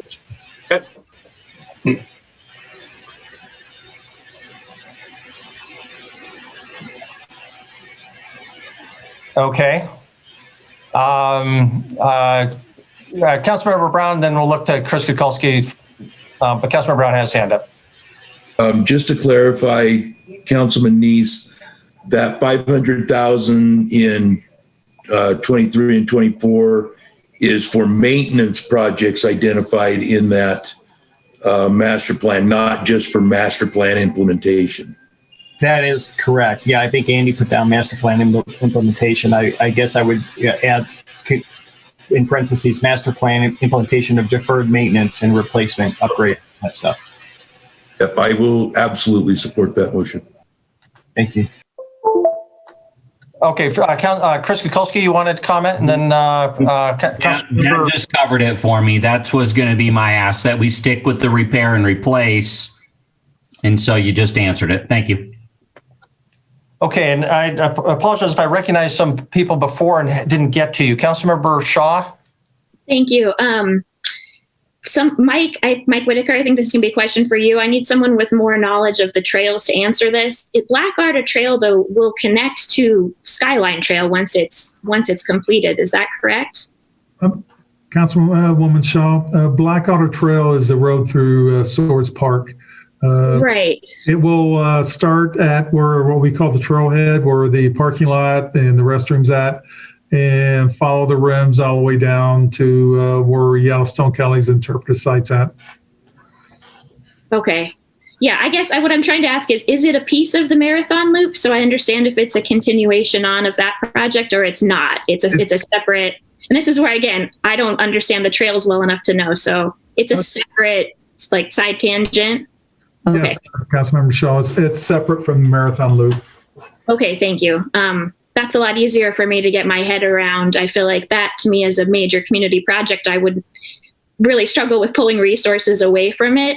And I still struggle a little bit with taking resources from that to put toward Castle Rock Park. But I think Castle Rock Park is such an important park. And I think as long as we're not derailing the Skyline Trail and the continuation of that, I will support this. Thank you.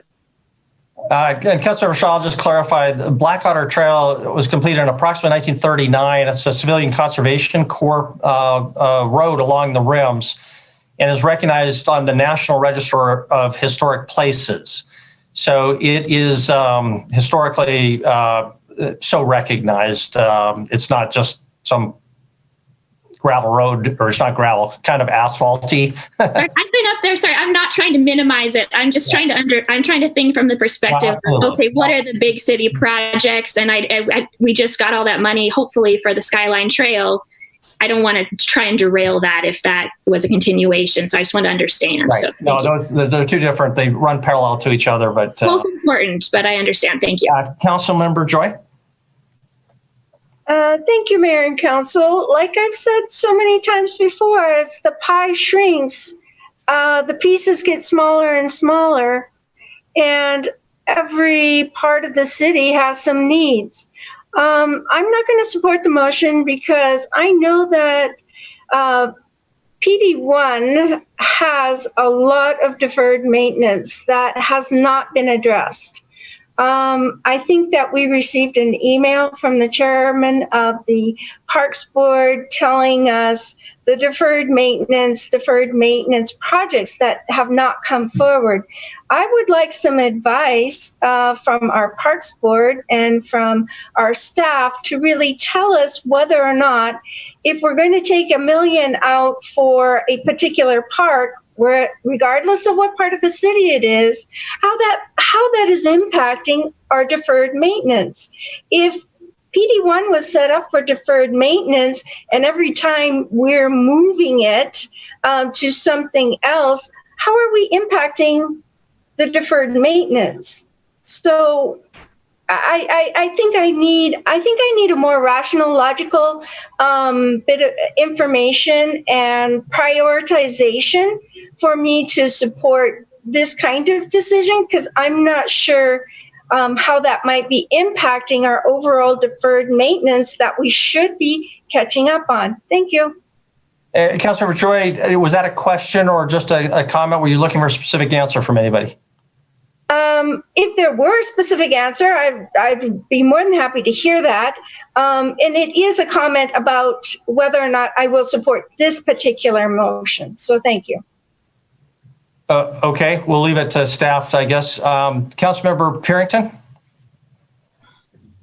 Well, one of the things that I have asked Mike about is that in the comprehensive master plan that was in 2017, they have the recommended critical improvements, visionary improvements, and sustainable improvements.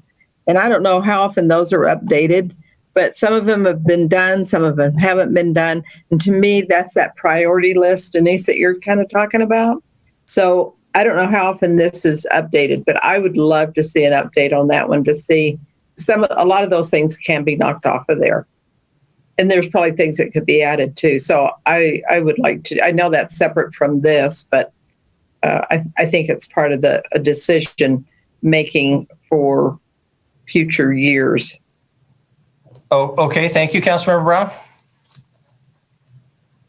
Thank you, Mayor. I think it's important for me to say I'm not taking any priorities or anything away from Swords Park, but I think a conversation that we had a while ago with the power company up there really opens up some other options, for some possible routes and maybe some funding in lieu of, and there were just a lot of things kind of thrown around in that conversation that I think there's a real opportunity for us to do that another way.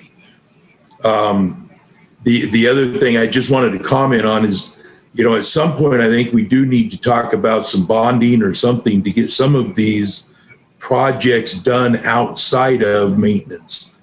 And I know that was kind of a comment that was, or a note that was made by Andy in his presentation. And, I think maybe that's something that we probably should talk about at some point. Probably not in this discussion, but. Okay, maybe we can ask staff to comment on that Northwestern Energy. I don't recall that. I remember, because I raised it, the possibility of a trail that would be shorter from the vicinity of the substation up the hill to the Yellowstone Kelly grave site. But maybe I missed that. Maybe we're talking about a road all of a sudden. And then just a reminder, and Mike Whitaker or somebody else might be able to comment. My recollection is we are legally obligated to maintain a road, the Black Otter Trail, pursuant to our agreement with the Doris Poplar's family, or at least the council, speaking of promises, made that clear to her. It was her family who donated the park originally. I was at that council meeting probably 15 years ago, but I forget some of the details. So maybe Mike Whitaker and Kevin Iflin, you both opened up your screens. And Kevin Plone, I also see. So Mike Whitaker, if you want to comment on, the Black Otter Trail and the mayor's question there. And then I think Mr. Plone's got some comments in regards to the Northwest Energy and a possible road up there. You might have a little bit of update on that. Sounds good, Mayor, Council. I know when they when they adopted the master plan. The master plan kept the road in place. So I don't know if there's any agreements, but the master plan calls for Blackwater Road to stay in place. Kevin Plone, can you comment on the negotiations with Northwest Energy? Yeah, so on the 21st, we'll have a full presentation for you on what we've been doing. But one of the things we are looking at is if there's a way to get a road up between the property that Public Works now has and the existing Northwest Energy. When we've worked with, as we discussed at the last time, there's a piece of ground that's south of their existing substation that they might be willing to look at turning into a parking facility for that area. And if we can make a direct road up to there, that significantly helps the ability to get cars up there without driving down the old Blackwater Trail. Okay, thank you very much. Okay, so we have discussion now on the substitute motion. Continuing on that, Councilmember Ronnie. Thank you. I guess just another clarification from probably city staff. So the original recommendation by city staff had the $1 million for Swords Park in 2024, and realizing that there's some budget issues that are occurring and happening, and that was intentionally pushed back to 2024. With this motion, 500,000 of that has now been moved into 2023. Are we okay with that? Andy, can you help me on the cash flow side of it? Yep. So we're okay with that. The reason we moved all the million to 2024 rather than leaving it split between the 2 years was after a conversation with Debbie Mailing and Mike Whitaker. The consensus was doing repaving a road in a parking lot would generally be better done as one full project rather than splitting it. Depending on what the Castle Rock Park projects are, I imagine splitting it may be feasible. Okay, thank you, Andy. That helps. Okay, further discussion on the substitute motion. I think I'm going to need some clarification, frankly. Councilmember needs to be prepared here because I know I didn't get this all correct. But the substitute motion is to shift the $500,000 or to keep $500,000 to go to the Castle Rock Pavilion, which would be new construction using Park District 1 dollars. You're shaking your head. Okay, let's start with there. How it is. Andy, can you bring up the proposal again? Okay, so we're leaving the Poly Vista development right where it is. We're proposing to eliminate the 2 new event pavilions, one at Castle Rock Park in 2023 and one in September in 2024. And then we're just moving those two $500,000 amounts down into the Castle Rock master plan for replacement and repair items. I see. Neither of which would include then, or none of that would include the new pavilion. Neither includes a new pavilion. That's correct. Okay. And all right. I understand. Thank you very much. Is the substitute motion clear to everybody now? It's $1 million going into repair replacement pursuant to the master plan for Castle Rock Park. Any other discussion on the motion? Councilmember Chiriky?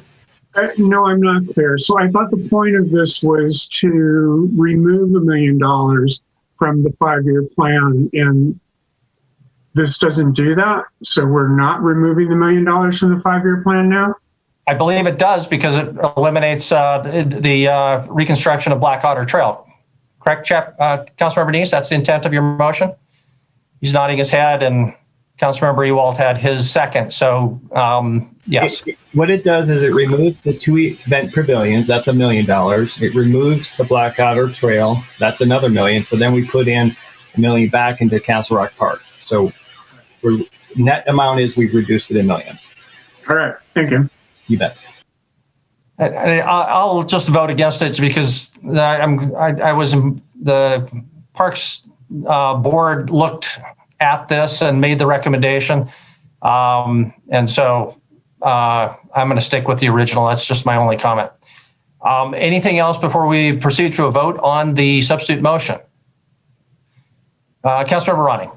Thank you. I guess the thing that's kind of coming to my mind is that we're voting on something now that hasn't been recommended and hasn't been looked at. I mean, Roy, can I ask, I'm a little confused as how we're coming up with a number for deferred maintenance or maintenance projects on Castle Rock Park that hasn't been recommended to us by the Parks Department.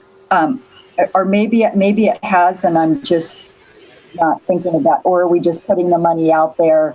And these are two, this is going to be addressed again at the next season, but it is directing staff to put it this way, so it's a priority. The master plan will come, and if we find out that deferred maintenance is only 900,000 or 800,000, then we would adjust that number to what it would be. But I believe that this is a good way to just plan for it now, because we know that's coming, and there is quite a bit of deferred maintenance up there. Because the fiscal year was 2023, was that's the correct number for this $1 million number? Yes. Okay. Thank you very much. Any other discussion on the substitute motion? If not, we'll proceed to a vote. All in favor of the substitute motion, please raise your hand. Voting in favor are Council Members Neese, Boyette, Yakowicz, Brown, Ewald, Ronning, Shaw, and Purington. Voting in opposition, please raise your hand. Council Members Cole, Joy, and Chiriki. Motion passes 8-3. So that resolves the Land and Legacy. Miracle Field continues to be in, makes that shift. Councilmember Boyette, further discussion. Thank you, Mayor. Just to go along with what I had said earlier, I'd really like to make a motion to direct staff to look into a plan B for a facility. And I see a lot of fingers going up. And Plan B, Councilmember Boy, I'm going to ask you to be a little more specific than just a Plan B. Can you flesh that out a little bit? My first thought is I don't believe that we're going to go anywhere with the Stillwater building. So there's other properties in Billings. We need to explore them. And this can't be done overnight, but at least why not start the process? There's the Miller buildings for sale. There's got to be other buildings, but the staff is more, unless they need some help. I mean, I can go look at buildings myself, but I just think we need to start progressing past this option that doesn't appear in my mind to go anywhere. Thank you very much. And just to clarify, does your motion contemplate the elimination of further consideration of the Stillwater building? No. Or just want to supplement to look for others as well as the Stillwater building? We're having a meeting follow up, I think next week or so, but no, it doesn't eliminate item A. It just includes item B. Okay, thank you very much. And there was a second, Councilmember Ronning. Discussion on the motion, Councilmember Neese. Thank you, Mayor, and I'll support this motion. I think it is. We do need to start looking around. There is office space. Our staff need some room. We have got to do something for our staff. We can't be waiting around for the Stillwater building. I think we, again, like Wade said, we will not give up on this option A, but Plan B is something else to support. We need to start looking around. Thank you very much. Other discussion on the motion?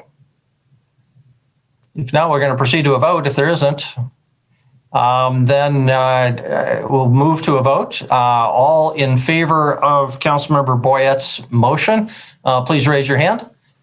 Voting in favor are all members of the City Council other than Councilmember Purington. Are you voting in opposition? Councilmember Purington nods her head and raises her hand, so the motion passes 10-1. At this point, before we move on to further discussion, I just want to talk about our schedule for this meeting. Item number 4, we've got some people waiting, been patiently waiting about the possible expansion of the South Billings Renewal District. Chris Kukulski raised the possibility that we might not get to this, or if we did, it would be very late. It's now 9:11. Chris, I'm thinking that we may want to release these folk if that's the will of the council. So I'm going to ask for a little bit of a straw poll. If you think that's a good idea, put your thumb up. I'm seeing a majority who would like to do that. So, Chris, do you want to say anything before we release these kind of patients? I think that's appreciated by them. I know they've been hanging out here 3.5 hours, but it's still going to be a while. So I don't think we want to get there at 10 o'clock, 11 o'clock tonight. So we'll look at if the agenda is light enough on the 21st, it's a regular meeting, but if it really is light enough, otherwise we'll get into it in January. And there's not a immediate time crunch on it. So, okay, I'm going to make the motion. This will be an amendment of our agenda, and so we do need a majority vote to do that. So I'm going to make the motion to delay to a time uncertain to be determined by staff. Item number 4. Is there a second to that motion? Councilmember Boyette's raising his fingers. So all in favor, or is there any discussion on the motion? All in favor, seeing no discussion, all in favor of the motion, please raise your hand. It is then all members of the council is now unanimous. So thank you very much. We'll then go back to further discussion on item number 2.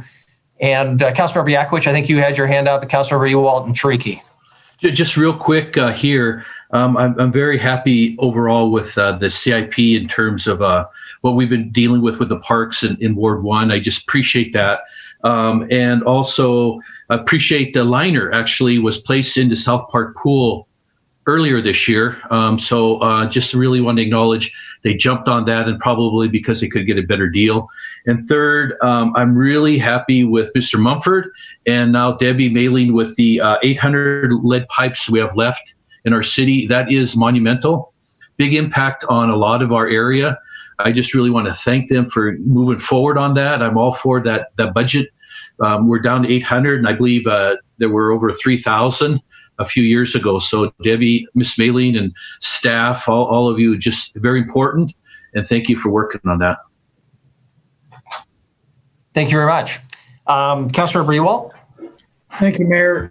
This is up. I just want to point something out here on solid waste. They say that the landfill will be nearing capacity on cells 3, 4, and 5, and so they have to start construction of cell 6. And the total cost, it goes out into fiscal year 26 and future, but it's a total of $14 million. And there's been some discussion and scuttle around other areas because the council has raised tipping fees for out-of-city landfill users. And it says that the reason it has to be done is because we have to keep up with the Billings and out-of-town landfill users. So there was a reason that we increased that cost. This is just to do cell 6 is $14 million. And if anybody's been to the landfill recently and see all the construction going on up there, it's a very costly little project. And I don't think we were out of line a bit by raising the prices like we did. So I just wanted to make that comment. Thank you very much. Councilmember Tricky, and then Councilmember Neese.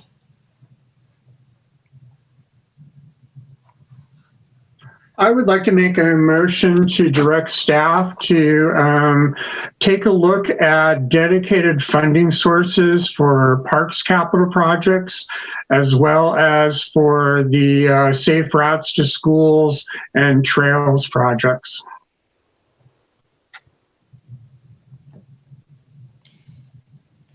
Okay, so direction to staff. Councilmember Joy is making a second for that. And there were essentially two components of that. Councilmember Treek, if I understand, some other funding source for park development, and also some other dedicated funding source for trails. It's not really another source because we really don't have a source, but just to direct staff to investigate those two possible funding options. Discussion on the motion. This is a works. I'm sorry, Councilmember Trickey, go ahead.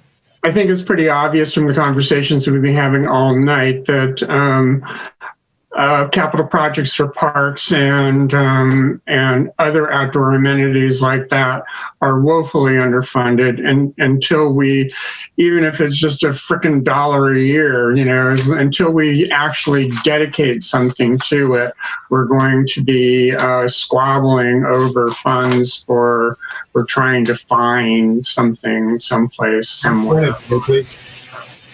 Okay, and we'll probably need some clarification. These are topics that staff does talk about all the time, but maybe we can get some greater clarification. Councilmember Neese? Yeah, I'm calling for a point of order on this. Is this motion for this year's CIP? Councilmember Trickey, our topic is the CIP, so can you make this connect it to our CIP? CIP is for 5 years, so revenue that comes up this year, that gets put into it next year, will affect the following years, Mr. Mayor. Okay, so you're asking the staff you're directing staff to include that in this year's CIP for the next 5 years. I'm asking staff to start looking at those types of options, absolutely. Elsewise, we'll never see any differences in the CIP. Point well taken. I mean, these are planning documents, but we all know that how we fund them is intimately involved in our discussion. So, Councilmember Joy and the Councilmember Boyette. Thank you, Mayor and Council. I would just like to say the CIP is a planning document. It is not an appropriation of funds, but it is absolutely a basis by which we can really plan for those things that we want funded to accomplish a vision of the city of what we want. And so as a planning document, it is not appropriating money. I think it's absolutely appropriate to be able to say, this is something that will be included in future CIPs that are dedicated sources of funding. Thank you. Thank you, Councilmember Boyette. And Councilmember Neese. Thank you, Mayor. I'd actually been thinking about this as well. I had thought about bringing it up during our budget discussions, but the main thing is when I look at my tax statement, I really don't know how much I'm paying for parks. Totally.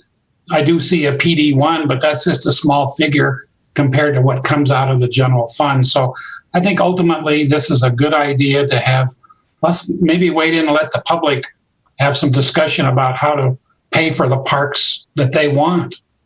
Thank you. Thank you, Councilmember Neese. Thank you, Mayor. And actually, I support the Safe Routes to School, and I think that is something I was going to talk to Debbie about and ask her through the missing sidewalk program if that could be supported more through that program. However, I guess want to be clear on this motion that we're asking staff to bring to us next week a CIP that has these two items included in there. Is that Chris? Do you understand that correctly? Councilmember Trickey is shaking his head, so he's the master of the motion. Okay. Councilmember Trickey, can you clarify? Then I would stand on this as a point of order issue because he can talk to this, and I agree that during discussion we can bring this to the council. I support the idea that we need to do this and direct staff for the future, but this current CIP that we're addressing today, or that's coming to us in 2 weeks, if we're not asking staff to add it to that CIP, then this is a point of order issue, and we should discuss this at another time. Councilmember Trickey, Councilmember Neese makes a pretty good point. We're not talking about anything that changes the text of the CIP, although it is, of course, very relevant to how we plan. I'll grant that. Let's carry on discussion and see whether some clarity enters in. Councilmember Joy and Councilmember Ewalt, if you had his hand up. Thank you. Thank you, Mr. Mayor.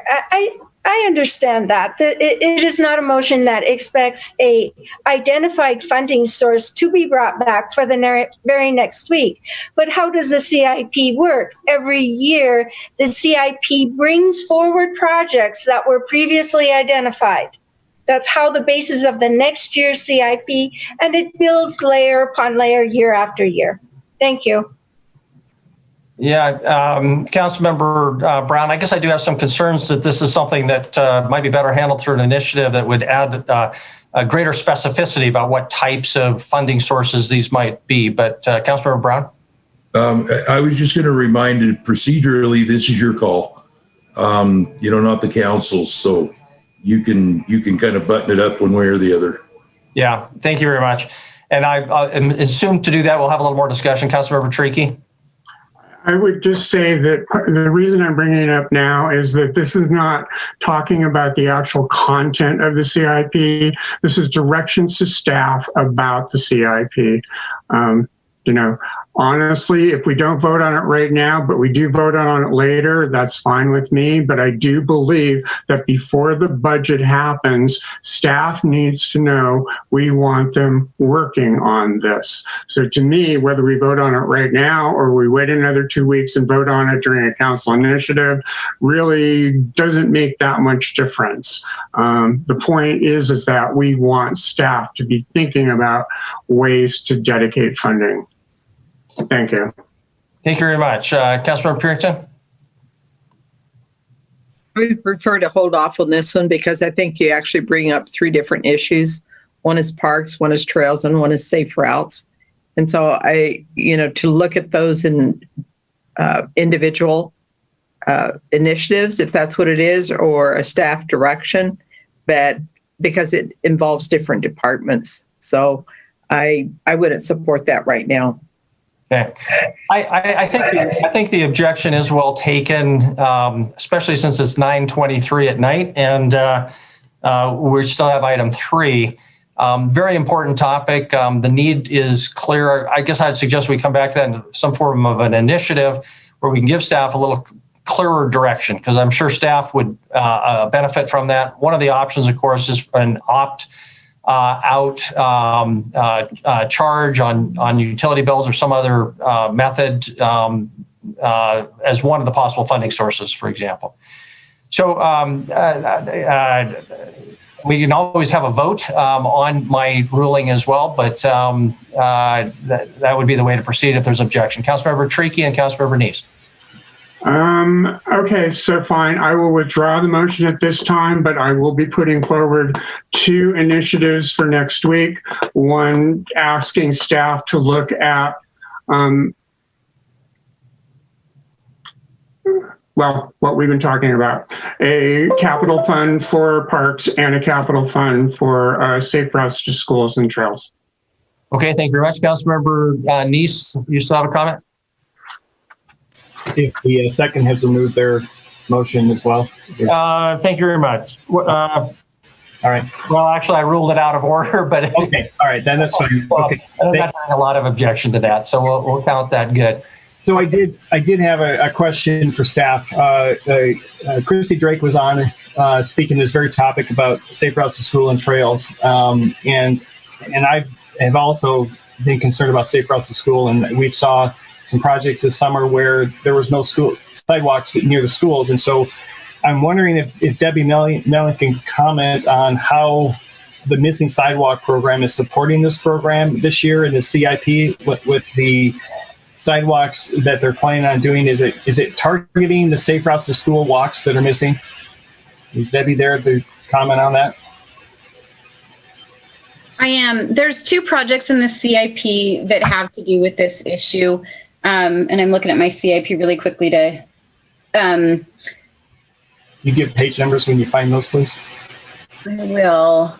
The annual pedestrian crossings program, which is $100,000, and I'm just looking at the page 10 that has the synopsis kind of all the transportation projects. Okay. Page 10. Yeah. Thank you. So we have the annual pedestrian crossings at $100,000, and that's the project that we used this last year to do the crossings at, I think it was Wicks and the Kiwanis Trail, and we had, oh boy, I think we had one on Barrett. I can't remember where all 3 of them were. Sorry about that. And then we did all the crossings there on Shiloh Road at the roundabouts. So that annual crossing, the $100,000, is primarily going to be around schools school crossings and anywhere that we see high pedestrian use. That 100,000 every year is for that. The annual program that we do for missing sidewalks, we're looking at arterials and collectors first, schools and high pedestrian routes. So all of those are kind of tier one sort of areas that we want to get done. So can we prioritize schools in that program? What impact would that have on that program? So the missing sidewalk program is, as you know, assessed. And so that really is for ones that are in front of, there's very little city funding on that unless you're talking corner lots or some other, things that the city pays for on those projects. But a lot of the school route or the safe routes to school, yes, we are looking at those gaps. Right around schools, there aren't as many missing sidewalks as there are other issues like crossings. So I guess, yes, we are looking at schools as a number one priority. Arterials, like I said, arterials, collectors, schools, anywhere high pedestrian. So it is one of them we look at. Okay, so we are addressing it somewhat through this program. Can it be increased at all through the missing sidewalk program? And is this missing sidewalk program on the CIP somewhere? Do you have that anywhere? It is. On the same page, it is under the miscellaneous curb gutter and sidewalk program. It's listed at 700,000 every year. Okay. And that's a mix of gas tax and assessed assessments. Okay, and you can't. Is the reason you can't increase that because it's the gas tax? You need the gas tax to do so many improvements. No, I mean, we can increase that. Really, there's no limit other than how much we can get done in a summer and how many areas that the council wants to approve on those programs. That's you guys assess them. I mean, you order them in. So am I right, Debbie? The homeowner pays.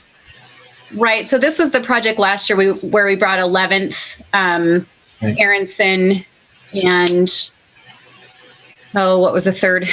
This third area. But yes, this is the one we bring every year, and it's all these missing areas. So there's really no limit to what we can do as long as we can get them done. 54th, I guess, is the one we did 2 years ago. Again, that was kind of getting kids down to the trail on 54th.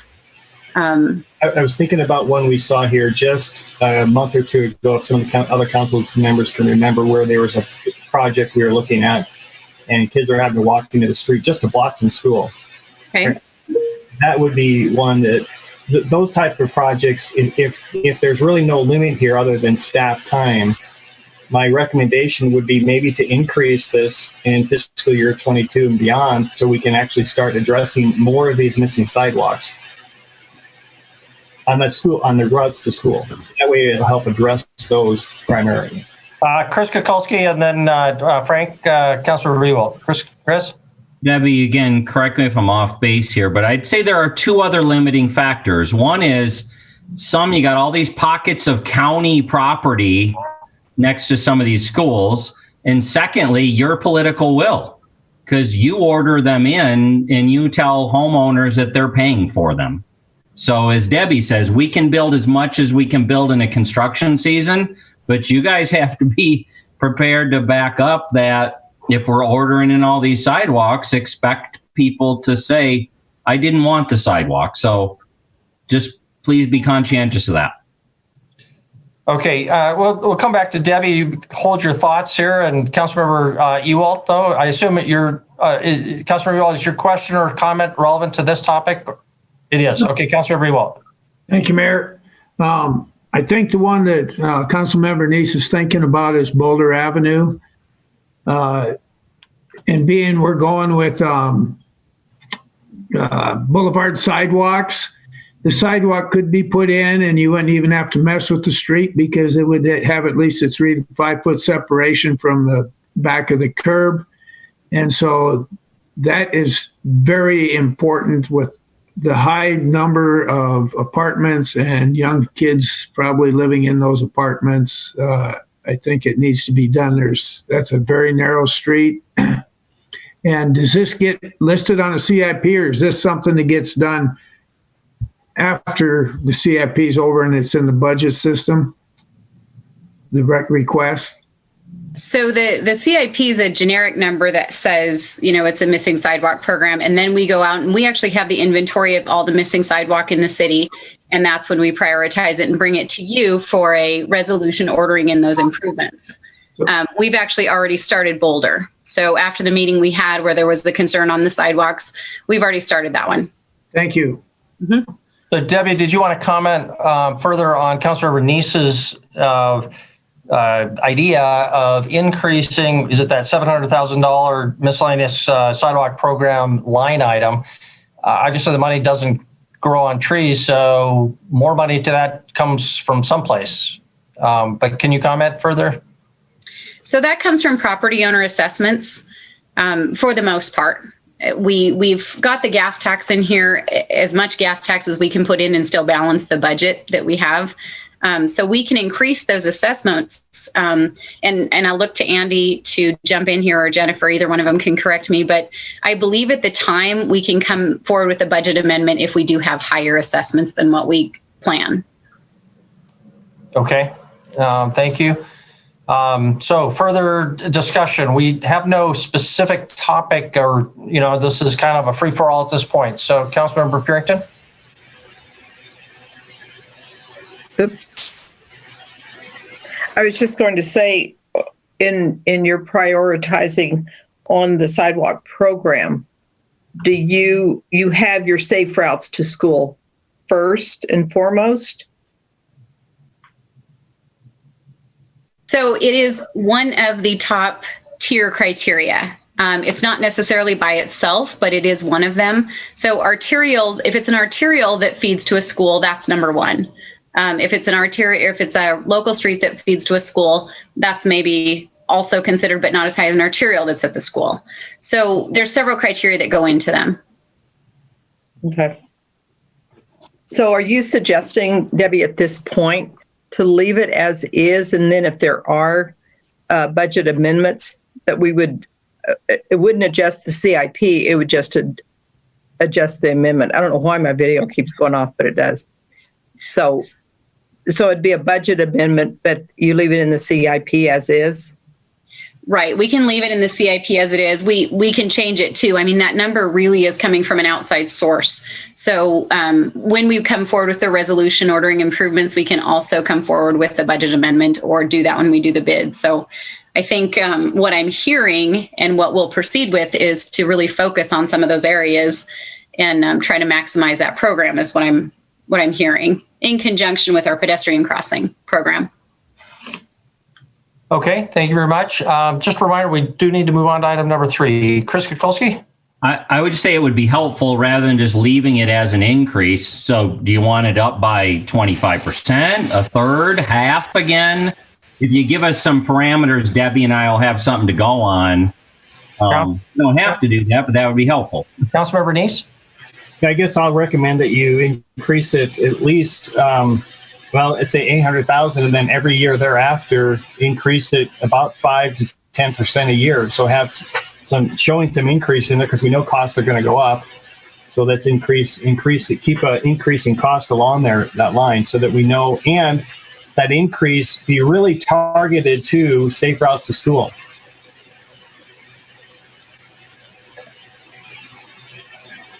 Okay, Councilor Neese, that was a general recommendation. I didn't hear the word motion, so I direct staff to change the CIP starting with fiscal year 2022 to 900,000, and then increase it on a 5% or the construction cost per year going forward, and targeting that increase to safe routes to school.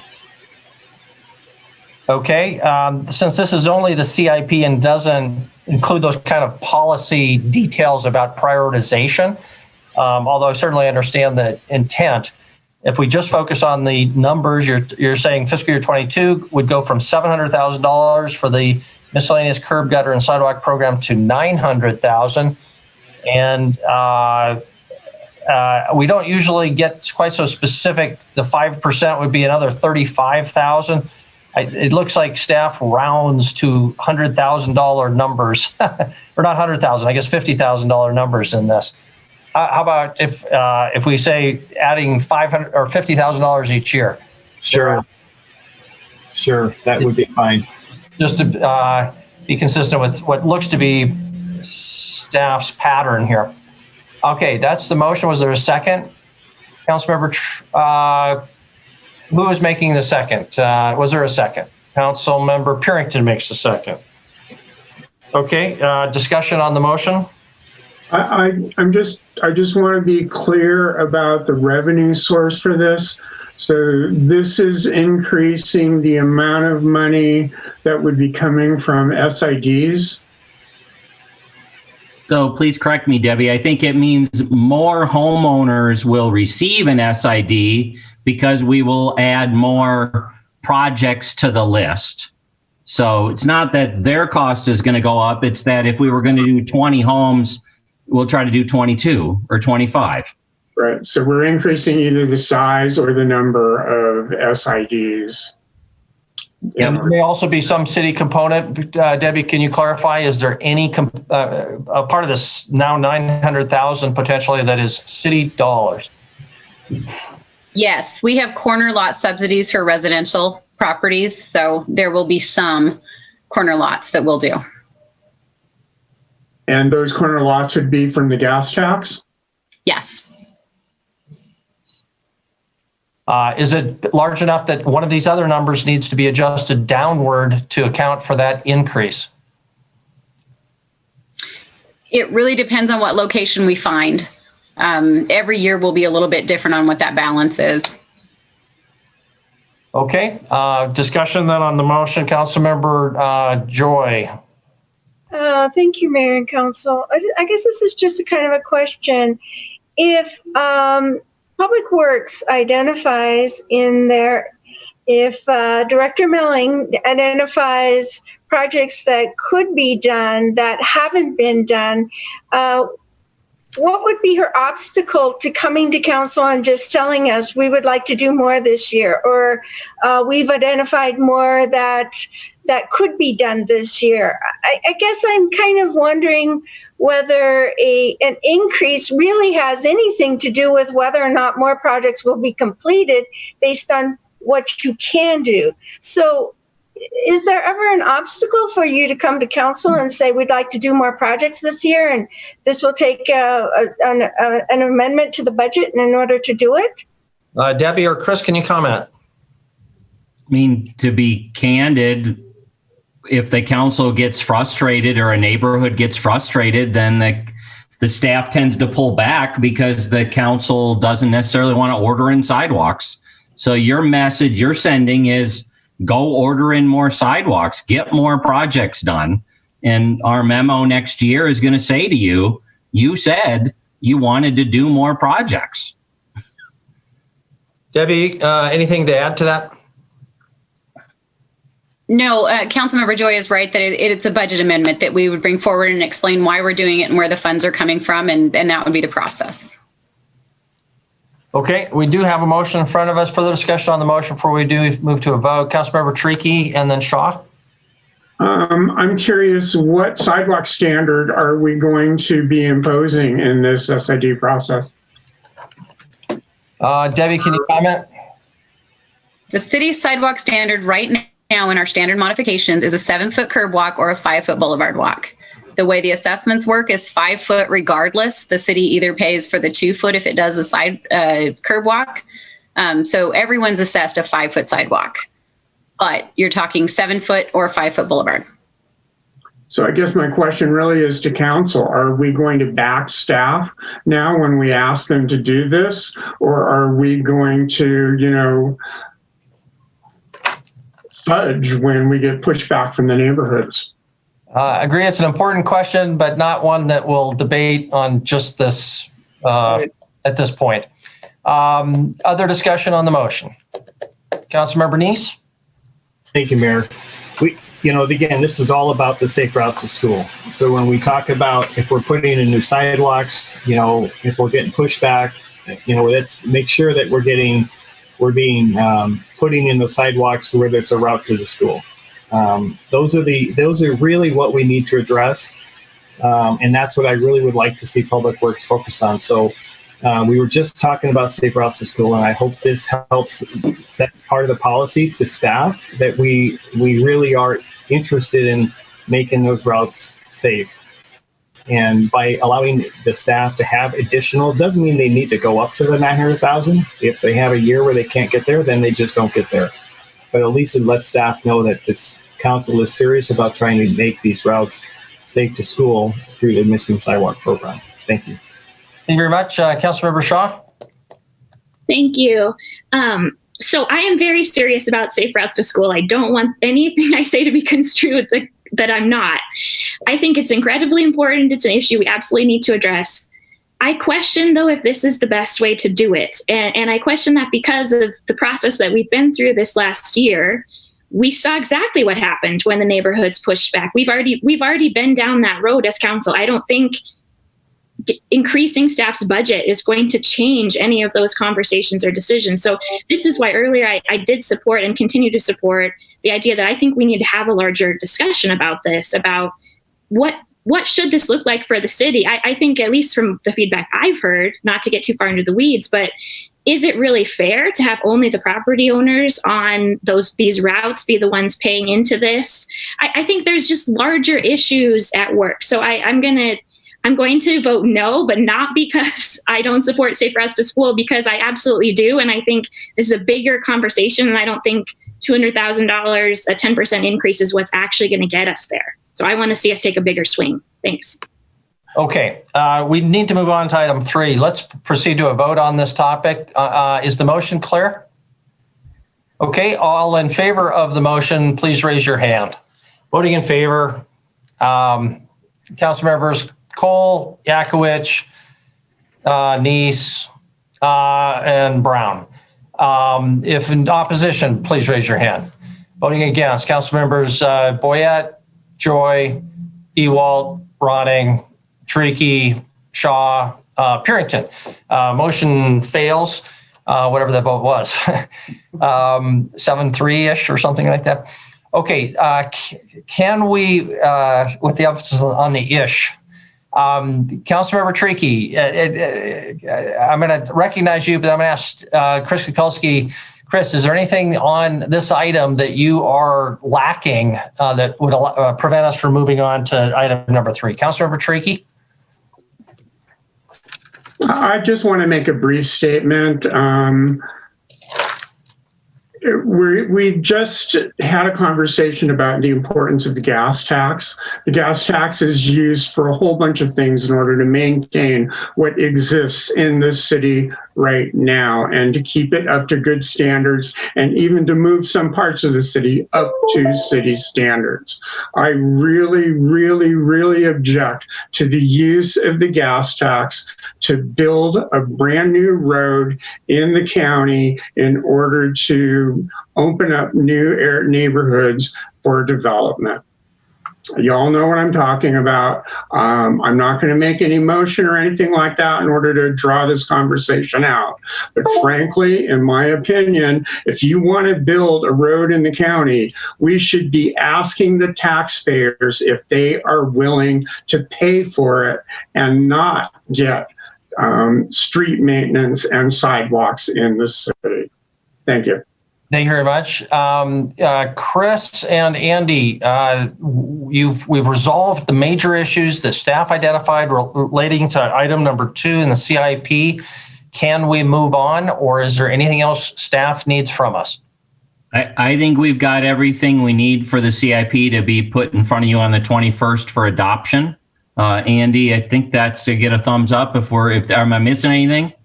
Nope, I think we're good. Again, you'll have another opportunity. December 21st, I want to remind you, will be a vote on CIP. So I think we're good. And then I'll just ask, please, kind of similarly, not for tonight, when you direct staff to go find funding sources for parks, you guys already know what that looks like. So please seriously think between now and then as to what you want raised in order to come up with that money. It's not going to come out of thin air. So please contemplate that so the staff doesn't do a bunch of work just to get back to you guys who really, on a 6-5 vote, turned down the idea of increasing something. Thank you. Thank you very much. We'll then move on to item number 3, police priorities. Chief, thank you for your patience. Before I turn it over, Councilmember, or to the Chief, Councilmember Brown? Mayor, I'm sorry. I'm going to step away for just a couple of minutes, use the restroom. That's great. Anybody else should feel to do that. We've now gone another 2 hours. Would you like to take a very brief break? Emphasis on the brief. Okay, I see a lot of thumbs up. It's 9:46. We'll start no later than 9:55, but hopefully sooner than that. Sorry, Chief.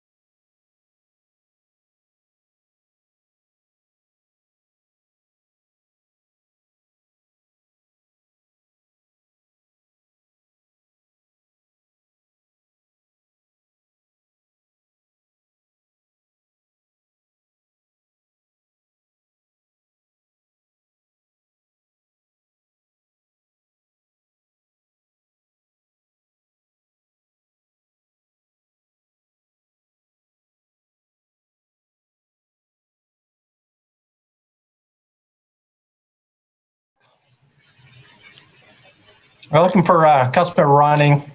Yes, she's there. She was.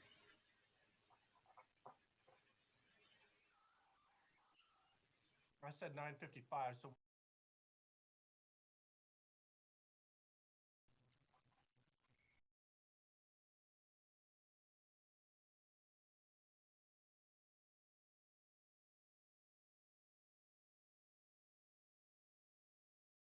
Is probably asleep in his bed.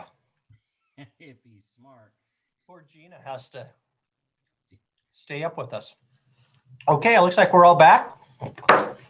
We'll reconvene. Welcome back, everyone. This is item number 3.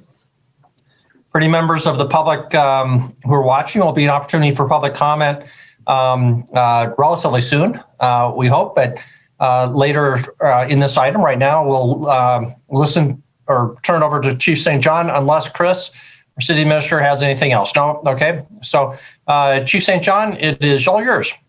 Thank you, Mayor and Council. Good evening. This presentation is a follow-up to your last work session.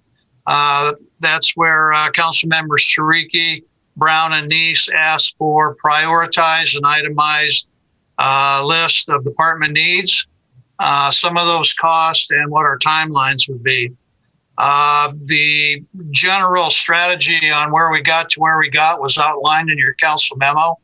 And the disclaimer that I wanted to say up front is that if you really want to make a difference in the problematic areas that we were going to talk about, specifically violent crime, our downtown problems and traffic enforcement, we need to add personnel. That's the resource that makes a difference. We can show that empirically and statistically. However, I cannot recommend that with the monies that you're looking at, putting personnel on board because you don't have a sustainable revenue source. Second of all, some of the things that we will talk about will affect other departments. And you've heard me say that before, that anytime you change anything in the justice system, whether you take it away or add something, you're affecting someone else. And in this particular case, this ask is very myopic. It's specific to the police department. But you need to remember that some of these things that if you granted or approve the purchase, that it's going to affect other departments, specifically our city attorney's office. And I'll touch on that when we get there. So as I move through the ask very quickly, stayed consistent with our 4 strategies that we had going forward in the safety levy discussions. Specifically items 1, 2, and 3, those strategies were, again, getting a handle on violent crime, downtown safety, traffic enforcement. The 4th strategy was supporting our social service partners in relation to the homeless transient problem. I did not include that in this list. That's another discussion I think that you and Mr. Kukulski need to have on where you want to go with that. And I did add 2 others, which would be enhancing our professionalism, transparency, accountability, and operational support. So just very quickly, the things that I asked for are prioritized in those specific categories, and they are designed, since we're not putting any people on, to simply augment and improve what we're already doing. So we just want to do a better job. And I will tell you that everything on this list is outside of our ordinary budget. We would not be able to get any of this without a supplemental request, getting into our drug forfeiture fund, grant money, or come budget year, we would have to do a tit for tat on some light item. So moving through the violent crime, and I'll just touch on these very quickly, and because I know you have this list. The Faro Technologies is a 3-dimensional scanner. That would be the number 1 priority for us right now, mainly because the big windstorm the other night blew our current one over. So not only would I be looking, this was an upgrade. Now we're looking for one because we busted that one pretty good the other night. Cellbrite cell phone helps us get information out of cell phones and computers. Software program for our evidence facility. Additional equipment for our arson investigators, and then our crime scene van. Seems like we just got it yesterday, but it's about 10 years old to upgrade equipment. Downtown safety, again, since we can't have FTEs, I would request an infusion of overtime money so we could staff extra duty officers downtown like we do in the summertime. We put extra bike officers out to deal with those with the problems, and depending what the approval is, we can span that out for the balance of the fiscal year or the balance of mountain bikes, our police bikes. These are going to be replacements. We've worn out our other ones, and they're used year round and across the city. Moving into our traffic enforcement, since we can't put anybody in jail right now, let's make sure that we can issue notices to appear and citations on the street. So it'd be e-cite licensing. We already have money from the other grant to pay for the printers in the car. PBTs, which are portable breath tests. This is going to be critical for us as we get into the age of recreational marijuana. So this would be the tools that our officers use to establish probable cause and particularize this suspicion for drunk driving. And they do have one that now apparently can pick up THC on the marijuana, which will be critical as we move forward. For those who are, having problems with speeders in the neighborhood, a couple speed trailers that we can move around. These would be the latest and greatest that can be synced with time and give you graphs and charts on when things are taking place. These PIT bumpers, PIT stands for Police Intervention Technique. We have a restricted pursuit policy. Specifically, we have to have a compelled reason before we chase. We do this to minimize the liability and to make sure we're protecting lives. Nothing good happens out of a high-speed pursuit. However, if there is a compelling need, right now we don't have a way to stop anybody. And this PIT technique, you've probably seen it. They bump into the rear end of a car and spin it out. We have officers trained. I'm in conversation with MMIA right now on what they think about it. But there's some special bumpers to go along with that. Crash analysis software, as cars get newer with more computers, we would need to plug into their system so we can get data like speeds, brake, system analysis, basically for our traffic investigations. Enhancing our professionalism, infusing funds to our training budget. We have about $50,000 for the year. What we could do here is accelerate our crisis intervention training, de-escalation, communication skills, and our soft use of force. We would also like to, we have a virtual training simulator, which I think really augments decision making, and that's what all of our use of force is about, is decision making, not when to use it, more so when not to. Our simulator is broken, out of date, no parts available. So this would be one that would help us. Infusing funds into the body camera program. Now we are underway with that right now. We have the timeline that Councilmember Nice asked for. Specifically for that, we should be fully underway department-wide in April. And that's not us holding it back, that's WatchGuard trying to get scheduled so we can get our server upgraded and everything we need. However, we have cameras on the ground right now, starting to roll them out.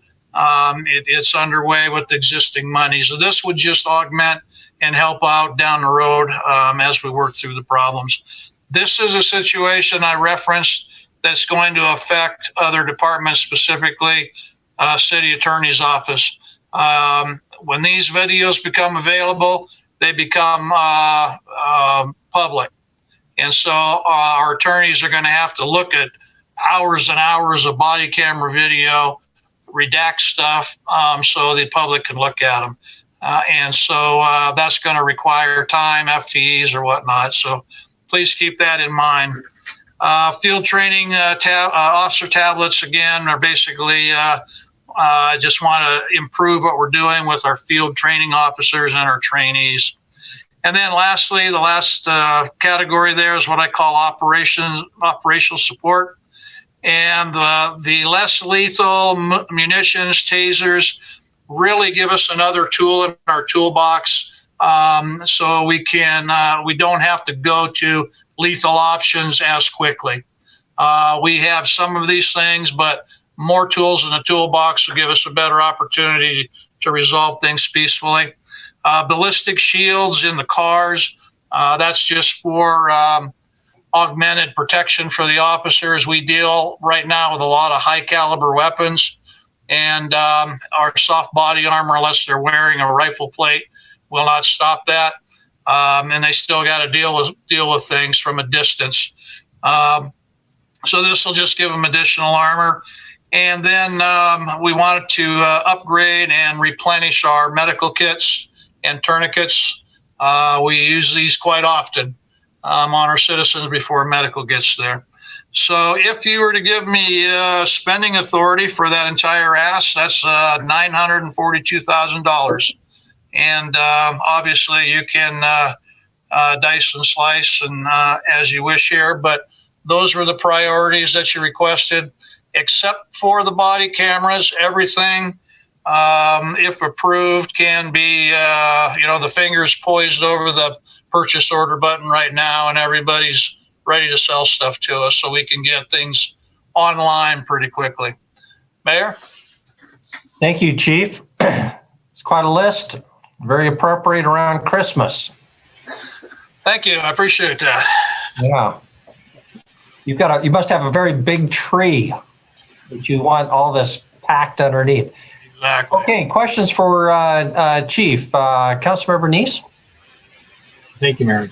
Chief, good list. And just as I was going through this, how much of this is just 1 year items? You mentioned the body cams is going to be an ongoing expense.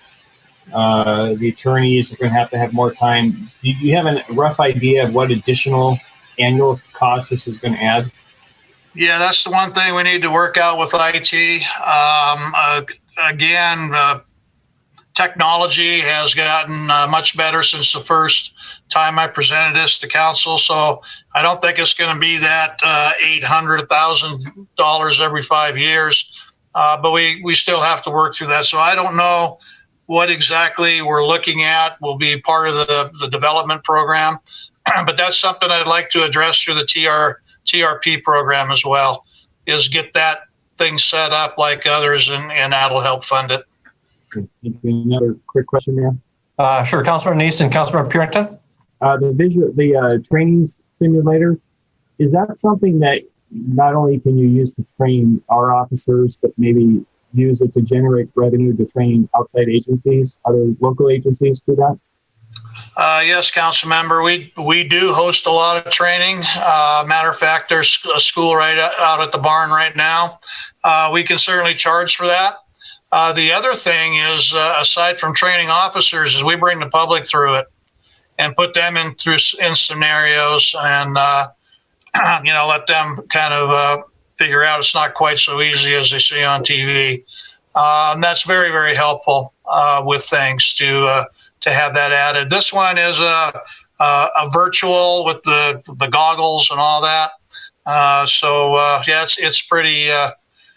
It's pretty good, and they will give us a little bit of I think they were giving us $10,000-15,000 for ours. Great. Which right now it's useless. So you're gonna add this to the council orientation? Very well could, yeah. Thank you, Councilmember Purington. Thank you. So on some of these things that you have here, Chief, your wish list, are some of those, do they qualify for some grant money? Yeah, some of them do. Matter of fact, the crime scene van was purchased with grant monies, and a lot of these, I got grants for some of the body camera stuff. So we get what we can with grants, but these are things that, for example, if we're asking for tasers for the entire department or for the patrol division. So it's going to be the updates, the modern ones with all the equipment, where we're asking for it in one swoop here. We might get 10 or 15 a year based on our JAG grant. That's where we get our tasers and our cartridges. So this one will get us outfitted in one fell swoop, and otherwise we piecemeal it in. So, Mayor, follow up, please. Sure. So out of these funds, what was it, 962,000 plus? Where are we as a council looking for, where these funds will come from? I know, Chris, I think we had talked a little bit about some of this from the CARES Act, but also if we look at some of these for grant funding, but as Chief's saying, it'll piecemeal out. It won't be all at one time. Chris?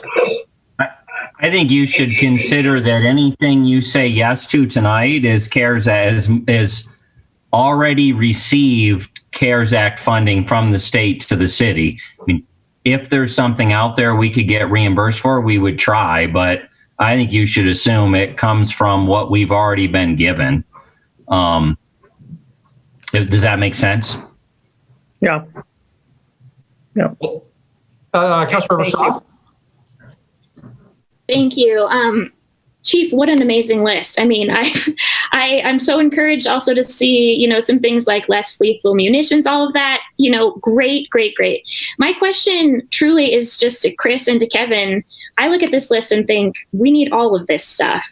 My question to both of you is are you recommending that we approve this as thinking about it as, yes, it's $1 million allocation of the CARES Act funding essentially that we received, but knowing the bigger projects that we have in front of us and the Law and Justice Center and everything, I just honestly want your opinions.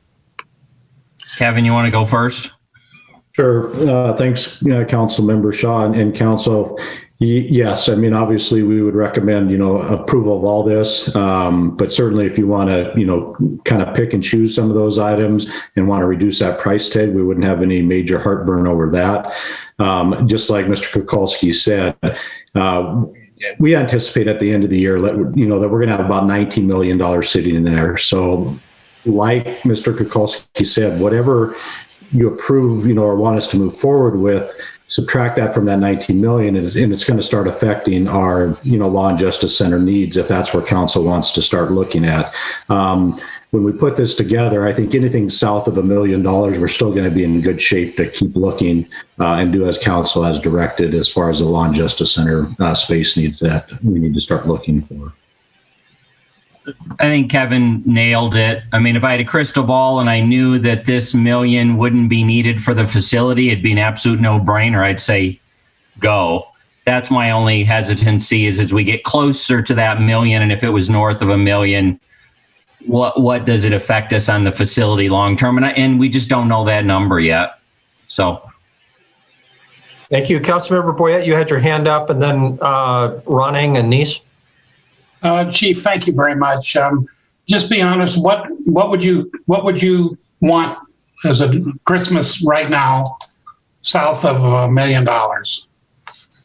Well, I knew somebody was going to ask me that question, Council Member. So, if you're asking me to prioritize of that entire list, I would say,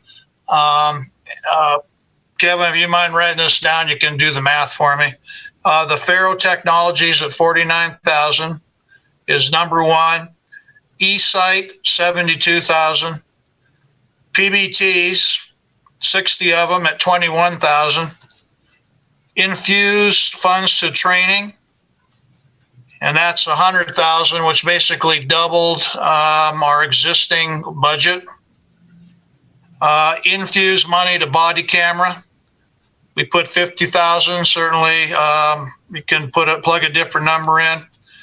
Less lethal at 15, and tasers for the department and related equipment at 64.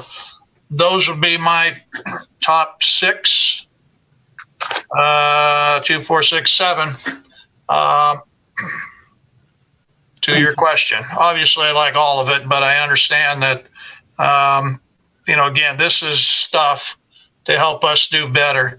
And Council, I would say that when I asked staff for their input on this, nobody came to me and said, we've got to have this, we got to have that, because we've got what we need to do the job. But this just replenishes things and helps us do a better job with what we're already doing. Nobody said that we were, missing something that we critically needed.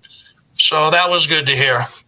Has somebody added that up? That'd be in the neighborhood of 400 grand, I assume? Yeah, 371 if I did the math right. So round up to 4, or you want to go even fatter or around 5. But yeah, 371 is what that all adds up to. Okay, Councilmember Brown? I think that's a great list. And Chief, I got a question on the overtime infusion for the downtown area. How effective do you think that would be for some of the concerns that we've been hearing for quite a while downtown? Are we just kind of throwing money at it, or could we really have any effect with that 100,000? Well, I think, Council Member, it will be successful in the fact that you're going to have an increased presence of law enforcement in the downtown area, which deters and displaces some of this activity. Also improves the perception of safety downtown. We're still working with our partners to find viable options on the back end. I just had contact with the sheriff earlier this afternoon. He's feeling the pressure as well and trying to free up a couple beds to kickstart our MAP program again. So, we would have more people to be moving the problem around, and they can't sit up and cause problems. But we know statistically that when you increase officer presence, crime goes down. Thank you. For what it's worth, I'd hate to not have something that would make a difference visibly downtown. So I agree. I'm a big supporter of that $100,000 item. Councilmember Ronnie? Thank you. And I was going to ask you about the same category, that infusion of additional staff. And I'm all about perception of safety and making people feel more safe. That in mind, I also know we have real crimes, violent crimes happening in other parts of the city. And I'm thinking, you're going to be getting an email from me specifically, but I'm thinking a little bit north of on 27th Street, closer to underneath the rims, a specific location right there where there's real violent crime happening, and some other locations around our city.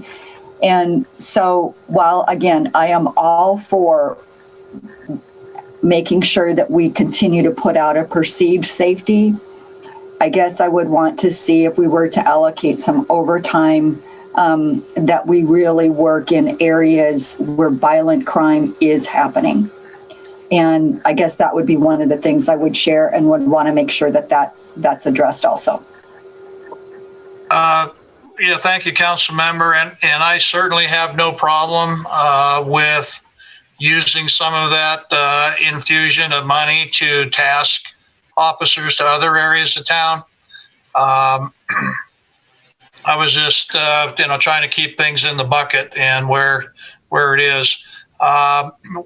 Just in general, I know you've heard me say this before, many staffing studies on how many police officers you're supposed to have. The 60% rules are a pretty easy one. 60% of your patrol, of your entire staff should be in your patrol, and we're running about 52%. And so right now with our current numbers, 13 police officers would get our patrol back up there. We can do a whole lot proactively with 13 additional officers. But 78,000 ahead with with all the stuff that goes with them, salary and benefits, you don't have a revenue source to sustain that. So that's what the overtime is. And again, if it's council's wish to, spread the wealth, if you will, on the overtime to do other projects, absolutely, we're all about that. Councilmember Brown? So, Chief, the 100,000 that's for that downtown area, is that for the remainder of this budget? And then a follow-up question to that is, if we start allowing a bunch of overtime or funding a bunch of overtime, are we concerned about burnout? Council member, I think the strategy would be policy on your part on how, what the pay period would be, if you will, whether it's the balance of this fiscal year or we just run it until it's out. No, I'm not worried about burnout. We offer it up. It's not the same officers all the time. So everybody gets their share of their overtime hours. They work it if they want to. And so no problems there. Thank you. Councilmember Neese? Thank you, Mayor. Chief, I'm concerned about the officer safety as well, and those ballistic shields I think are really important. I really don't see anything on this list that I would be disagreeable with. So I guess I'll start the motion by to ask staff, direct staff to bring this to our next business session and adding it as item number 8. And I don't know if it'd have to be a public hearing on that because it's an amendment to the budget.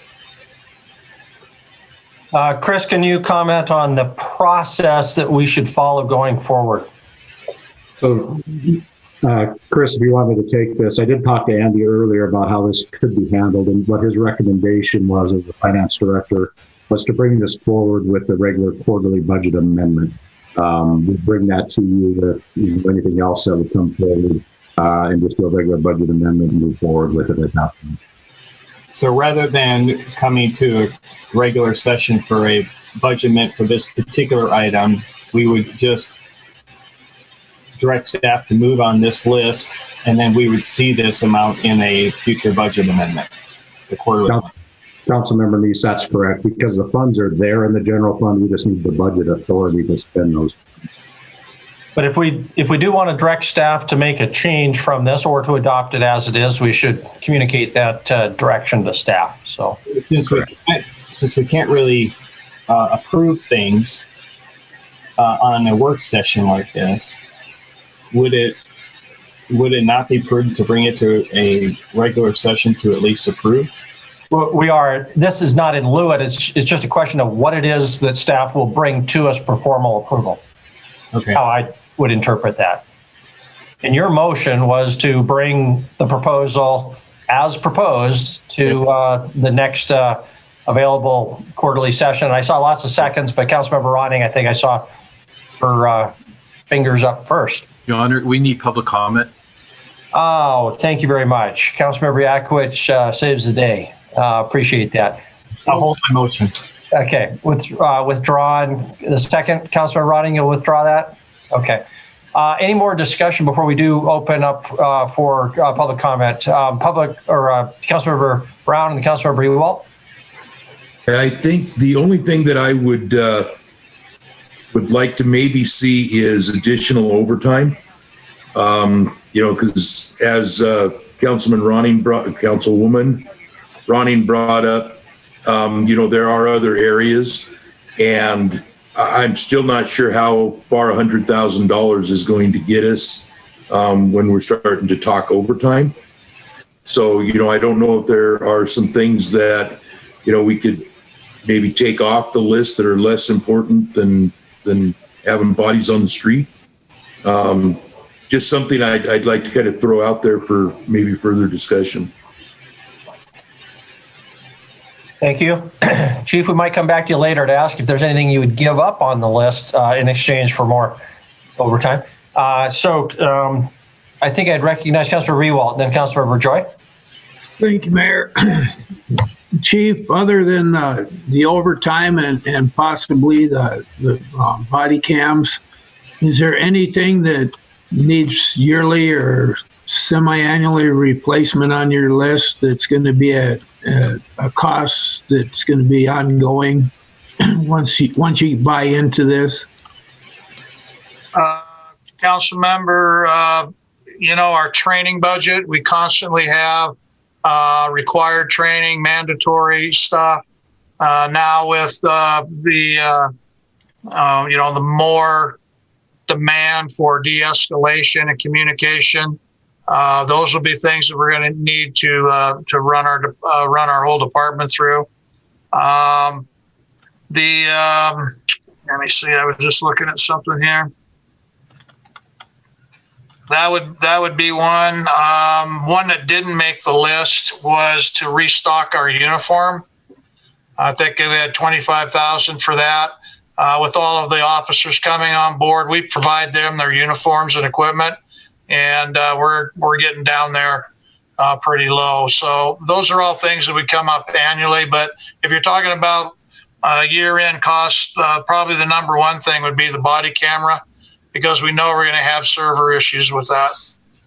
So have you got an estimate on how much yearly it would be, like your tasers, once you fire them, or they have to be replaced, a new pack bought, or?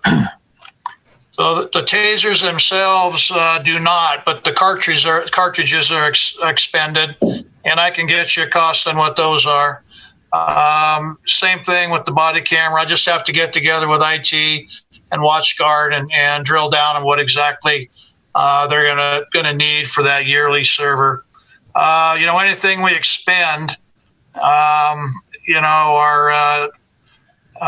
less lethal munitions, those things are, we get a bunch of it, we use it up, and then you replace it as needed based on your budget. So those are the things that could circle back again. So like your training then, is that a yearly thing? And that would all be overtime because they can't train while they're on shift, right? No, that's not true.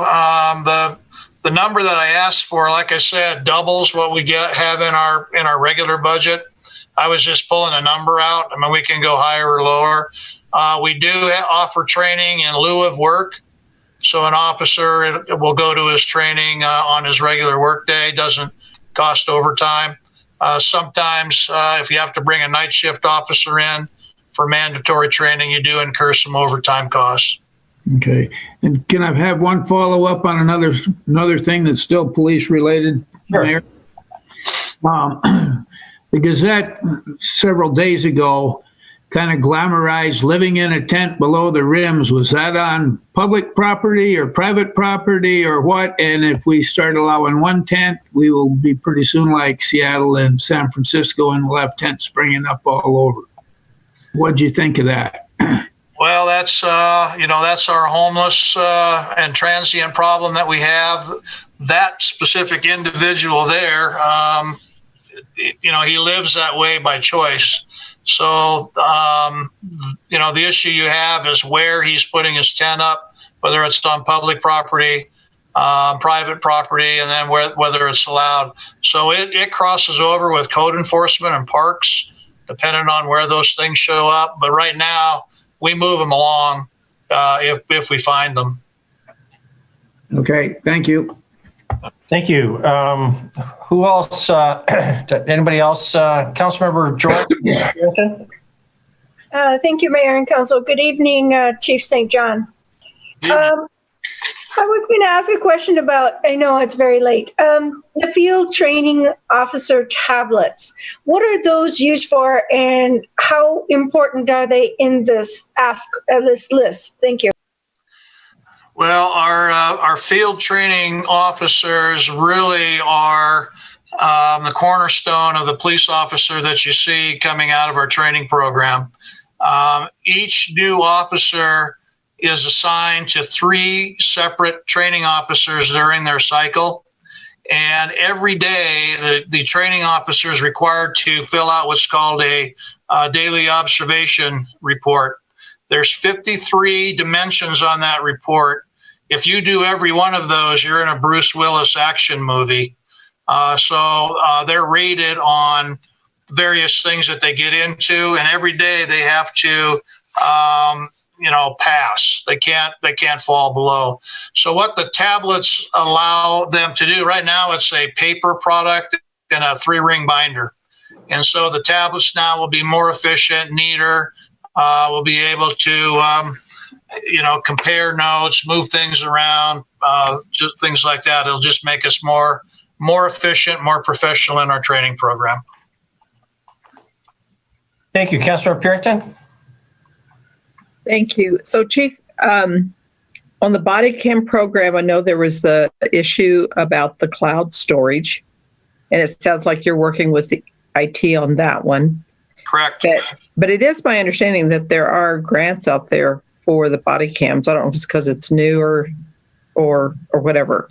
So I'm wondering on this list if there are known grants, if there's known replacement that's going to have to go on, whether it's yearly or every 5 years, if those couldn't be placed on a list, if you will, that you would apply for those grants, and maybe using the money someplace else, like they were talking about, hiring more part-timers or overtime, something like that.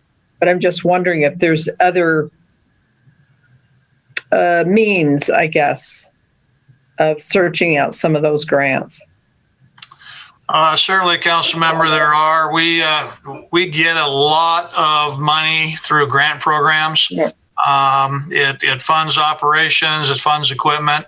I'm very careful about things that end up having matching or having to pick things up after a couple of years, specifically the COPS program where you get an officer for 25%, but after a couple of years, you have to pick that salary up. And if you don't have a retirement or not planned for it, then you have some issues. So we're very mindful with that. But I certainly have no problem researching grants. You're right, they're out there everywhere with things, and we utilize a lot of them. Okay, Council, I'm going to recommend that we move to public comment. We can carry on this conversation, but the hour is late. So if you're listening and the member of the public, please call that number if you'd like to comment on this topic. The number 237-6196. That number again, and call it right now, 237-6196. 237-6196. Please tell us your name and your address. Keep your comments to less than 3 minutes, and turn off your television or your computer, whatever you might be listening to, and just listen to the telephone, because our actual meeting is ahead of what you're hearing on the computer or the television, and that delay will confuse us all. That number again, 237-6196. Denise, do we have anyone who has called the public comment line? Yes, Mayor, we have Kevin Nelson on the line. Yeah.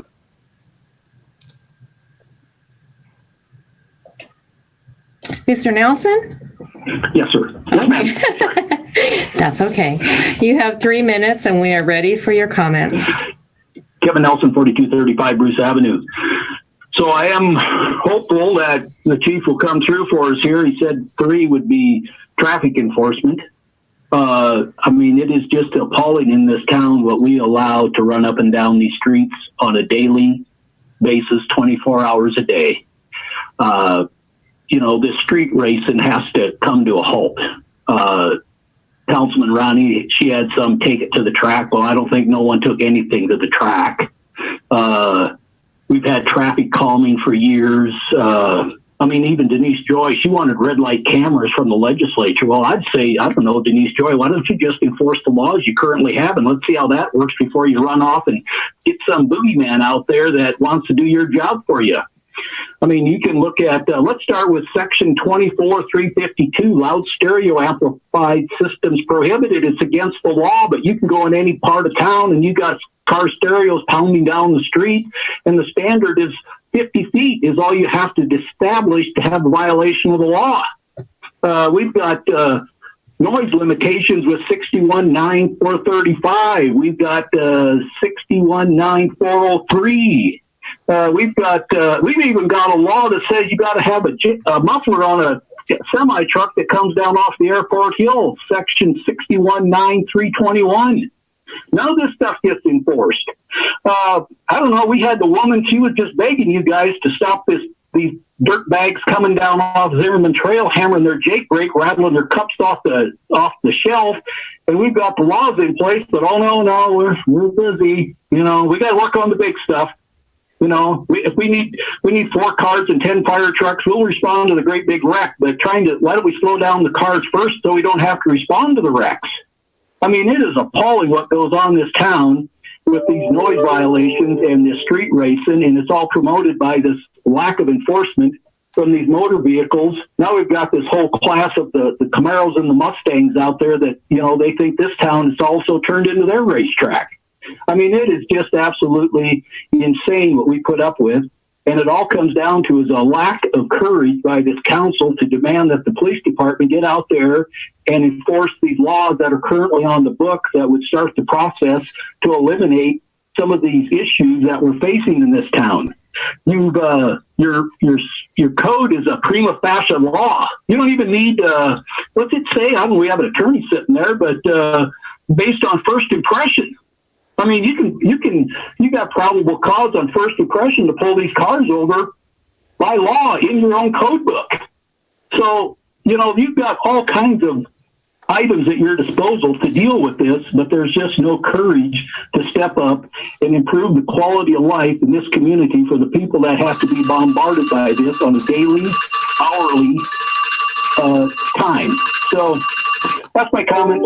Have a good evening. Okay, bye. Thank you. Thank you. Any other public comment, Denise?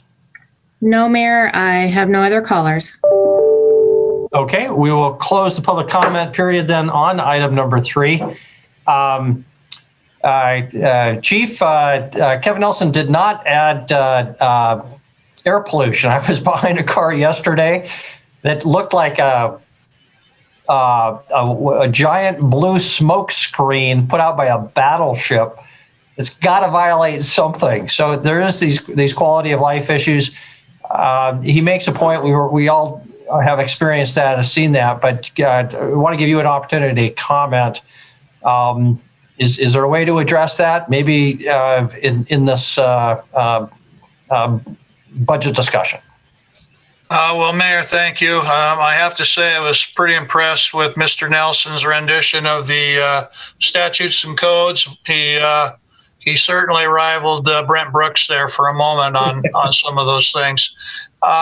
You know, again, it really goes to we are very aware that the number one thing that makes your phone ring and mine as well are the quality of life issues. And traffic is one of them. And it's the number one thing that I hear about regardless where I go. The task force meetings, any of the service clubs are always asking about traffic issues. You know, we got violent crime problem as well. But what really irritates people are the things that Mr. Nelson referenced. We have, for a city this size, 111,045 square miles, I have 4 officers dedicated to traffic enforcement. And they write a ton of tickets. And we have paired up 2 of those with drug dogs because, you know, the cars are having the drugs, so we're combining the resources. Our regular patrol officers are expected to enforce traffic when they see it. Unfortunately, they're running from call to call to call and don't have time to be proactive. And that goes right back to my first comment. If we had 13 more patrol officers to bring us to 60%, I'll guarantee you that we would enforce more traffic, have more people available to deal with these problems. It's simply the staffing. We can retask people, but what I would ask you is, what do you not want me to do? Those are the questions I ask the public. So we're working on it. We do take significant enforcement action. Unfortunately, there's a lot of work to do in that area, as everyone is aware. Mayor? Thank you, Chief. To add one more, to make it 5 instead of 4 would cost roughly $100,000, round numbers. Is that fair? Sure. Okay. Kevin Iflin, you turned your screen on. Did you want to comment? No, I wasn't going to comment, just reiterate what the chief said. And I just looked at the 2019 just traffic issues that the PD wrote over 45,000 citations or warnings. So they're not just sitting back, not dealing with traffic issues, even though they all, have other significant duties that they have to do out there. Thank you very much. Okay, back to the topic at hand. We still have this series, this Christmas list. Councilmember Purington and Councilmember Neese. Just one question I keep forgetting to ask. Will this police survey change your mind on any of your wish list items? Council member, I think what it's going to tell you is that your police chief is underpaid, has to go to too many meetings, and that we are understaffed and very, very busy. We got a first draft of the operations division, and nothing surprised me in what they reported.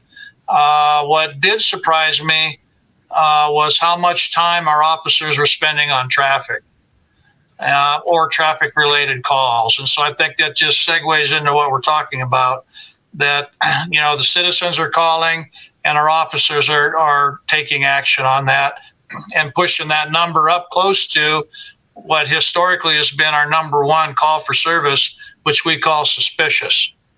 And that's what I want people doing. If you see something, say something, and your citizens do that.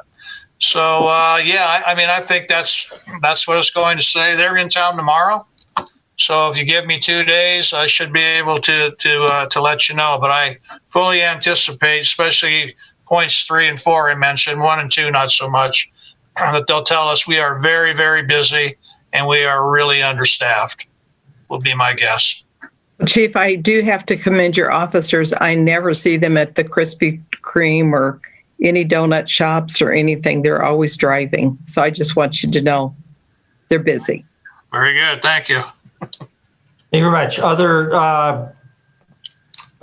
questions for the chief? We've now had public comments, so motions.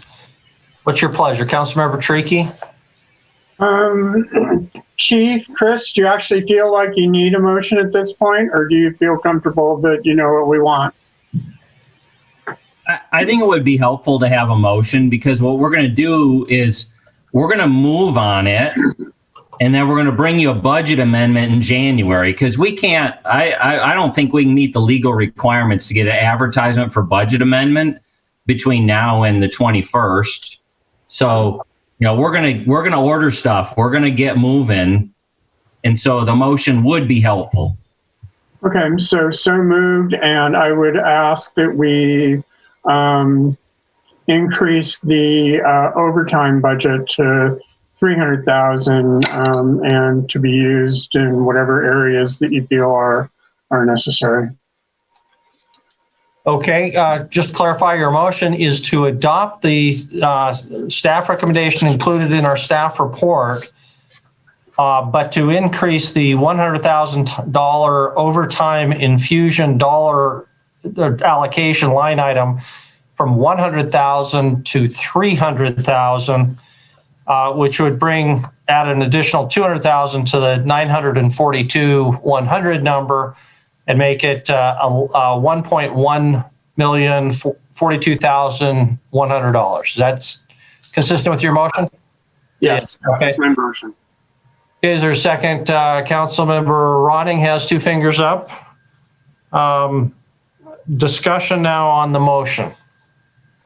Councilmember Treaky and Councilmember Brown? I would just remind people that this is money, this is found money, but it is found money because of a very specific crisis that we are in the middle of. And if we do not use at least some of this money in order to deal with that crisis, we are not doing our jobs. So this to me is a very bare bones basic thing that we need to be doing. And I would also say that most of these asks are asks that are basically things that we're going to be asking for in the future. They're just being pulled forward to right now so that these things can have an impact over the next 6 months.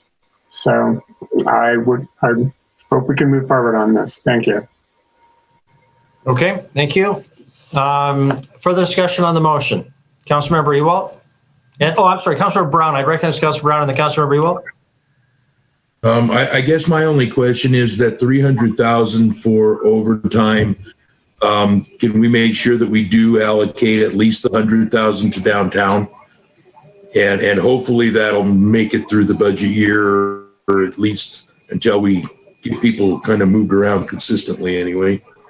Absolutely. I was basically adding 200,000 to be used in other areas as the chief sees it necessary over the next few months. Okay, that clarification. Councilmember Ewald? Thank you, Mayor.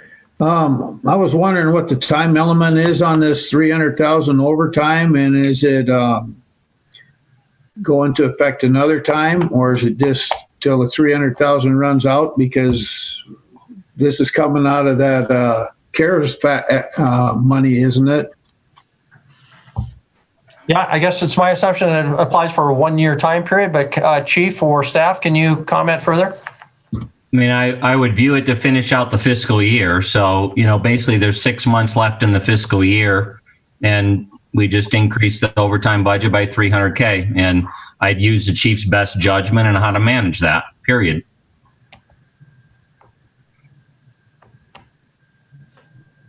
Okay, so not a 1-year, 12-month period from here going forward, but just during this fiscal year, 6-month period. Council member Neese. Thank you, Mayor. I'll support this, and just to clarify, this is a direction to staff to adopt, if I understood correctly, and then to bring back as a budgetary amendment. And I would encourage what Councilwoman Carrington mentioned about the grants, to really utilize as much possibility to get some of this at grants. It would free up the budget a little bit more to maybe use some more overtime, things like that, as well as maybe doing some matching with this money to double the money, things like that. So the good list, Chief. I look forward to seeing some good results out of the next few months on this. Thank you. Thank you very much. Any further comments by on the discussion? Any other discussion on the motion before we move to a vote? Seeing none, we will then move on forward on a vote. The motion again is to adopt the staff recommendation, but to actually increase the overtime infusion item from $100,000 to $300,000. All in favor of the motion, please raise your hand. Voting in favor are Council members Neese, Cole, Boyette, Ewald, Treaky, Joy, Ronning, Brown, Shaw, Purington, and Yakowicz. That means the motion passes unanimously. Thank you very much, and thank you, Santa federal government. Mayor, I will stay up 5.5 hours in your meeting for $1 million. So yeah, okay. All right, I bet you will. Don't hold your breath to the next time, however. Okay, I think that then concludes item number 3. We previously voted to delay item number 4. Bring us then to items of general council discussion before public comment on non-agenda items. Is there any items of council discussion? Councilmember Joy?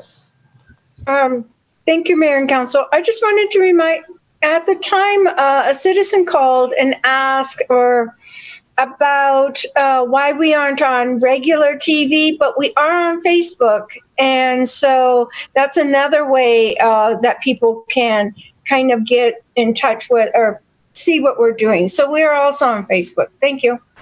Yeah, and we are being on Channel 7, which is cable. And then also people can go to community7tv.com or www.comm7tv.com to view meeting. Councilmember Neese and Councilmember Ewalt. Councilwoman Joy, thank you for bringing that up, because I was thinking that too when the gentleman called. It sounded to me like he didn't have access to internet as well, and so I don't know what the solution would be to somehow get this aired out to public to increase our public exposure so that we can have more participation. But it is something that since unless you have cable, if you try it over the air, there's not many channels you get over the air, and I don't know if any of those would carry the council meeting, or if we can actually get that on, or we put that on one of the over-the-air stations. Chris, is that possible? Anything's possible. What I would tie it back to is, remember, that's the cable television franchise deal. So it's not at all unique to Billings. It's across the United States. So it's a franchise agreement, and that's a franchise that's set by federal law. And so that's why that works through the cable. Cable payers pay a tax that we collect and help pay for these services. So it is streamed. It is Facebook. It is accessible through our website, but that's why it's cable versus, say, DirecTV or just normal television. So with an antenna. Whereas when we have a meeting that people gather in, they could come down and participate. But under our meetings now, they actually have to pay someone to hear what we're going through. And so I think we have, I understand what you're saying about this cable where they're paying, but maybe we can, because of the COVID issue where people cannot come now and just listen to us, we maybe need to reevaluate that and ask them, can you get this over an air channel that people can listen to? Sure. Councilmember Ewalt, Councilmember Treaky, or Councilmember Ewalt, Ronning, and Treaky. Thank you, Mayor. Back on November 11th, we had a big water main break on Gold Pan in the Heights, and we've been feeling, Councilmember Neese and I have been feeling some calls from people saying that originally MMIA says, oh, no problem, we'll cover it, and now they're rescinding that. Is there any truth to this? What's going on? I think I sent an email, never did get a response. But we need answers to give these people when they call us. So it'd be nice to have some kind of response from staff to let us know what's going on and how water got from drinking water into the sewer line and flooded out the basements. I don't know how that happened, but it did. So I can give you a quick first. I'm pretty confident there were no promises that the determination was changed from MMIA. They analyze this like they look at all of these breaks. I think what we can do, I did see a write-up on it. I can have Debbie or somebody, whoever wrote it up in Public Works, how did water get from the water side to the wastewater side?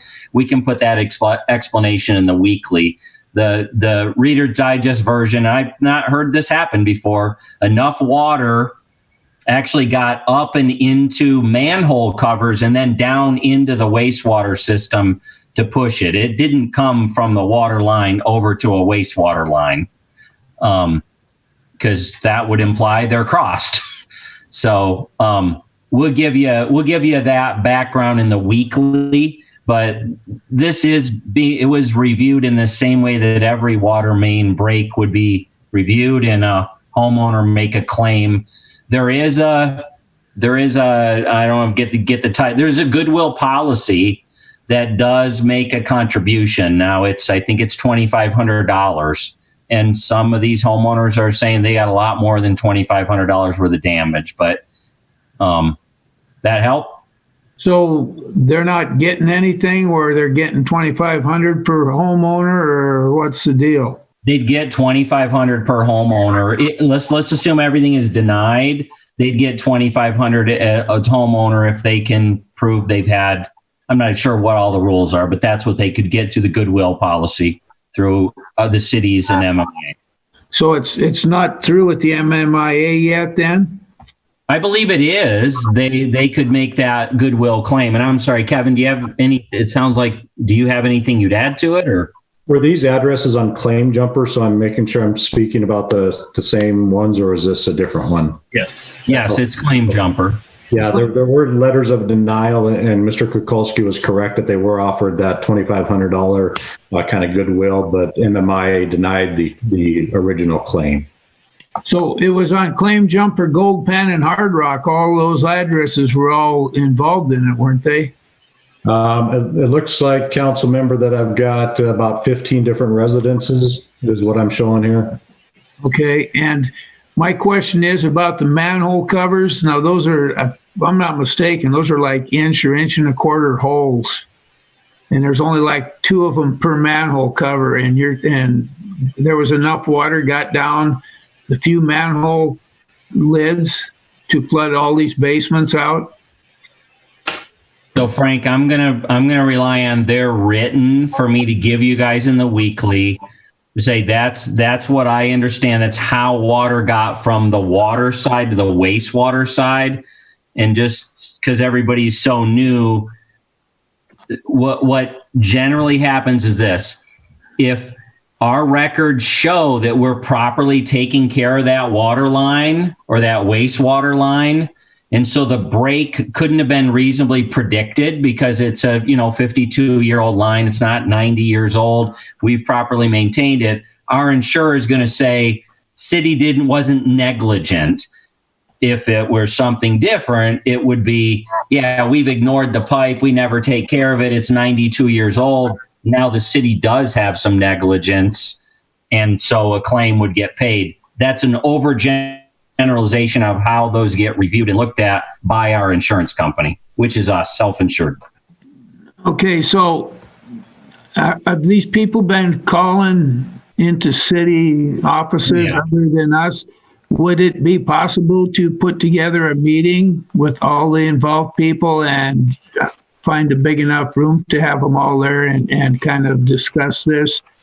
I found out just with Project Recode that sometimes discussions aren't presented like they should be, and sometimes you can get a lot more information by having a public meeting and get something going.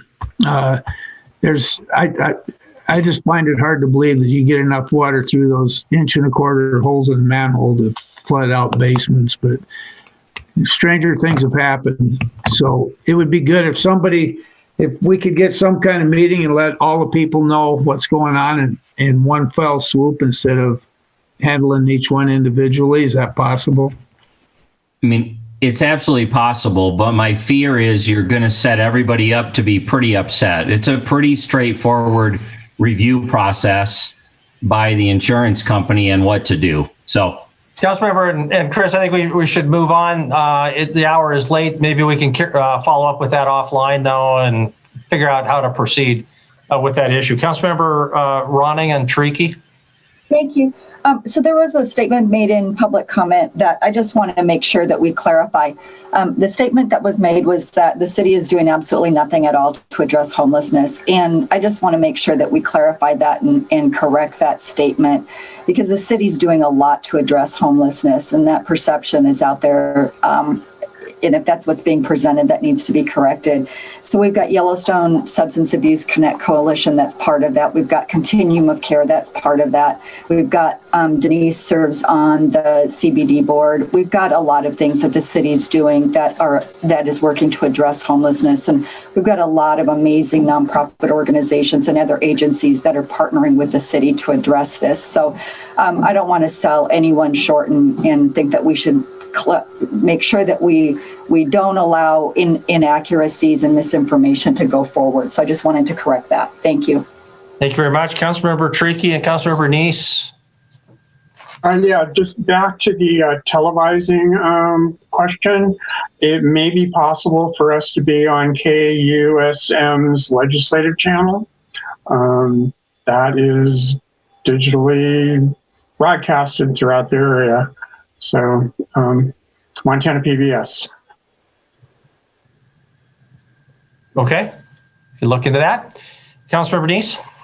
Thank you, Mayor. I'm sorry, just wanted to follow up with Frank and Chris on this. My request on that issue is really to make sure the city goes back to the insurance company and have them double check or have the city review that stuff just to make sure there's not a possibility we can get that claim through. I don't know how many times I've gone back to an insurance company after denial and gotten it approved. So please take a second look at this for the residents so we know that the city took a hard look at it and see if we can get that pushed through for them if it's appropriate. Thank you. Thank you very much. Councilor Biakwich? I'm just going to be redundant with Councilman Ewalt and Councilman Neese. I've been getting calls. I think it's always good to be proactive. I'd ask Gina to get involved a little bit in this too. And, we hate to be, it's good to be proactive and not address. One person called me, said it was about $35,000 to take care of their basement. $2,500 is peanuts. And I'm just worried. And I think we should all worry and be proactive rather than sit and waiting for something else to happen. So thank you, Mr. Ewalt and Mr. Neese for bringing that up. And thank you, Mr. Kukulski, for helping address that. Thank you very much. Any other items of council discussion? If not, we'll move on to public comment on non-agenda items. Please call that number if you'd like to comment on something not on our agenda tonight. That number again, 237-6196. Call immediately, 237-6196. Keep your comments, please, to less than 3 minutes. Tell us your name and phone number, your name and address. The hour is late. And turn off your television, turn off your computer. Our meeting is ahead of what you're hearing. It'll be confusing.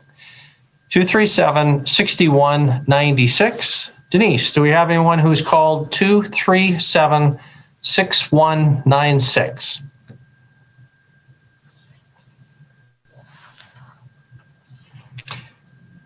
Sorry, it is late. No one has called.